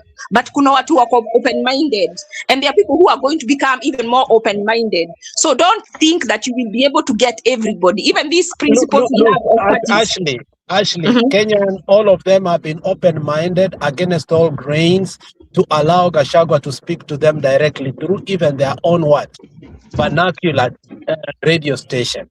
It's not only Sifuna. Kenyans are big because they are willing to solve this problem. Okay? They have asked some questions. They have asked personal questions to even these leaders. tough personal questions. And Gachagua has been able even to acknowledge, take accountability, and say, let's move on. So on top, being accountable easily, don't just keep on telling us that we are saying this. It is not only us who are saying, we need everybody to come on board. And when we are saying that, we can't only say that, look, never talk about us. We never did anything bad. So Ruto is doing bad. We can be here, criticize Ruto, and everybody's happy. But the moment you touch the heart of the mountain, you will see the comment section blazing as if that you are going to chicken out and go. The problem hapo unasema everybody, it can never be everybody. Now watu wa comment section wanafanya hivyo, just know there are people you cannot change. Just know that and be able to have peace with that, so that ukisema usiseme everybody to come with us, everybody will not. But what you need to pray, they have had a monopoly whereby they have chased everybody. So what we need to here, now, that is what I'm saying. And we are not going to allow that. We must have a platform. And I've made it clear. What I am saying myself is that we need people who can come in the center, as many as more than 50+1, who can come in the center, who are able to look past our shortcomings and work together as Kenyans, because a house that is divided against itself cannot stand. If you go and help Ruto to kill people, if you go and support Ruto so he can sell everything in Kenya, it is not only the Kikuyus or whoever is going to suffer, the whole country will suffer. So the time we come to realize that, and come to realize that we cannot convince everybody, and not everybody can love you, and some people are going to hate you because you are different than them. Some people are going to hate you because of your skin color. Some people are going to hate you because you're short. Some people are going to hate you because you're tall. But your aim is to convince as many people as to your way of thinking, so that there is collective responsibility, that the many people are going to believe in your way. Because we say that the more the people, if we have more people on our side, we are going to have the same. So that's what I'm going to say. And I respect the fact you've said we need to come to the center. And if you have people who are not willing to come to the center, I will deal with them not on the center too. I will deal with them on my other side of not being in the center.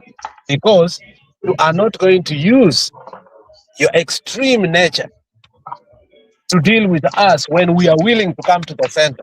Then you force us not to come to the center. We can only come to the center by acknowledging the center is not a place of comfort. Let us agree that. So when we come to the center, it means it's a consensus. It's not an ideal place. So if you want to stay on your ideal place and criticize us comfortably, it will make us also go to our ideal place, so that both of us can be in those places. And if you agree to come to the center, then I will come to the center. That is what you are forcing people to be. Alex, not everybody will come to the center. Like Njiro said when I was in the comment section, alisema it depends on interest. Kuna huyu mtu anaitwa Tony Kashoka, nilimsikiza jana kwa interview ingine, and he seemed to say that he wants to run for the Nairobi governorship. He wants to reintroduce BBI because they want to bring BBI because they want to keep, there are people who want to stay in power to safeguard their interest. It does not matter whether you cry and convince them and shed tears of blood. They can't change because their interests do not align. Kwa hivyo, as long as you know you cannot convince everybody, because some people's interests cannot allow them to come to the center. Wale wameiba mashamba cannot come to the center. Once you understand that, then it will not be hautakuwa na vengeance I will do this if they do this, because at the end of the day we are the losers. So as many of us that can come to the center, leave those ones who don't want to come. They have their own reasons. They may be beneficiaries. They may be the ones who are, kama sahi watu wengine wataki Ruto atoke, because they have stolen, because they are the abductors, because they've benefited. But then kuna wale, so huyo mtu akikuja hapa hata ukimwambia nini haezi kuja saidi yako.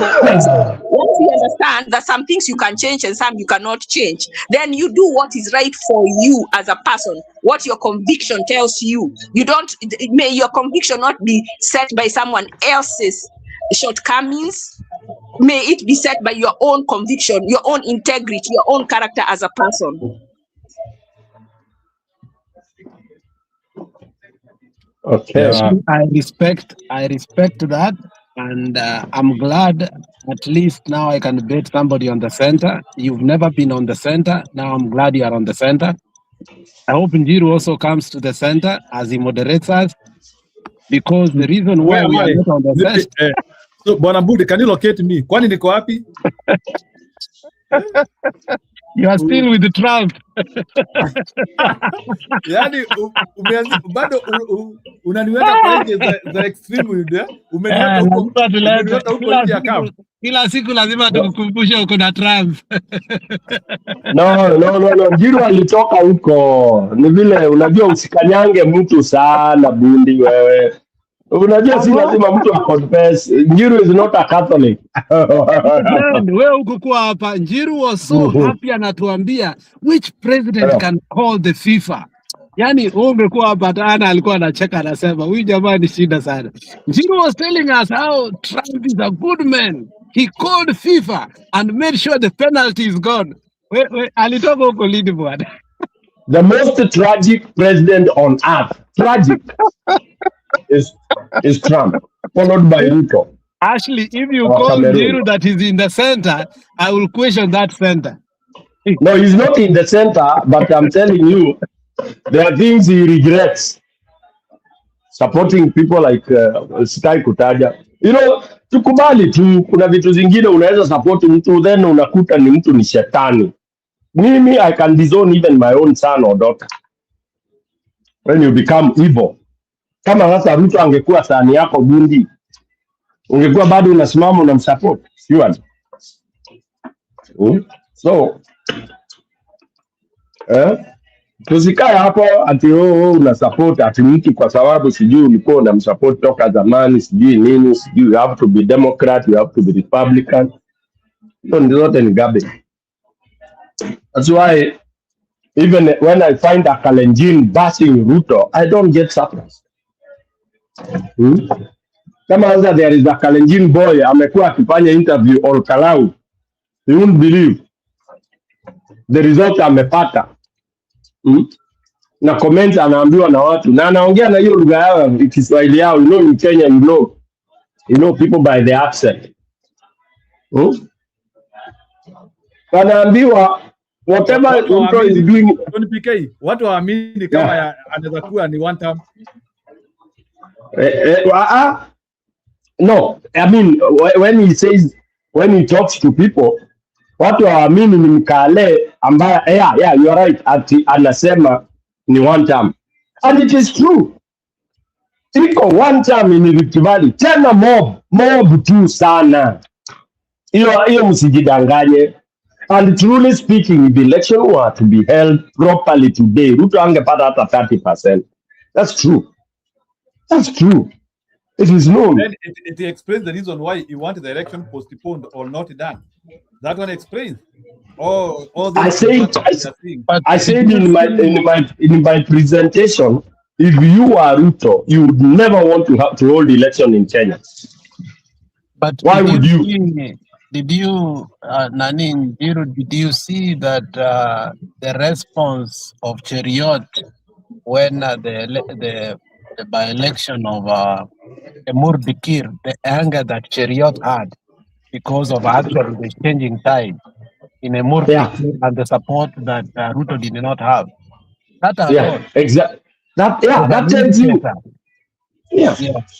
And a confirmation of what you're saying, that within the Rift Valley itself, I mean, and they have succumbed. They already know, Bundi. The truth is, hii hata si mambo ya kudebate, ati kudiscuss kwa platform. This guy cannot be elected. Hiyo tuache siasa ati kuanalyze politics. In Kenya, you don't need to analyze this politics ya Ruto. I'm telling you. Hii politics ya Ruto iliharibiwa when we were chasing him out na Raila Amolo Odinga. Period. Who runs a parliament when there is a president that is liked? Bundi. Answer me. Nijaribu nijibie hiyo swali. There is an hypothesis that Maunga had here yesterday. I don't know if you were here. I wasn't. So Maunga had a hypothesis here. Where she got it from. But this is what she said, that when Ruto was declared, the deep state within the government were not prepared to hand over power. So, like 2002,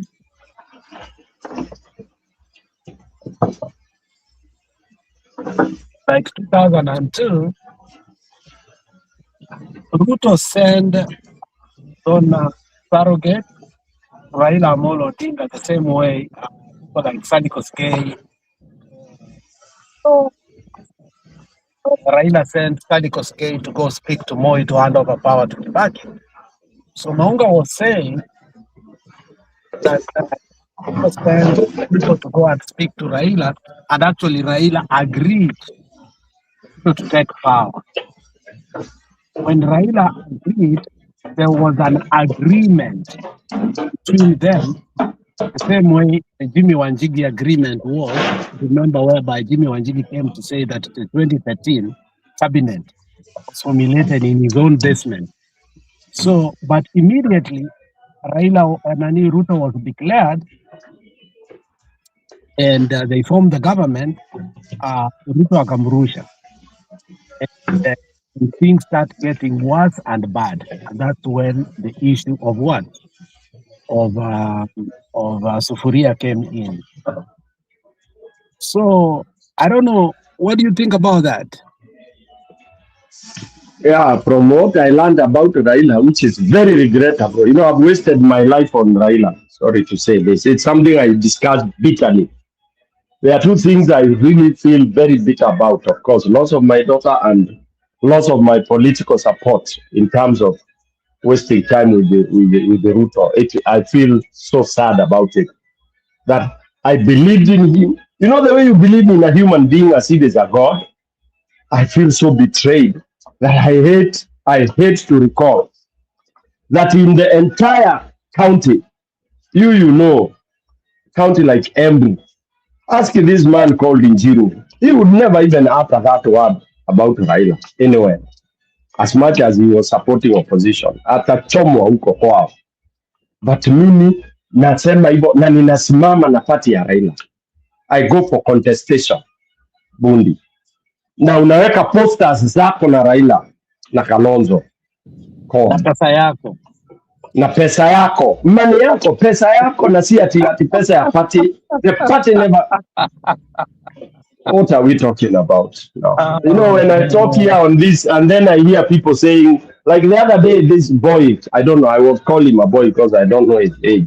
When he was trying to engage me, or tell us who you are, what you have done, and all, I found that to be so insulting.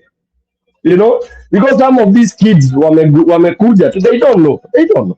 You know, you are in a helicopter with those guys, muna discuss things, then you are convinced this is a man that is there for the people because you are there for the people. Only to know that he is using you to cut deals. How would you feel? How would you feel? And to tell you the truth, the only person all that time, and I'll say this again and again, who never came out as a betrayer of the cause was Kalonzo. This I would say anywhere on earth. It's Kalonzo who never betrayed the cause anywhere. Hakuna mahali ulisikia ati Kalonzo ameenda mkutano ya usiku na ameuza. He would be called for meetings. Then he goes and he walks out of some of these meetings. Not that he was never approached. And he would say, I'm non-committal. Of course, you would call that cowardice, but it's better being non-committal than committing. These are things I've never said in public. Unajua Bundi, tunaweza kuita mahali tukwambia hapa tunapiga hii deal. Sasa it is either you say yes or you say no. Okay, but if you are ukiwa muoga kidogo unasema wacha niende nikafikirie. That's why we call you watermelon. But kwenda kufikiria, you have denied it that moment, which means umekataa. It is as simple as that. Umekataa. You are not part of it, because if you are part of it, you would have said yes. So it's better, you are better off than somebody who says sawa, tufanye hivi, tusimamishe hawa vijana kwa sababu unasema tutoke, alafu Gachagua. So what? You know, I felt so bad, and I've always felt so bad that I was betrayed by the person I trusted and believed in. Anyway, in short, they are the truths that have to be faced. I personally have inboxed Sifuna nikamwambia, can you from now henceforth stop telling us that you are a student of Baba? We know. Tunajua. You know, it's like when you graduated from Nairobi University, you don't have to keep on singing to us that you have a PhD from Nairobi University. Everybody knows you have a PhD, and it must have been from some university. You don't have to keep singing it in public. Can you deliver to us what a PhD is supposed to deliver? So Sifuna now is supposed to deliver what the public have asked him to deliver. Don't tell us, as students of Baba, hiyo kwanza imebo na ameambiwa. He texted me back, akaambiwa watu wamemwambia, si sasa uongee kama Sifuna. Imagine, public wanakuambia hivyo. Sasa si tusikie Sifuna ni nani? You know, good the day you take into politics, can you go 100% mwananchi? You will always be on the right. Like me, I tell people, even if I'm given any position in mwananchi, in any position, I will involve mwananchi 100%, so that any failure is 80% on the mwananchi side, not on my side. That's how we have implemented programs in non-governmental and UN thing. You make sure the community owns it. They kill it, it's them. They screw it up, it's them. Same thing I would want to do. Yes. So, and Sifuna has adopted that. So we want him to enforce it. Patia mwananchi. Yes, mwananchi unasema nini? Aya, na mimi ni Sifuna, I will take it. And we have asked Sifuna to take the mantle. Asianze kudilidali. Kabisa, aende kwa hiyo meza aseme hata mimi nimetosha. Kwani anangoja atairiwe mara ya pili? Kwenye kisimu natairisha mtu mara ya pili bundi. Shemeji yangu. You don't do that. Yeah, ndio. Sasa iko watu wanatairishwa akili. Kama Osoro tulitairisha akili mara. Sasa na inakuwa wewe ni mjinga, ulitairiwa ile ya kwanza, sasa watu wanaona bado hujakoma, ndio unafanywa na akili hata ni mbaya zaidi. Unaaibishwa ile hujawahi kuaibishwa. Yeah, because Osoro kifua yake amekuwa ati because he's a multi-billionaire now. Sasa za hizo maneno wanafanya, anafikiria atakojolea wakisi. Jamaa is a multi-billionaire now. I don't know how these people get money, but hey, just 3 years of just being a chief whip. Multi-billionaire. Wow. Hey, can I ask a quick question before I go? Yes, go ahead. Go ahead, Miss. I was wanting to ask. Ashley, siweke picha yako tukuone kidogo. Hiyo sauti ni tamu. Don't worry. I was wanting to ask this. Nasikia IBC wanasema ati they may postpone, cancel, or disqualify. You know, when they come to this proposal, why can't those people who have parties that have candidates go to him and say, why would you cancel or postpone? Why don't you disqualify that person whose team is coming to bribe?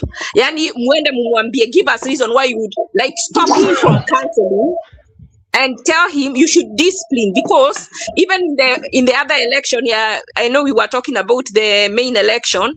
What they need to do is that if someone is bribing, they need to be disqualified, and that will stop even the violence. To automate violence. If your party has 3 instances of violence, the first one you get a disqualification. Second, and that the whole party is disqualified from participating in that election. We shouldn't have to postpone the election because people are not disciplined.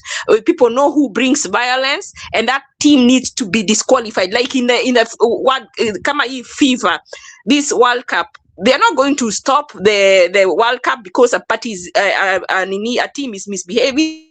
Disqualify all of them. And I think that is what our party leaders should go and propose, not propose actually, they should go and insist that IEBC needs to take action, and they cannot punish everybody. If the rigging or the bribery or the violence is coming from UDA, they'd be disqualified. If it's coming from DCP, they'd be disqualified. The remaining people who are going to remain, the remaining candidates are the ones who are going to go to the election. And if it remains one, they win by default. That's how the IBC should be. People should demand that they do that. And if they don't do that, then there is reason for people to go and demonstrate. That would be a good justification for demonstration.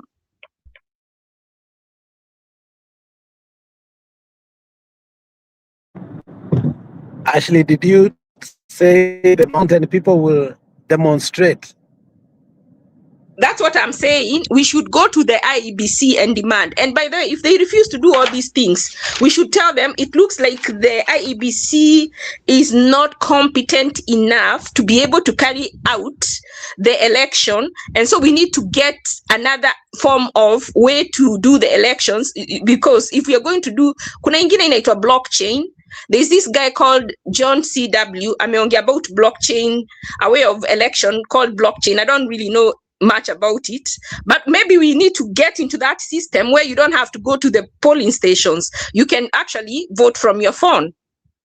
But you see, I know yesterday we were talking and people were saying, no, we don't need to go. The government, they keep saying they are going to arrest you. They arrest you. But on the opposition side, they just complain. They don't make formal complaints. It is very important to make a formal complaint. Very important. Na up on the other side, the opposition, badala ya kuenda kuweka formal complaints, they come and tell the people. Now, what can the people do? Let me tell you, even a judge, if you go and take someone to court for a wrong crime, kama hii ya Jackie Maribe, people say Jackie Maribe was let off. She wasn't let off. The prosecutor did not charge her with the correct crime. The judge cannot decide what crime to charge you with. He only rules on what has been presented to him. At IBC will rule on what has been presented to them. So the only way the IBC can make a decision is when the grieved parties come and present their complaints to them. So we have to start taking action and be people, not just talkers, but also doers. And I think, and then if they don't act, then we can now demonstrate. We can now go and protest that we are complaining there are these problems and they're not being addressed. But we can't start complaining and we are not taking action. We are not Ashley, trying to do anything. Did you listen to the presser of the IEBC? Yeah. Then you saw the Ethacon guy said all the complaints that have been launched are serious, and more especially in terms of bribery, insecurity. And he said one of the most serious one was the state resources and the state officers. So all those things have been done. So someone should go and ask him this, the parties involved, and ask him, what is the essence of cancelling or postponing the election? Just remove the parties that are misbehaving, just disqualify them. Because one, a lot of money has been used. And there is no reason, it doesn't make sense to postpone. It doesn't make sense to cancel. That's what I'm saying. You know, you don't just take thing like they are not God. Even God, sometimes when he passes judgment, you plead with him not to pass that judgment. So what I'm saying is, they are saying they might cancel, they might postpone. They shouldn't postpone unless they have reason. They shouldn't cancel, they shouldn't postpone. They should just disqualify those people. And if a party gets 3 disqualifications, they should be completely removed to where they cannot vie for another 5 years. And that will teach people discipline.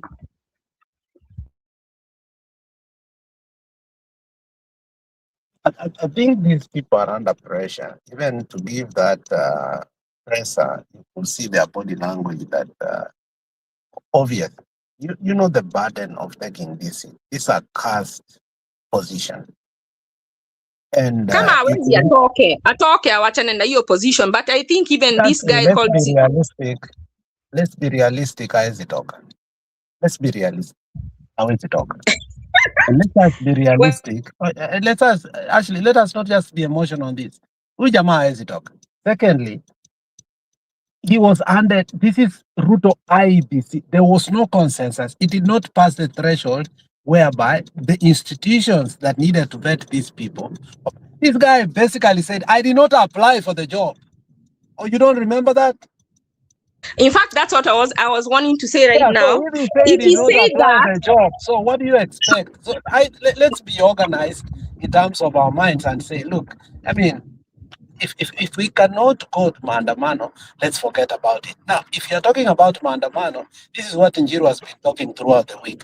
Njiru said this. One of the reasons why he's desisting from supporting Gachagua is simple. Simply because Gachagua said, Maandamano si. So if you are calling Maandamano, who is going to Maandamano? so I'm saying maybe at that time your Maandamano didn't make sense. You know, you don't go for Maandamano for the sake of just going for Maandamano. Let me tell you, I would rather Gachagua who say don't go for Maandamano because he didn't want to go than someone like Akina Kalonzo who went there and then left those grieving moms there and left. When you go there, you have to also be able to stay. See, again, that's the conflict that we had. So if we are saying, then we go to Maandamano. Gachagua said, it's not Maandamano sio yake. So nikakuuliza, who is going to Maandamano then? I think this is the complications we are having. And when we spell them out here, and it looks like we cannot agree on that. So I think once we start having honest communication and discussion in regard to why we have problems, inakuwa ngumu. I mean, the reality ni ile, we can't go to Maandamano. Gachagua said, hiyo sio yake. Njiru, you know that. So when we call for it, I mean, at this point, we are stuck because the only solution we have is civil disobedience. And Gachagua said he'll never do that. Then we can look at now Sifuna has come up. Let's see what he has to say too. And see whether, by the way, I really believe in that team. Do you know how many times they've tried to make meetings and people have said, oh, they won't go? Even the one in Kisumu, people had said they are going to cancel. The one in Kisii, people had said they were going to cancel. The one in Thika, people had said they were going to cancel, and they have gone to all those meetings. So let's keep looking and see what they have in store. If there's a group that can deliver, I think that is the best group to deliver. And people keep saying, oh, let's put Sifuna as deputy and then put somebody else on top. All those other people have something in the closet they are hiding. Sifuna is the only one who is doesn't have baggage. And I think that's why I think he should take the mantle, because he has no baggage. Let these others first go through the cleansing. I totally agree. Let's see how his performance and also the support he will receive this weekend, because, I mean, this will be a very good entrance to also engage with the people, more especially now that we are having an electoral process coming this weekend.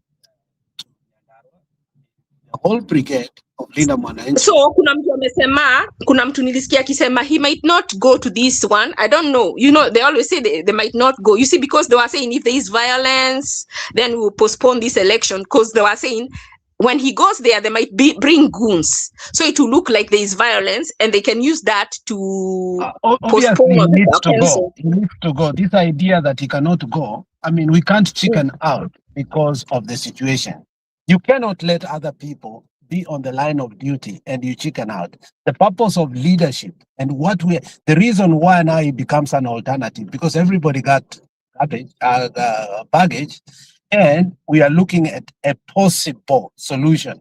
So this idea of him saying this and this, we are not going to allow it. Secondly, these have been happening everywhere. And he actually said, in Kisii, he was almost killed there. In fact, he was the target. Okay.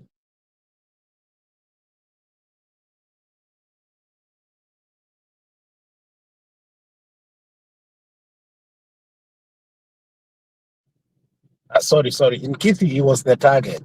So he must expect this. The duty ahead of this guy is more nobler than he may purport. The idea of him skipping, especially this one, if he is the alternative, is not a question. He must. There is no There is no way out. That is what I say. If the people of Linda Mwananchi have agreed, look, Karoli Omondi, Otsotsi, and all those people, including Babu Owino, it is an opportunity to show that bravery. You cannot miss Sabasaba, you miss all these things, and then you expect, and that is what we have been saying, that Matiang'i is not a strong presidential candidate. For me, I have totally pushed him out because in all these by-elections that we have had, I have never seen a serious candidate in terms of members of parliament. Let's be honest, even this Olkarau was a Jubilee seat, but it has been overtaken.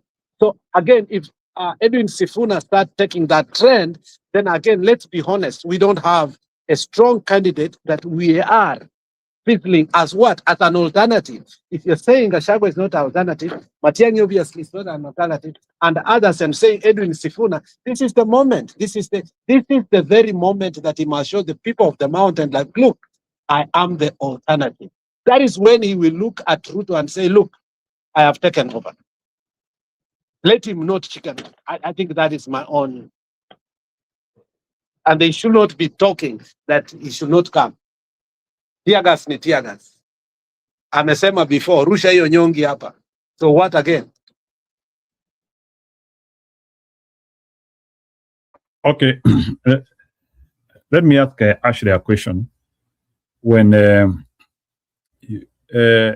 you know, there is this thing which we call civil disobedience. And civil disobedience, most of the time, it is explored when people see a dead end. Munanzia kuona ni kama sasa hakuna jambo lingine. So civil disobedience does not just come out of comfort. Ni vile watu wanaonanga sasa hapa hakuna barabara. And actually people are forced. So kuna ule mvuto, or like there is extreme reaction by people, ama kuna vile watu wanaongea kwa inchi until leaders are actually forced to call it. Saa zingine kiongozi anaweza kuwa ana nia ya kuitana to call for civil disobedience, but the amount of talkings within the country, they force them to do that. And to some extent Raila Odinga came close, or actually to some extent alikuwa anasema tunaweza andamana, tunaweza kataa kwenda kwa kazi. He could occasionally react to the feelings of people.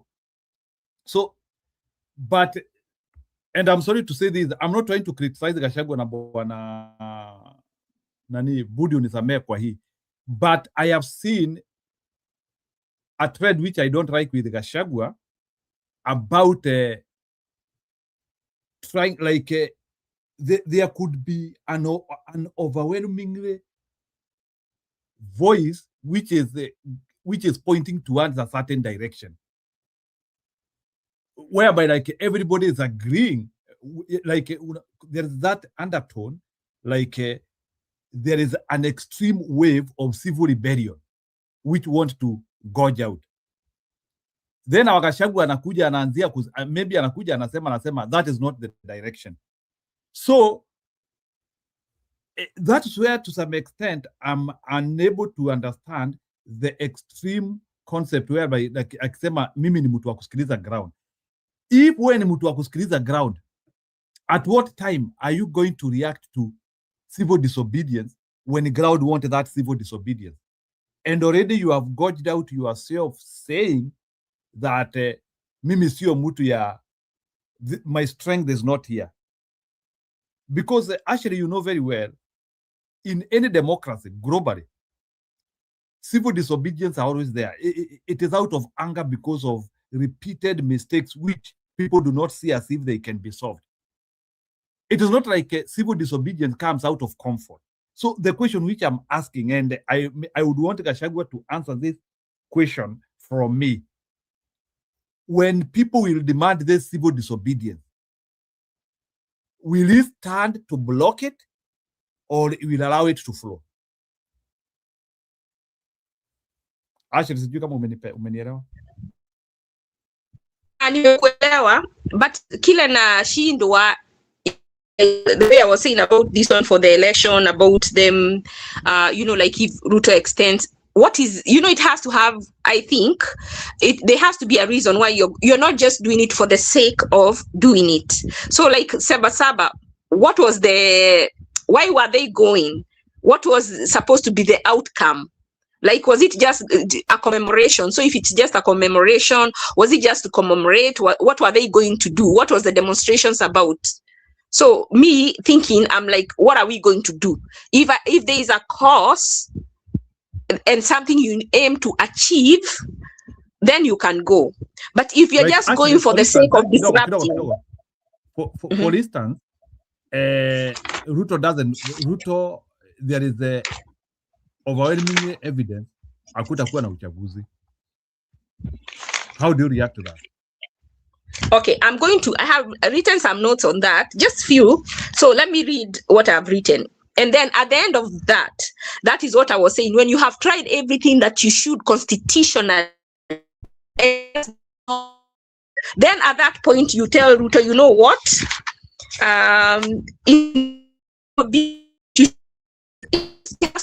It is not that just the citizens have to obey it, but even the leaders in authority have to also obey it for it to work. So if you want to have, like law and order, it can't be one way. It has to be two way. So at the end of the day,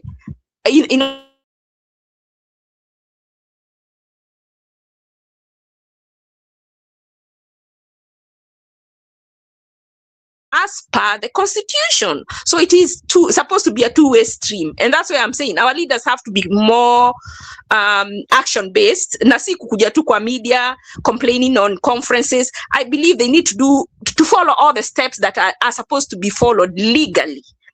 Then if everything has been exhausted and they have been met with dead ends, at that point, I feel they can call for a demonstration towards a certain outcome. Na kama hii unasema kutakuwa na demonstrations, I'm going to read real quick. I hope I won't bore people, but it's just some few notes I've written because I couldn't remember them all. It says the Kenyan constitution does not provide the president leaving the office with no successor in place for the sake of continuity of government under Article 142 2 of the Constitution of Kenya.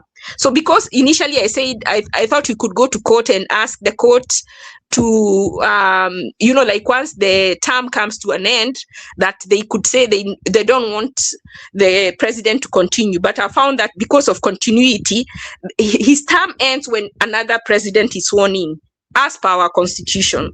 So we are like, if the president is deliberately looking for loopholes, maybe to delay or postpone the election and stay in office, what can we do as a people? We can petition the court early, provide evidence of violence being orchestrated if the state is bringing violence in order to postpone the election. We bring evidence that it is the state that is bringing this violence. Take it to court and seek court orders to prevent unconstitutional actions and require the electoral authorities to act within the constitution, demand accountability if the public officials are implicated in organizing or encouraging violence. Investigations can be sought through the appropriate law enforcement and the oversight bodies. Strengthen oversight, expose attempts to manipulate the electoral process, document and report with evidence. So what are our safeguards? Our strongest safeguard is the courts, independent courts, the credible electoral commission, free media, active civil societies, and public commitment to the rule of law. And that is where Matiang'i fails, because Matiang'i, as he has shown that he can abuse power. Not only can he did abuse power. So when people come here and start saying they want Matiang'i, then I become curious up to how serious they are of a governable of a better Kenya if they want to replace Ruto with Matiang'i. So if all institutions are compromised for the countries, then the country will face a constitutional crisis. At that point, the written constitution alone may not be enough to prevent abuse of power. history has shown that democracies ultimately depend not only on laws, but also on institutions, public accountability, and willingness of officials to uphold their constitutional duties. So it is not just us, even the leaders have to show a willingness to uphold their constitutional duties. When all has failed, then it means we are ungovernable, and then everything goes. So that's what I think. I don't know whether I said anything, but I just say that we need to try everything within our power, document, take it to the right authorities. And then at the end, if we cannot do that, then we have every right to go to the streets and demonstrate and demand that whatever we want is done, and not leave the streets until that which the citizens are asking for is done, because that is within our what we have been allowed by the constitution that we have. Have I answered your question? Now, the question which I have is, do you have the monopoly of the response of the court? You have got no, to the court. But you see, will the court allow you the outcome you want? No, we are not asking for a predetermined outcome. We are just taking the, like you go to court or to IEBC, you take the evidence, like you have the pictures, the talk, the everything, you take to them, and then you let them make a decision. If they make an unfair decision, and as a leader, you can call people to come and demonstrate. Now, so that you can put pressure on to do the right thing. At that point, I can see why we should demonstrate.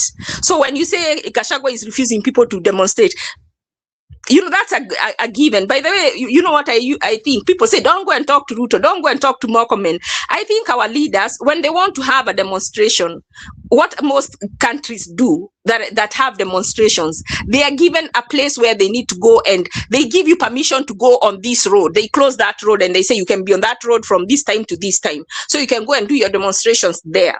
So even like if they say like Orengo, I saw him on the streets, and Kalonzo, if they wanted to honor those mothers, they should have looked for Murkomen. They sit with him, they tell them what they want to do, they quote for him the constitution where it allows them, and they say, we want you to tell us where we are allowed to go. So if they tell them to go to this stadium or to this part of the state or wherever, then they go there and they do what they need to do there. But that's where I know, where I live, that is what people do. They can be told, if you want to demonstrate, this is where you can demonstrate, and they are shown where they need to go and do. As long as they do it within that area, then nothing happens. But we have to hold our leaders accountable. If they want us to not disobey, to not break the rule, even them, they cannot. It's not only the citizens who shouldn't, even the leaders shouldn't. And when they do, we should report them to the court. And see, I think actually what you are talking about is organized maandamano. There is a spontaneous maandamano, reactive maandamano. Ile maandamano inachipuka sababu ya range. Kitu imetendeka. Sasa hiyo ya kuchipuka ina violence. Hiyo ya kuchipuka, that's the thing. If you want to minimize violence, hiyo organized is good. Kama hii ya Wamadhe, those women who had come, it wasn't necessary kuchipuka. Imagine their children have already been killed. Don't you think they felt more victimized? Afa hata kungekuwa na hata afa Gachagua likaa home than wale walienda nao kwa street wakawaacha hapo. How do you think they felt? Can you imagine if that was you? Yeah, it's good to put ourselves. Even kuwatumia, they use those women. And those leaders today, they come back and say they want to be chosen. If somebody has a good mind, you would not consider that leader again, because they are careless. They are careless with the citizens. Actually, there is something which Ken Daniels anasema, even with that, actually, the Kenyan government would still not allow demonstrations. So anasema, Kenyan government will still try to block you. Hata wakiwa wamekupea hiyo barabara uende ukademonstrate pale. Watapeleka polisi hapo to provoke you na kukurushia tear gas. So I think you see, like Orengo knows more common.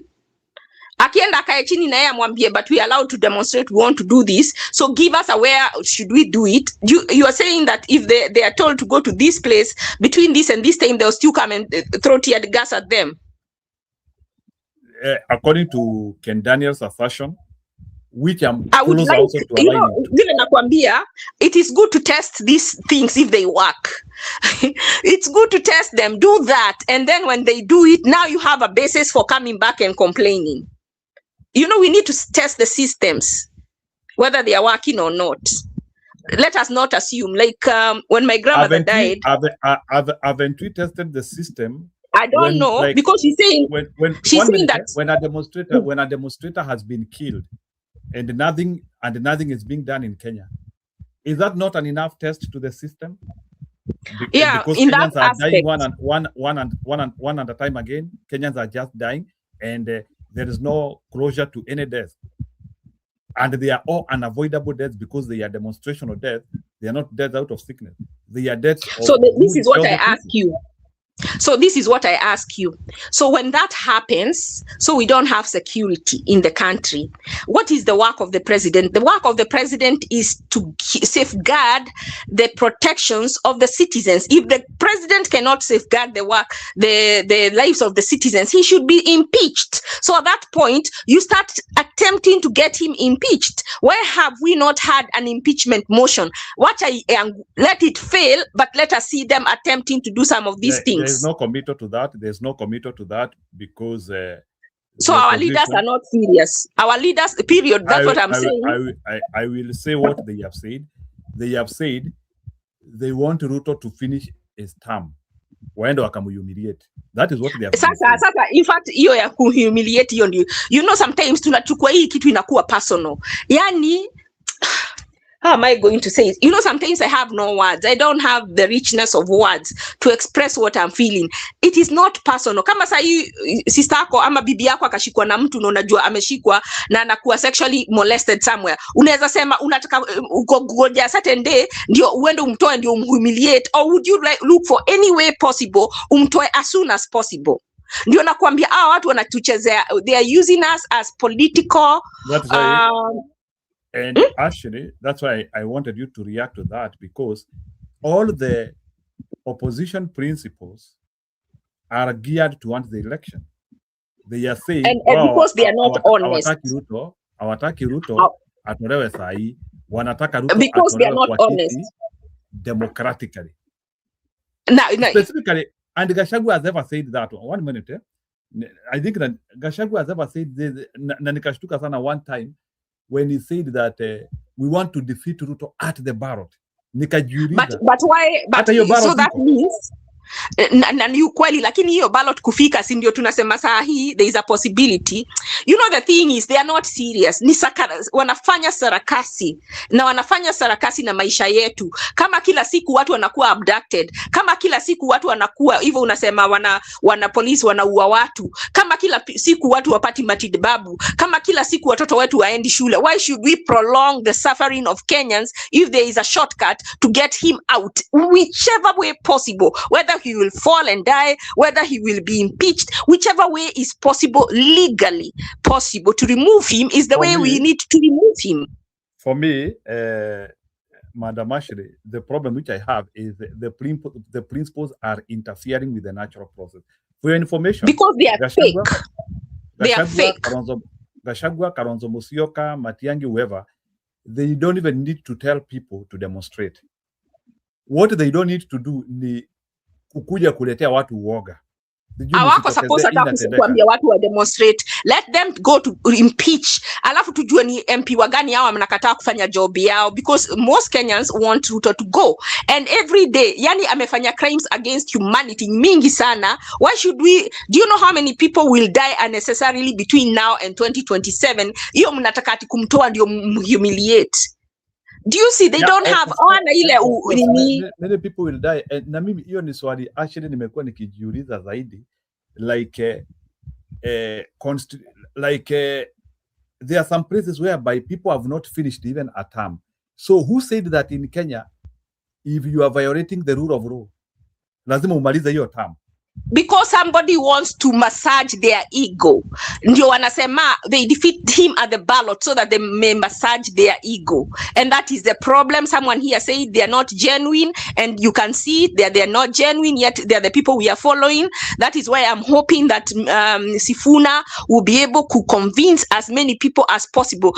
Only let us not think that these people can be wanafuata our leaders. Don't you know you can leave the leaders alone? Ni wangapi? They are less than 10. They can be left alone and they can do nothing by themselves. You can grab the people from underneath them. Na si lazima hata Sifuna apate coalition. Kama ana mdomo tamu anaweza convince watu atoe hao watu from under their rug, because these people are not serious. If they were serious, they would do what needs to be done. Let them go to parliament. Let us see that they have tried and it has failed. They have not tried to go to parliament. They have not tried to file those impeachment motions because they want to play with our lives. They are using us like pawn. Political pawns. That's what we are. And someone wants to massage our ego with their. Unajua hata sitaki kusema when watu walikuwa wanakuwa abducted, kuna mtu alisema anajua pahali hao watu wamewekwa. Kama bibi yake angekuwa hapo, kama mtoto wake angekuwa hapo, angekuwa kitisha mtu ati I will say. Si angeenda amtoe. That time there was need for somebody aita watu kwa crowd, surround this building until they remove those people from this building. That is a patriot. What we are lacking is a patriotic leader who cares for the people. What we have is people who want to use Kenyans as pawns for their own selfish, to stroke their own egos. Already we saw that when Muturi, you remember when Muturi's son was abducted? He went and questioned Ruto directly. Yes. Alienda akaambia Ruto lazima kijana yangu atolewe. So kwa nini hakumwambia ati najua pali umweka na ukikataa kumtoa within 3 days? Unajuaje kama anakuwa akikuwa sodomized for 3 days? These people don't care for us. So na ndio nilikuwa naambia LX. These people wale unaona wamekuwa wanini brainwash, you should pity them. You should pity them. Those people you should be crying at night to God awafungue macho, si kuwa victimized, because they are brainwashed. If we knew that they didn't care for us, we would not be 1 minute with them anymore. We are brainwashed. Unaona vile alienda mpaka akatafuta president. Huh? Well, these leaders are playing with us until we uncover them, until we see them. Na tukiwaona tutawaacha hapo kwa mataa. Hata huyo Sifuna kama he needs to start talking so we can know who he is, because we don't know him. He needs to talk so we can have receipts on him. Sifuna tu ni wave tu imembeba, but I hope he will be able to stand all through, and we will be able actually. So the problem which I'm now trying to analyze is between going to the ballot and resisting Ruto, which one is heavier? And if we are resisting Ruto, and we have no response at the ballot, how can we be able to still achieve the objectives of a punitive government? How do you resist a punitive government? It's like, for me, I feel Kenya, we are not learning from other governments which have, let me tell you, Ashley, Uganda, I've talked with a Ugandan, and I want to share this experience today. I've talked with an older Ugandan, a Ugandan in his 60s. So that is a guy who has witnessed close to the whole lifetime ya Museveni, because he told me Museveni akiingia pale, they started seeing signs of signs of dictatorship, signs of a man, because Museveni akiingia pale kwanza, Museveni aliingia pale akasema mimi ni rais wa mpwito. Museveni hakukuwa anakuwa rais akae, because Museveni was a guerrilla leader. He was a man from the bush. So when he is getting power, he told people that I will not be staying. I'm here for a short time to bring order to the nation, and I get out. Then watu wakasema, so watu wakarelax. Watu wakasema hata huyu jamaa akai, we can wait. So kidogo there is an election, and Museveni is in the ballot. Sasa huyu jamani akaanzia kuniambia, that was the first time walianzia kujiuliza, si Bishop ametuambia kai na mbona ako kwa ballot? But you know, because at that time, because he is still the president na ako kwa ballot, he couldn't be defeated. I just hear the previous election, which was done, I think, at the start of this year, Museveni did his 7th election. Mtu ambaye hakuwa anakaa.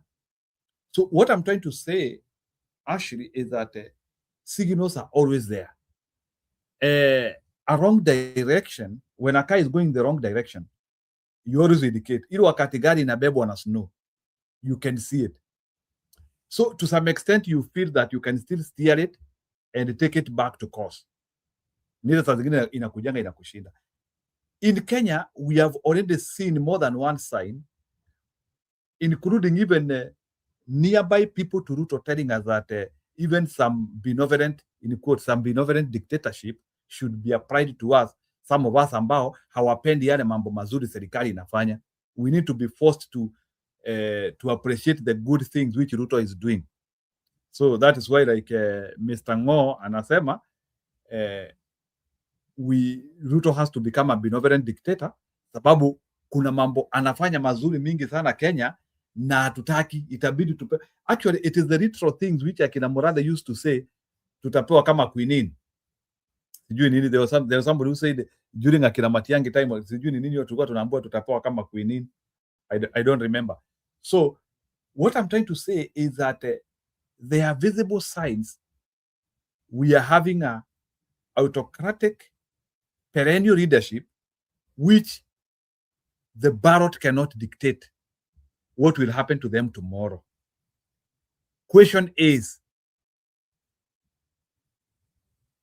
are our leaders who we are following, are they aware of the menace and the mountainous problem which is in front of them? Ama wanafikiria they are dealing with the previous times of Uhuru and akina Kibaki, whereby kupiga kura ni siku moja, unaenda nyumbani na kesho unajua kiongozi. Kibaki said it one time that way. Kupiga kura ni siku moja, kwani kuna kazi? Kupiga kura tu ni siku moja, wewe kwenda piga kura. People are forgetting it's not that way.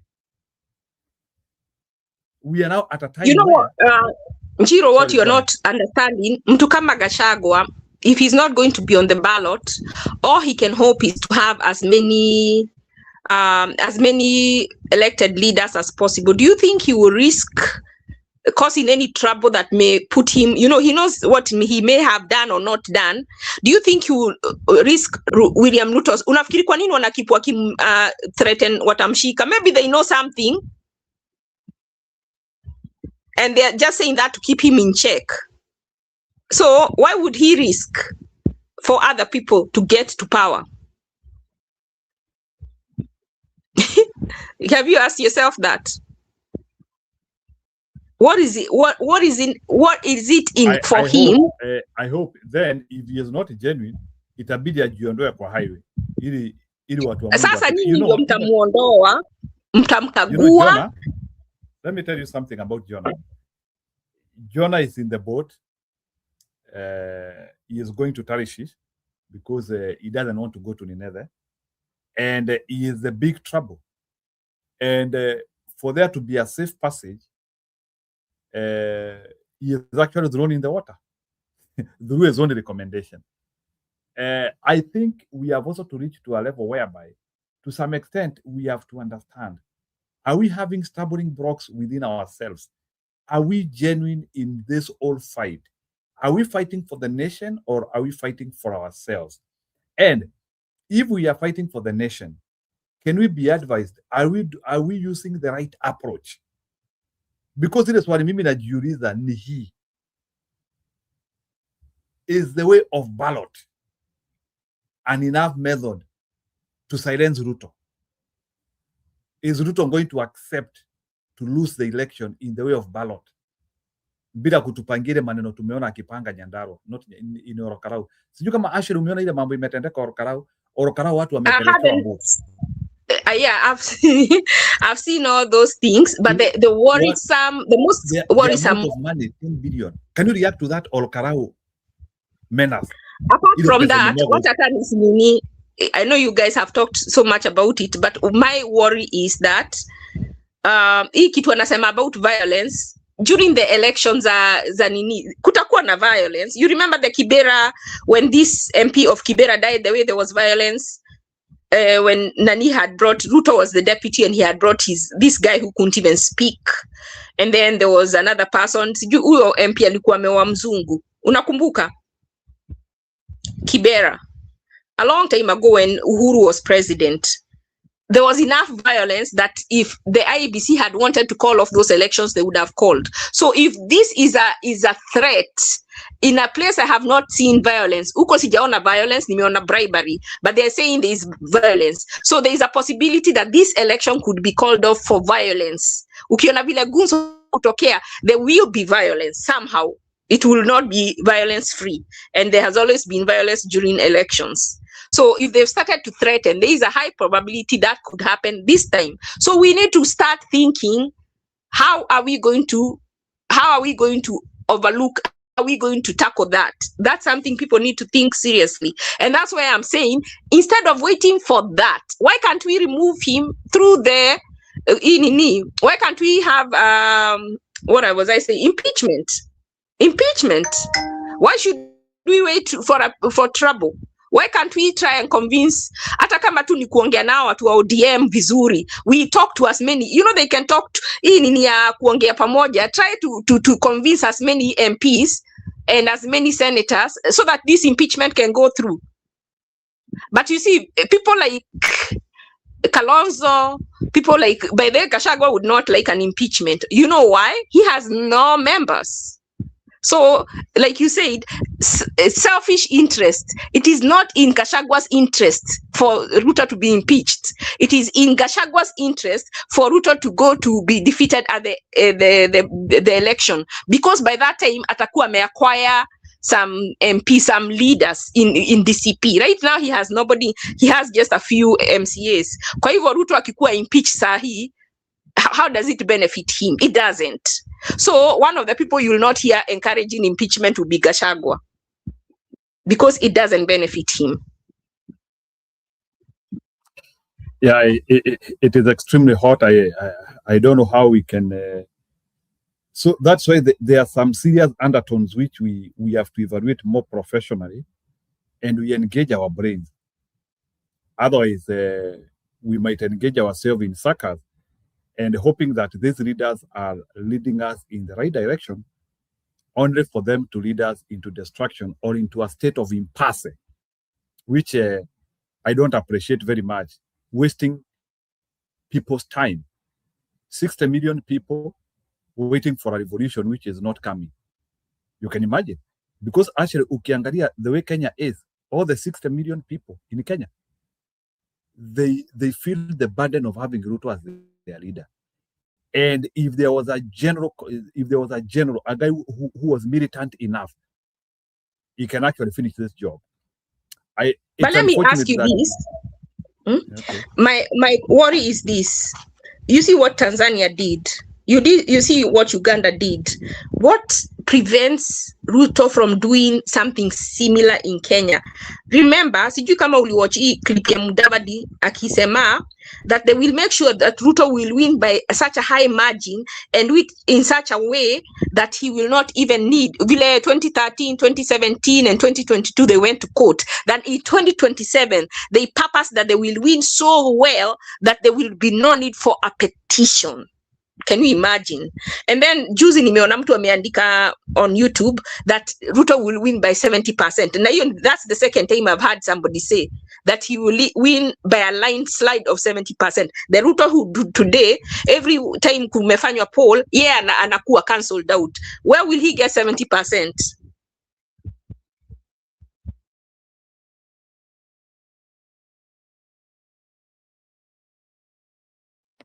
That is worrisome, because hata kuna huyu jamaa anaitwa Mr. Mwema. I'm hearing his polls. The first person to get knocked out in Ruto. The first person to get knocked out. Exactly. Then somebody comes and tells us that ati Ruto atapata 70%. Kwani atachaguliwa na alien? Kama vile nani alichaguliwa na alien Suluhu.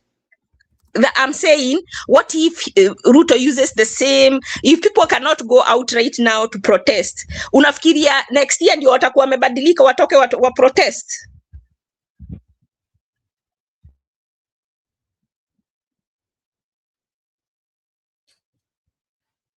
That is worrisome. I can tell you for sure, Ashley. That is worrisome, and so that is why I'm saying the best way. Which, our principals have to react to that. If some of our principals just want to have members in parliament so they can have a stake at the table, but if they are sincere, the easiest way and the least with the least casualties is, with no casualties actually, is through an impeachment. Ruto akitolewa by impeachment, one other person who is going to go is called Kindiki because he is unconstitutionally in office as a deputy president. Another person who will go out is what's his name? Wetangula, because he's not the majority leader. You remember the court ruled that the majority was the ODM or Azimio or whatever. But then UADA is the one who has somebody. So it's all messed up. The dominoes will just come falling down to wherever, I don't know. But the best thing people need to do right now, members of parliament and the Senate, they need to talk to each other, come to an agreement on if they remove Ruto, who will wakuje to a consensus. Who will they agree now, not later, but now, who will be holding that office before the election. The best thing before the election ni Ruto atolewe asikue kwa ballot. That is the only way we can safeguard the future. So if we have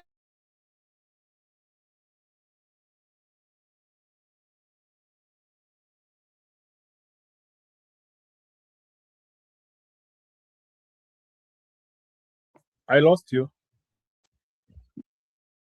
My internet keeps misbehaving, so I think I'm going to stop there. But I was saying that our leaders who are not patriotic will become like the woman whose baby had died na alikuwa nataka huyo mtoto mwingine akatwe into half because it wasn't her baby. So if you hear any leader that is refusing to have an impeachment, it is because it will not benefit them. They would rather to wait for the election where there will be violence, where there is a possibility of the election being postponed because they don't see any benefit right now for themselves for an impeachment. But that would be the cleanest way out and the best, quickest way for Kenyans to get relief is to get an impeachment. Wacha wajaribu tuone wameshindwa, alafu tuone ni akina nani hao wamekataa. But they won't try.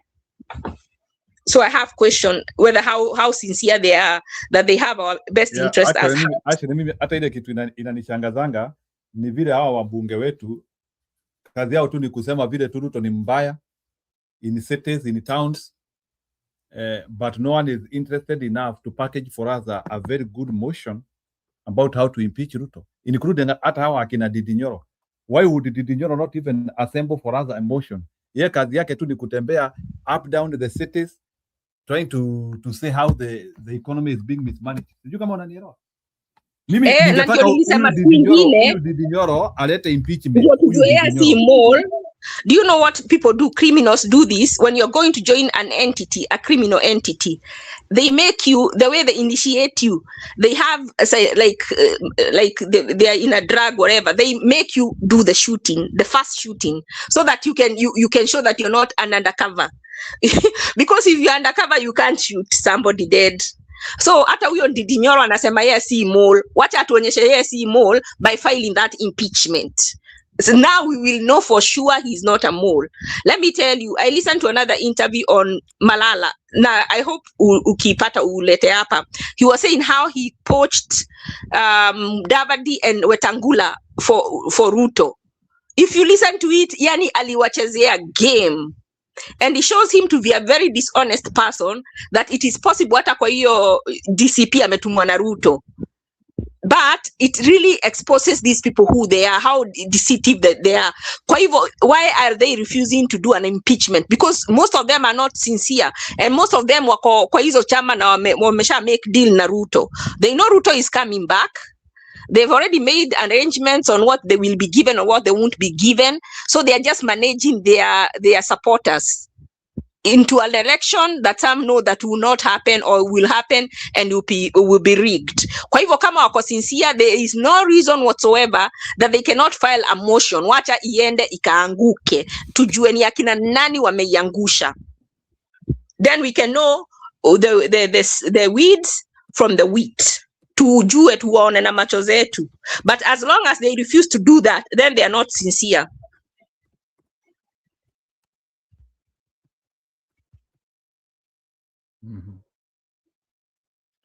Yeah, I agree.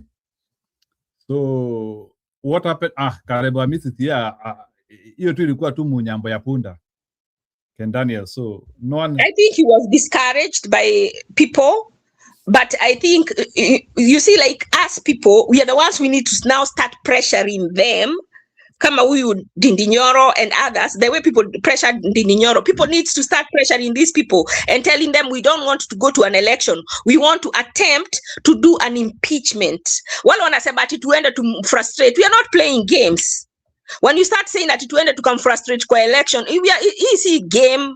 This is about life and death of people. How many people will be abducted between now and next year? How many things will Ruto sell between now and next year? How much more money will they steal between now and next year? Why do we have to wait? Why do we have to suffer one more minute if we can have a way to remove him now? Anybody saying that is very irresponsible, insincere, and very selfish. Like you said, Muturi went looking for Ruto for his son. Ni wangapi wengine mpaka leo hawajaipata watoto wao na mnawaambia wagoje next year atolewe ndio akuwe ashamed. Then they want their children now. We remove him now, we impeach him now. If we impeach him, he won't have power. And if we impeach him, it will be easy to hold him accountable. Aseme mili za watu ziko wapi, watoto wa watu wako wapi, pesa za watu ziko wapi. All these governors wanapelekwa Senate, sijui wanapelekwa kufanywa grilling, they have stolen millions, wengine billions. Wote waletwe tu waanza kurudisha pesa za watu. And another thing, God, I need to, I'll say this and I will stop. Hizi pesa tu watu kipua kitaksiwa. You know, our leaders are not serious. Easy pesa tuna keep tukitaxiwa. People should say we don't mind paying taxes, but up to, we are not paying anymore until all this money that these leaders that is missing to be returned. We want that money now, and we want to do it forever. Kama mwingine sijui where was he from? Ati wakapatia mtu 20% advance. Huyo mtu amefanya 2%, alafu hiyo contract ikakuwa terminated na kukuwa na guarantees. Don't you see that is a scheme? How can you terminate somebody who you've already given 20% and then only done 2% of the work? And then by the time you are terminating them, their guarantees had elapsed. That is a joke. Alafu anasema, so are you going to continue that project? Anasema hapana, it will be continued in the next election, after the election, whoever, if it is me or whoever else will take over, that's the one who will do the project. But now we are not going to do it. Lakini ameshakula 20%. That's a joke. These people need to go as soon as yesterday. So we cannot wait another 1 year. Anybody saying wait next year, no, they are not genuine. Na mi nimemalizia hapo. Sawa, Tricia. I think that one is good enough. Wacha nicheze mwema hapa Nakuru. Kuna mtu alitisha hii video ya Nakuru as we approach the king of the show. Sasa tuko pale kwa mteremko sasa. So we are approaching the king of the show now. We are almost there. Ili wengine wetu sasa tuende tulale juu ya kesho. I'm in Nakuru to ask who they'll vote for as the president of Kenya in 2027. Hapa Kenya, kati ya Ruto, Kalonzo, Sifuna, Gachagua na Matiang'i, ipi unaweza kumchagua awe rais wetu wa Kenya 2027? Of all of them. Mimi. Wote kabisa. Wewe mwenye unaweza taka. Wote kabisa. Asante. First vote has gone to His Excellency the President William Ruto. Let's take 40 votes. Wewe kati ya Ruto, Kalonzo, Sifuna, Gachagua na Matiang'i, yupi unaweza kumchagua awe rais wako wa Kenya 2027? Kazi ya wote kabisa. Na Sifuna. Sifuna.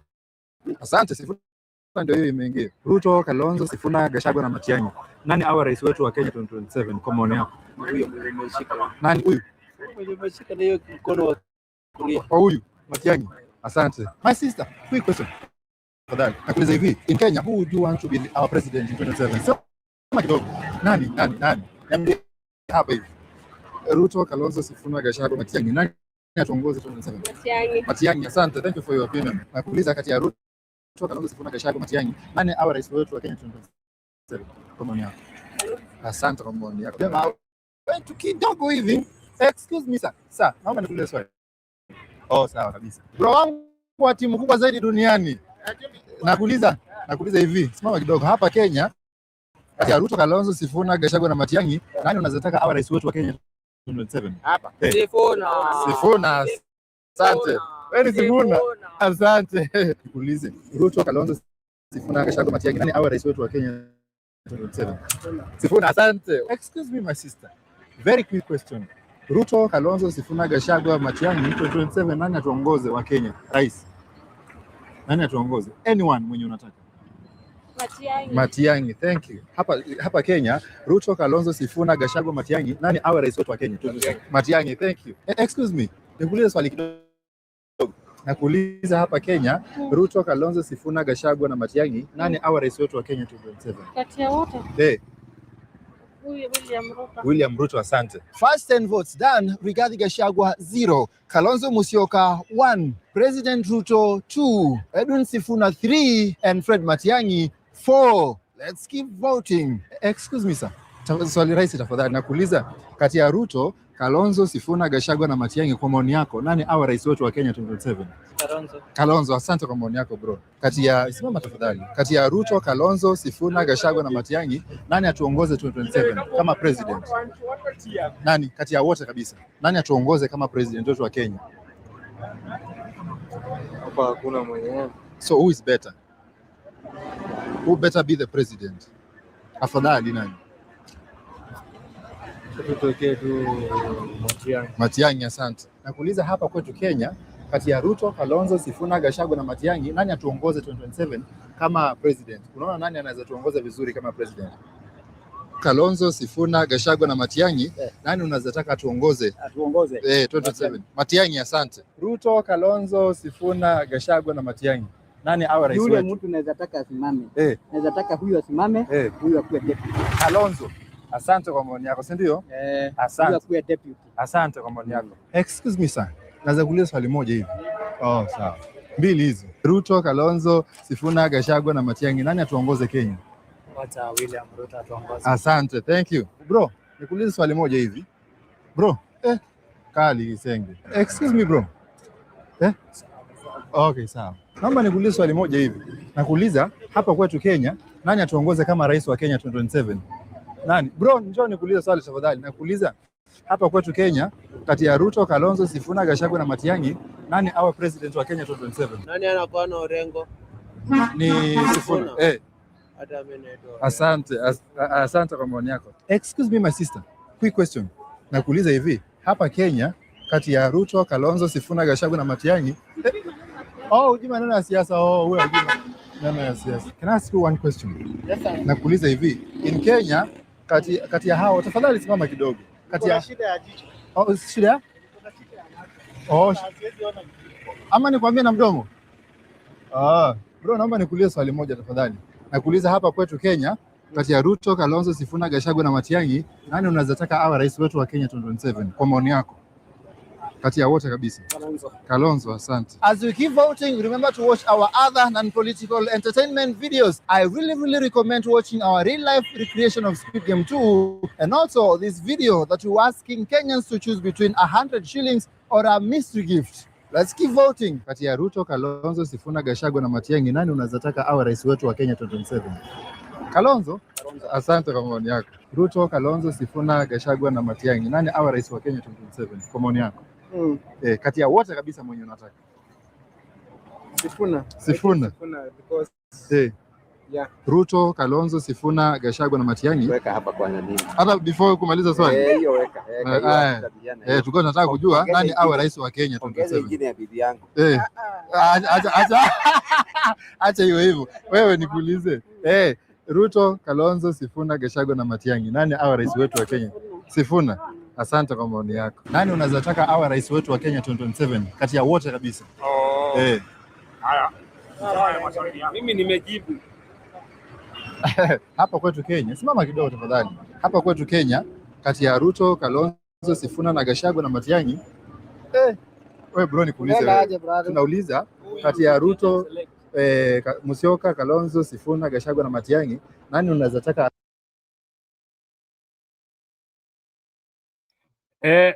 Something funny there, even as we continue with this poll. Kuna mtu amenute kitu, this poll is now more subjective than zile zingine, because now we can do quite an array of comparison. Mbona Gachagua hana kura? Na ni home ground? This is really telling. PK alienda wapi? Ningetaka kuanalyze hii na yeye.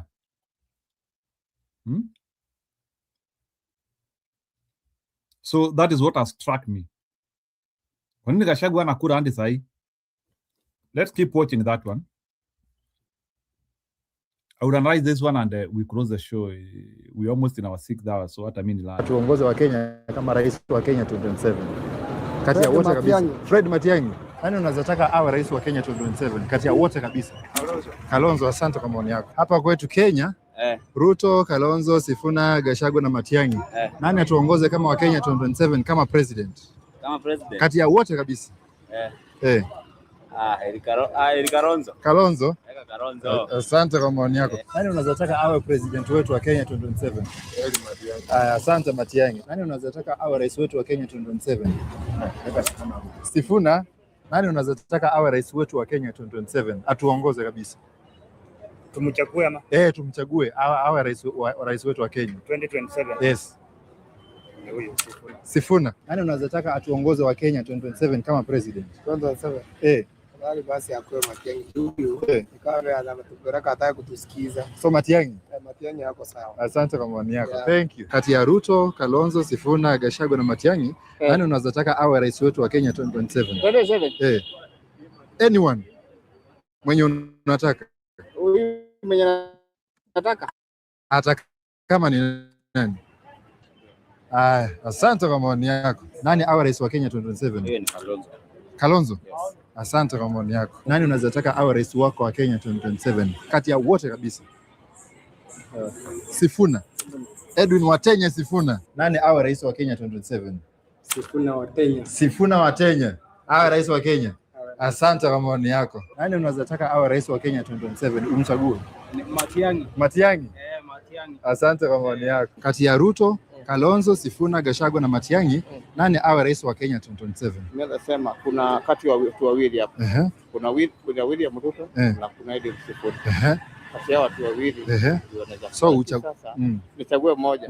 Naweza sema William Ruto. William, asante. Kura yako imefika. Mama, naweza kuuliza swali moja tafadhali? Nakuuliza hapa kwetu Kenya kati ya Ruto, Kalonzo, Sifuna, Gachagua na Matiang'i, nani unaweza taka akuongoze kama rais wa Kenya? Sawa, acha tuone Wakenya wengine wanasema nini. Nani unaweza taka awe rais wetu wa Kenya 2027? Si mwingine Kalonzo bwana. Kalonzo? Asante kwa maoni yako. Kalonzo. Who would you vote for to be our president in 2027? Kati ya wote kabisa. Ruto. Asante kwa maoni yako. Thank you. Hiyo William Ruto, Kalonzo, Musyoka, Sifuna, Gachagua na Matiang'i, nani unaweza taka awe rais wetu wa Kenya 2027? Afadhali Matiang'i, asante. Who would you rather have as a president in 2027 of all of them? Hata mimi hapa. So wewe ni Sifuna? Nani unaweza taka awe rais wetu wa Kenya 2027 kati ya wote kabisa, yeyote mwenye unaweza taka awe rais wetu? Sifuna. Asante kwa maoni yako. Nakuru 39 votes done. 1 to go. Nani awe rais wa Kenya 2027? Mimi naona Heri Sifuna. Heri Sifuna. Asante, ilikuwa imebaki kura moja. Last vote in Nakuru done. Here are the results. Rigathi Gachagua, 0 votes, 0%. President William Ruto, 6 votes, 15%. Kalonzo Musyoka, 9 votes, 22.5%. Dr. Fred Matiang'i, 12 votes, 30%. And finally, Edwin Sifuna, 13 votes, 32.5%. Therefore, Nakuru believes that Sifuna will be the next president of the Republic of Kenya.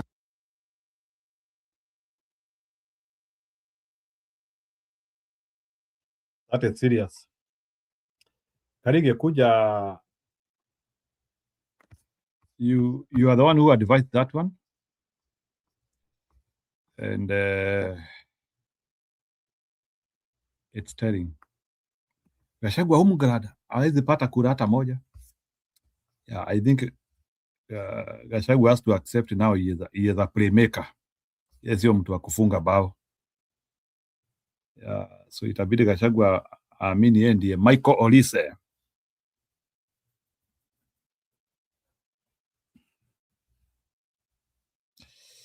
Sawa.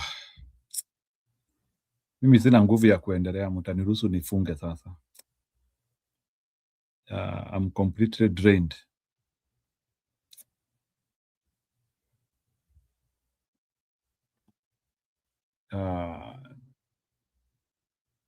I have no little power left.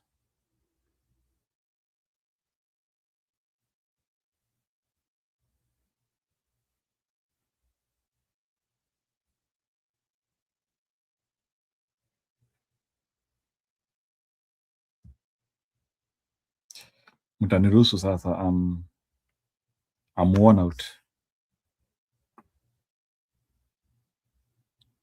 Niwache na hii.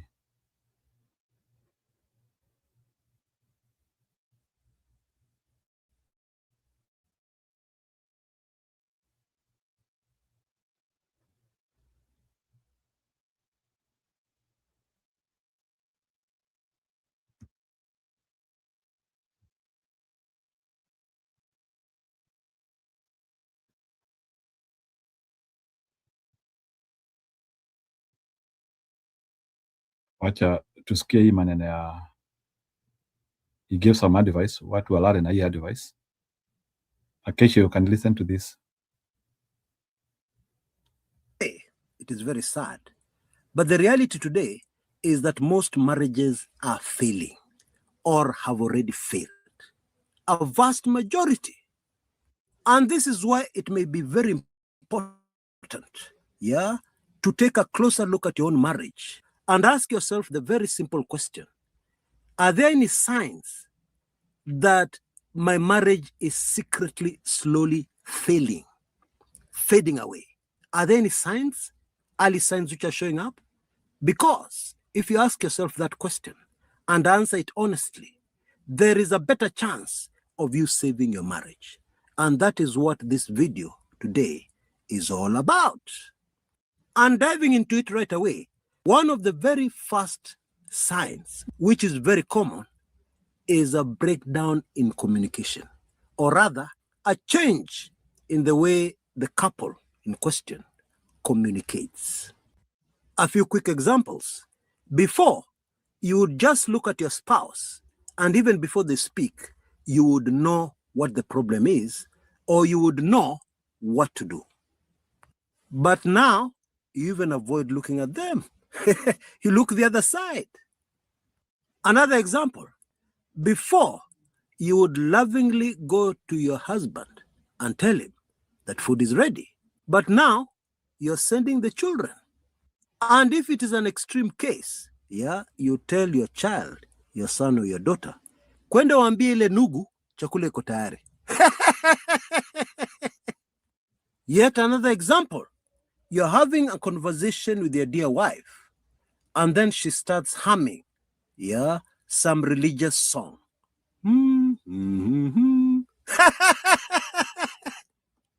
I am laughing because a number of years ago, I used to have a friend who used to tell me, when my wife starts humming those songs from the church, I know there is serious trouble. And this leads us to yet another sign.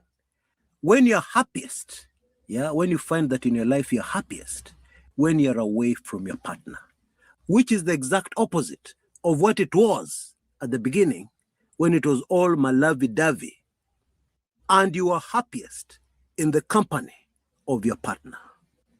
Yet another sign, when the man starts coming home late, or the woman, of course, the excuse is that there was a lot of work in the office. Yeah, and sometimes that is true. But in this instance, it is not true. It is an excuse. And maybe they're not having an affair, yes, but they found an excuse to stay at the office longer because they're happiest. They're trying to avoid that terrible moment where they have to come face to face with their dear wife or their dear husband. You know, children are very sensitive and much more intelligent than we give them credit for.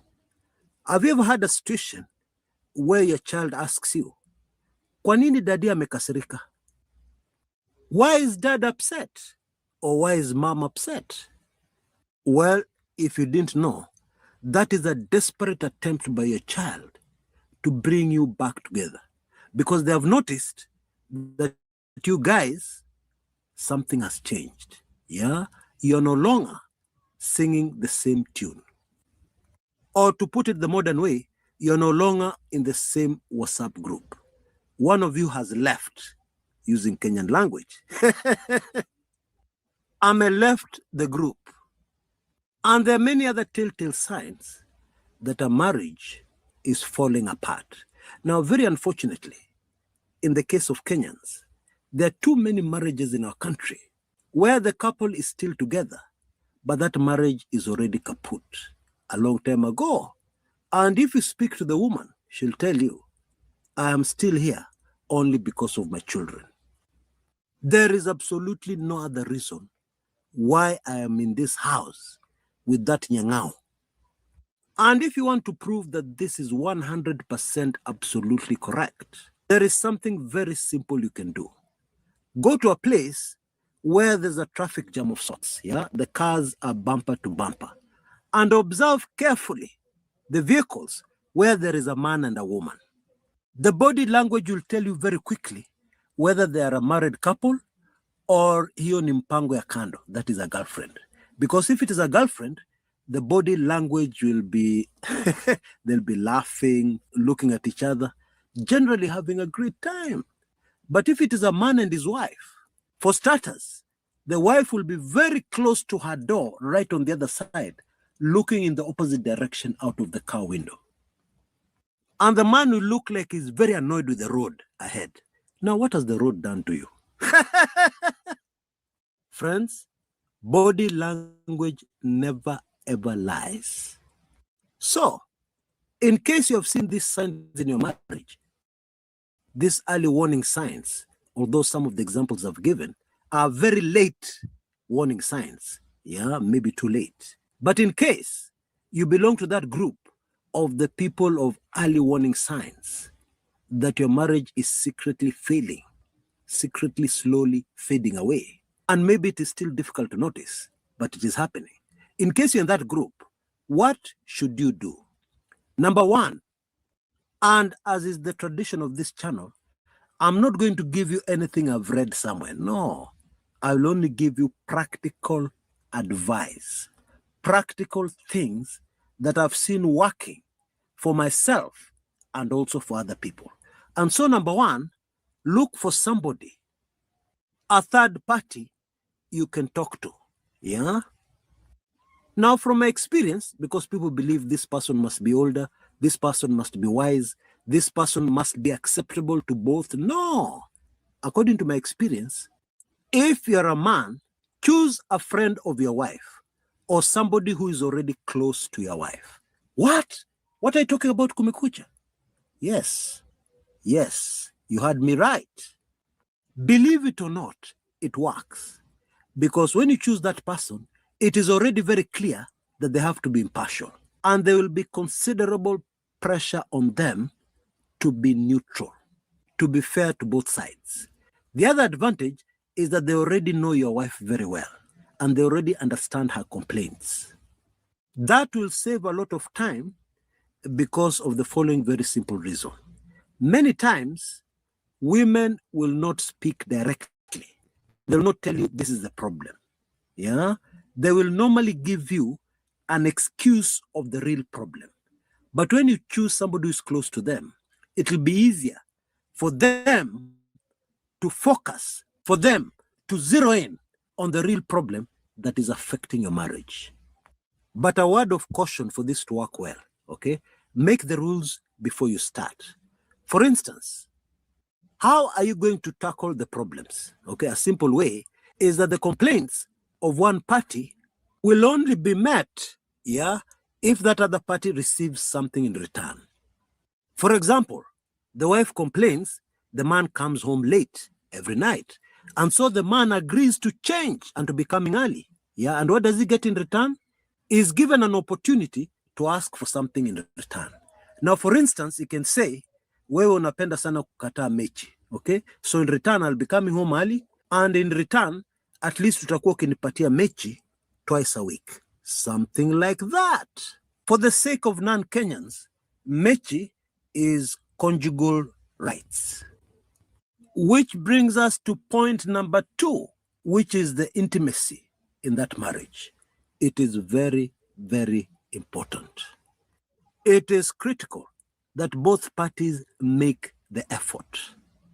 It is spiritual and it works when the couple come together in what I would classify as a regular reminder of the original covenant between husband and wife. Now, very sadly, modern living has made most of us men very weak.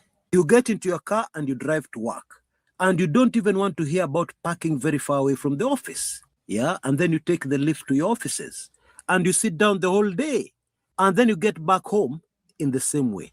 No exercise at all in your life. Big tip for you fellow men. Yeah, you walk on the 9th floor, take the stairs. Every morning. Yeah, you see the excuses that you don't have time. Take the stairs every morning. The first day it will be very difficult. The second day it will be less so. After a week or 2, it will be nothing. And you're going to save your marriage. Something else men can do. Please study the subject of how to please your wife. Kwa mechi, it is very important. It will save your marriage. It is not a waste of time. It is not something stupid to do. It is something critical and very important to do. You see the way the Most High created women, they were created to respond. Yeah? So bring boredom into the mechi, you will receive exactly that. Yeah? Boredom times 10. Bring excitement and variety and knowing exactly what you're doing, what to do next, what to do when you start, etc., etc. And the response you'll receive will amaze you. And finally, for today, seek professional help. Okay? It is not that expensive.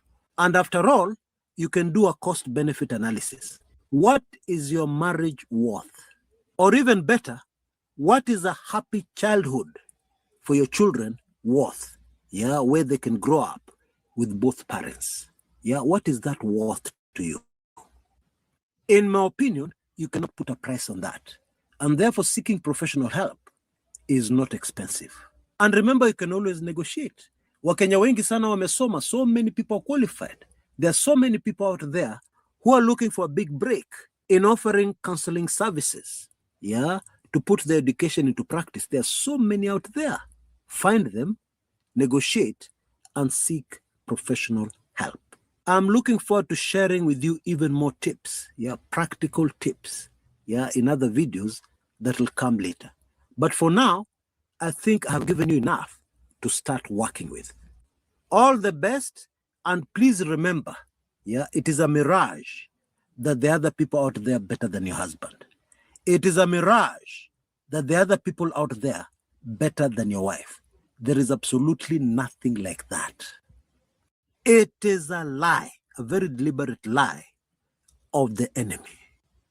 Your wife or your husband, believe it or not, is the best that there is. And let me give you evidence. They have been able to live with you all these years. They have been able to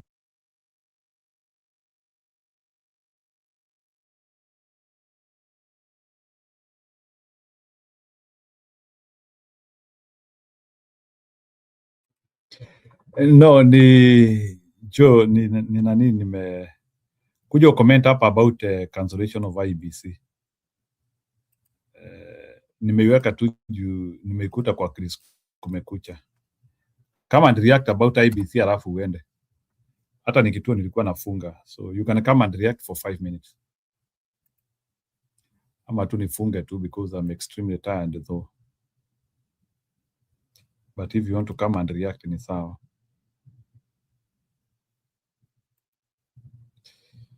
Yeah, it was a good show, good moment.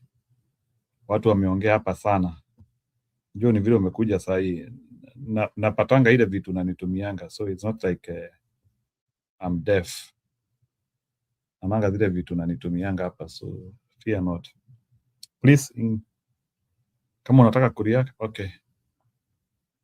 Sawa, we were having close to 6 hours here. Ndio nataka kufunga, unaweza kuja kesho. So kesho nikitoka site, I'll just come and open the show. Pia tumechokeshwa wakili na Morocco. I thought that Morocco learned in 2022. Kume bado. History is very cruel. I think that based on what has happened, I don't think Morocco will ever defeat France. France isha set your president sasa. So wacha tungojea sasa kama Spain watawasimamisha. Because I believe Spain kesho watatoa Belgium. From my look. But France is too huge. Hii France, hii hata Argentina hawatoboi. Hii mana, hii France, hii hata Argentina hawatoboi. Let's be clear. Bye. Ama wewe unaonaje? Hii hata Argentina hawatoboi. Venye nimeona France na. Hii hata Argentina bwana. Let's be clear. Tutakuwa tunasukuma Ronaldo bure bwana. Hao ni pwagu bwana. That was torture bwana. Tulikuwa tunaumiza Ronaldo. Ronaldo atishindana. Hii France wewe. But I underrated them. It's tough. Bye, tuonane kesho. We keep fighting. Sifuna, Matiangi, Gachagua hajapokea kura hata moja in Nakuru. I think now Gachagua should wake up to the reality. He is not a presidential candidate. Kama mambo iko hivyo sasa. Yeye ajue tu ni mtu wa kumalizia, kufinish kumaro. Kupanga serikali, which is okay. Kila mtu ako na nafasi yake.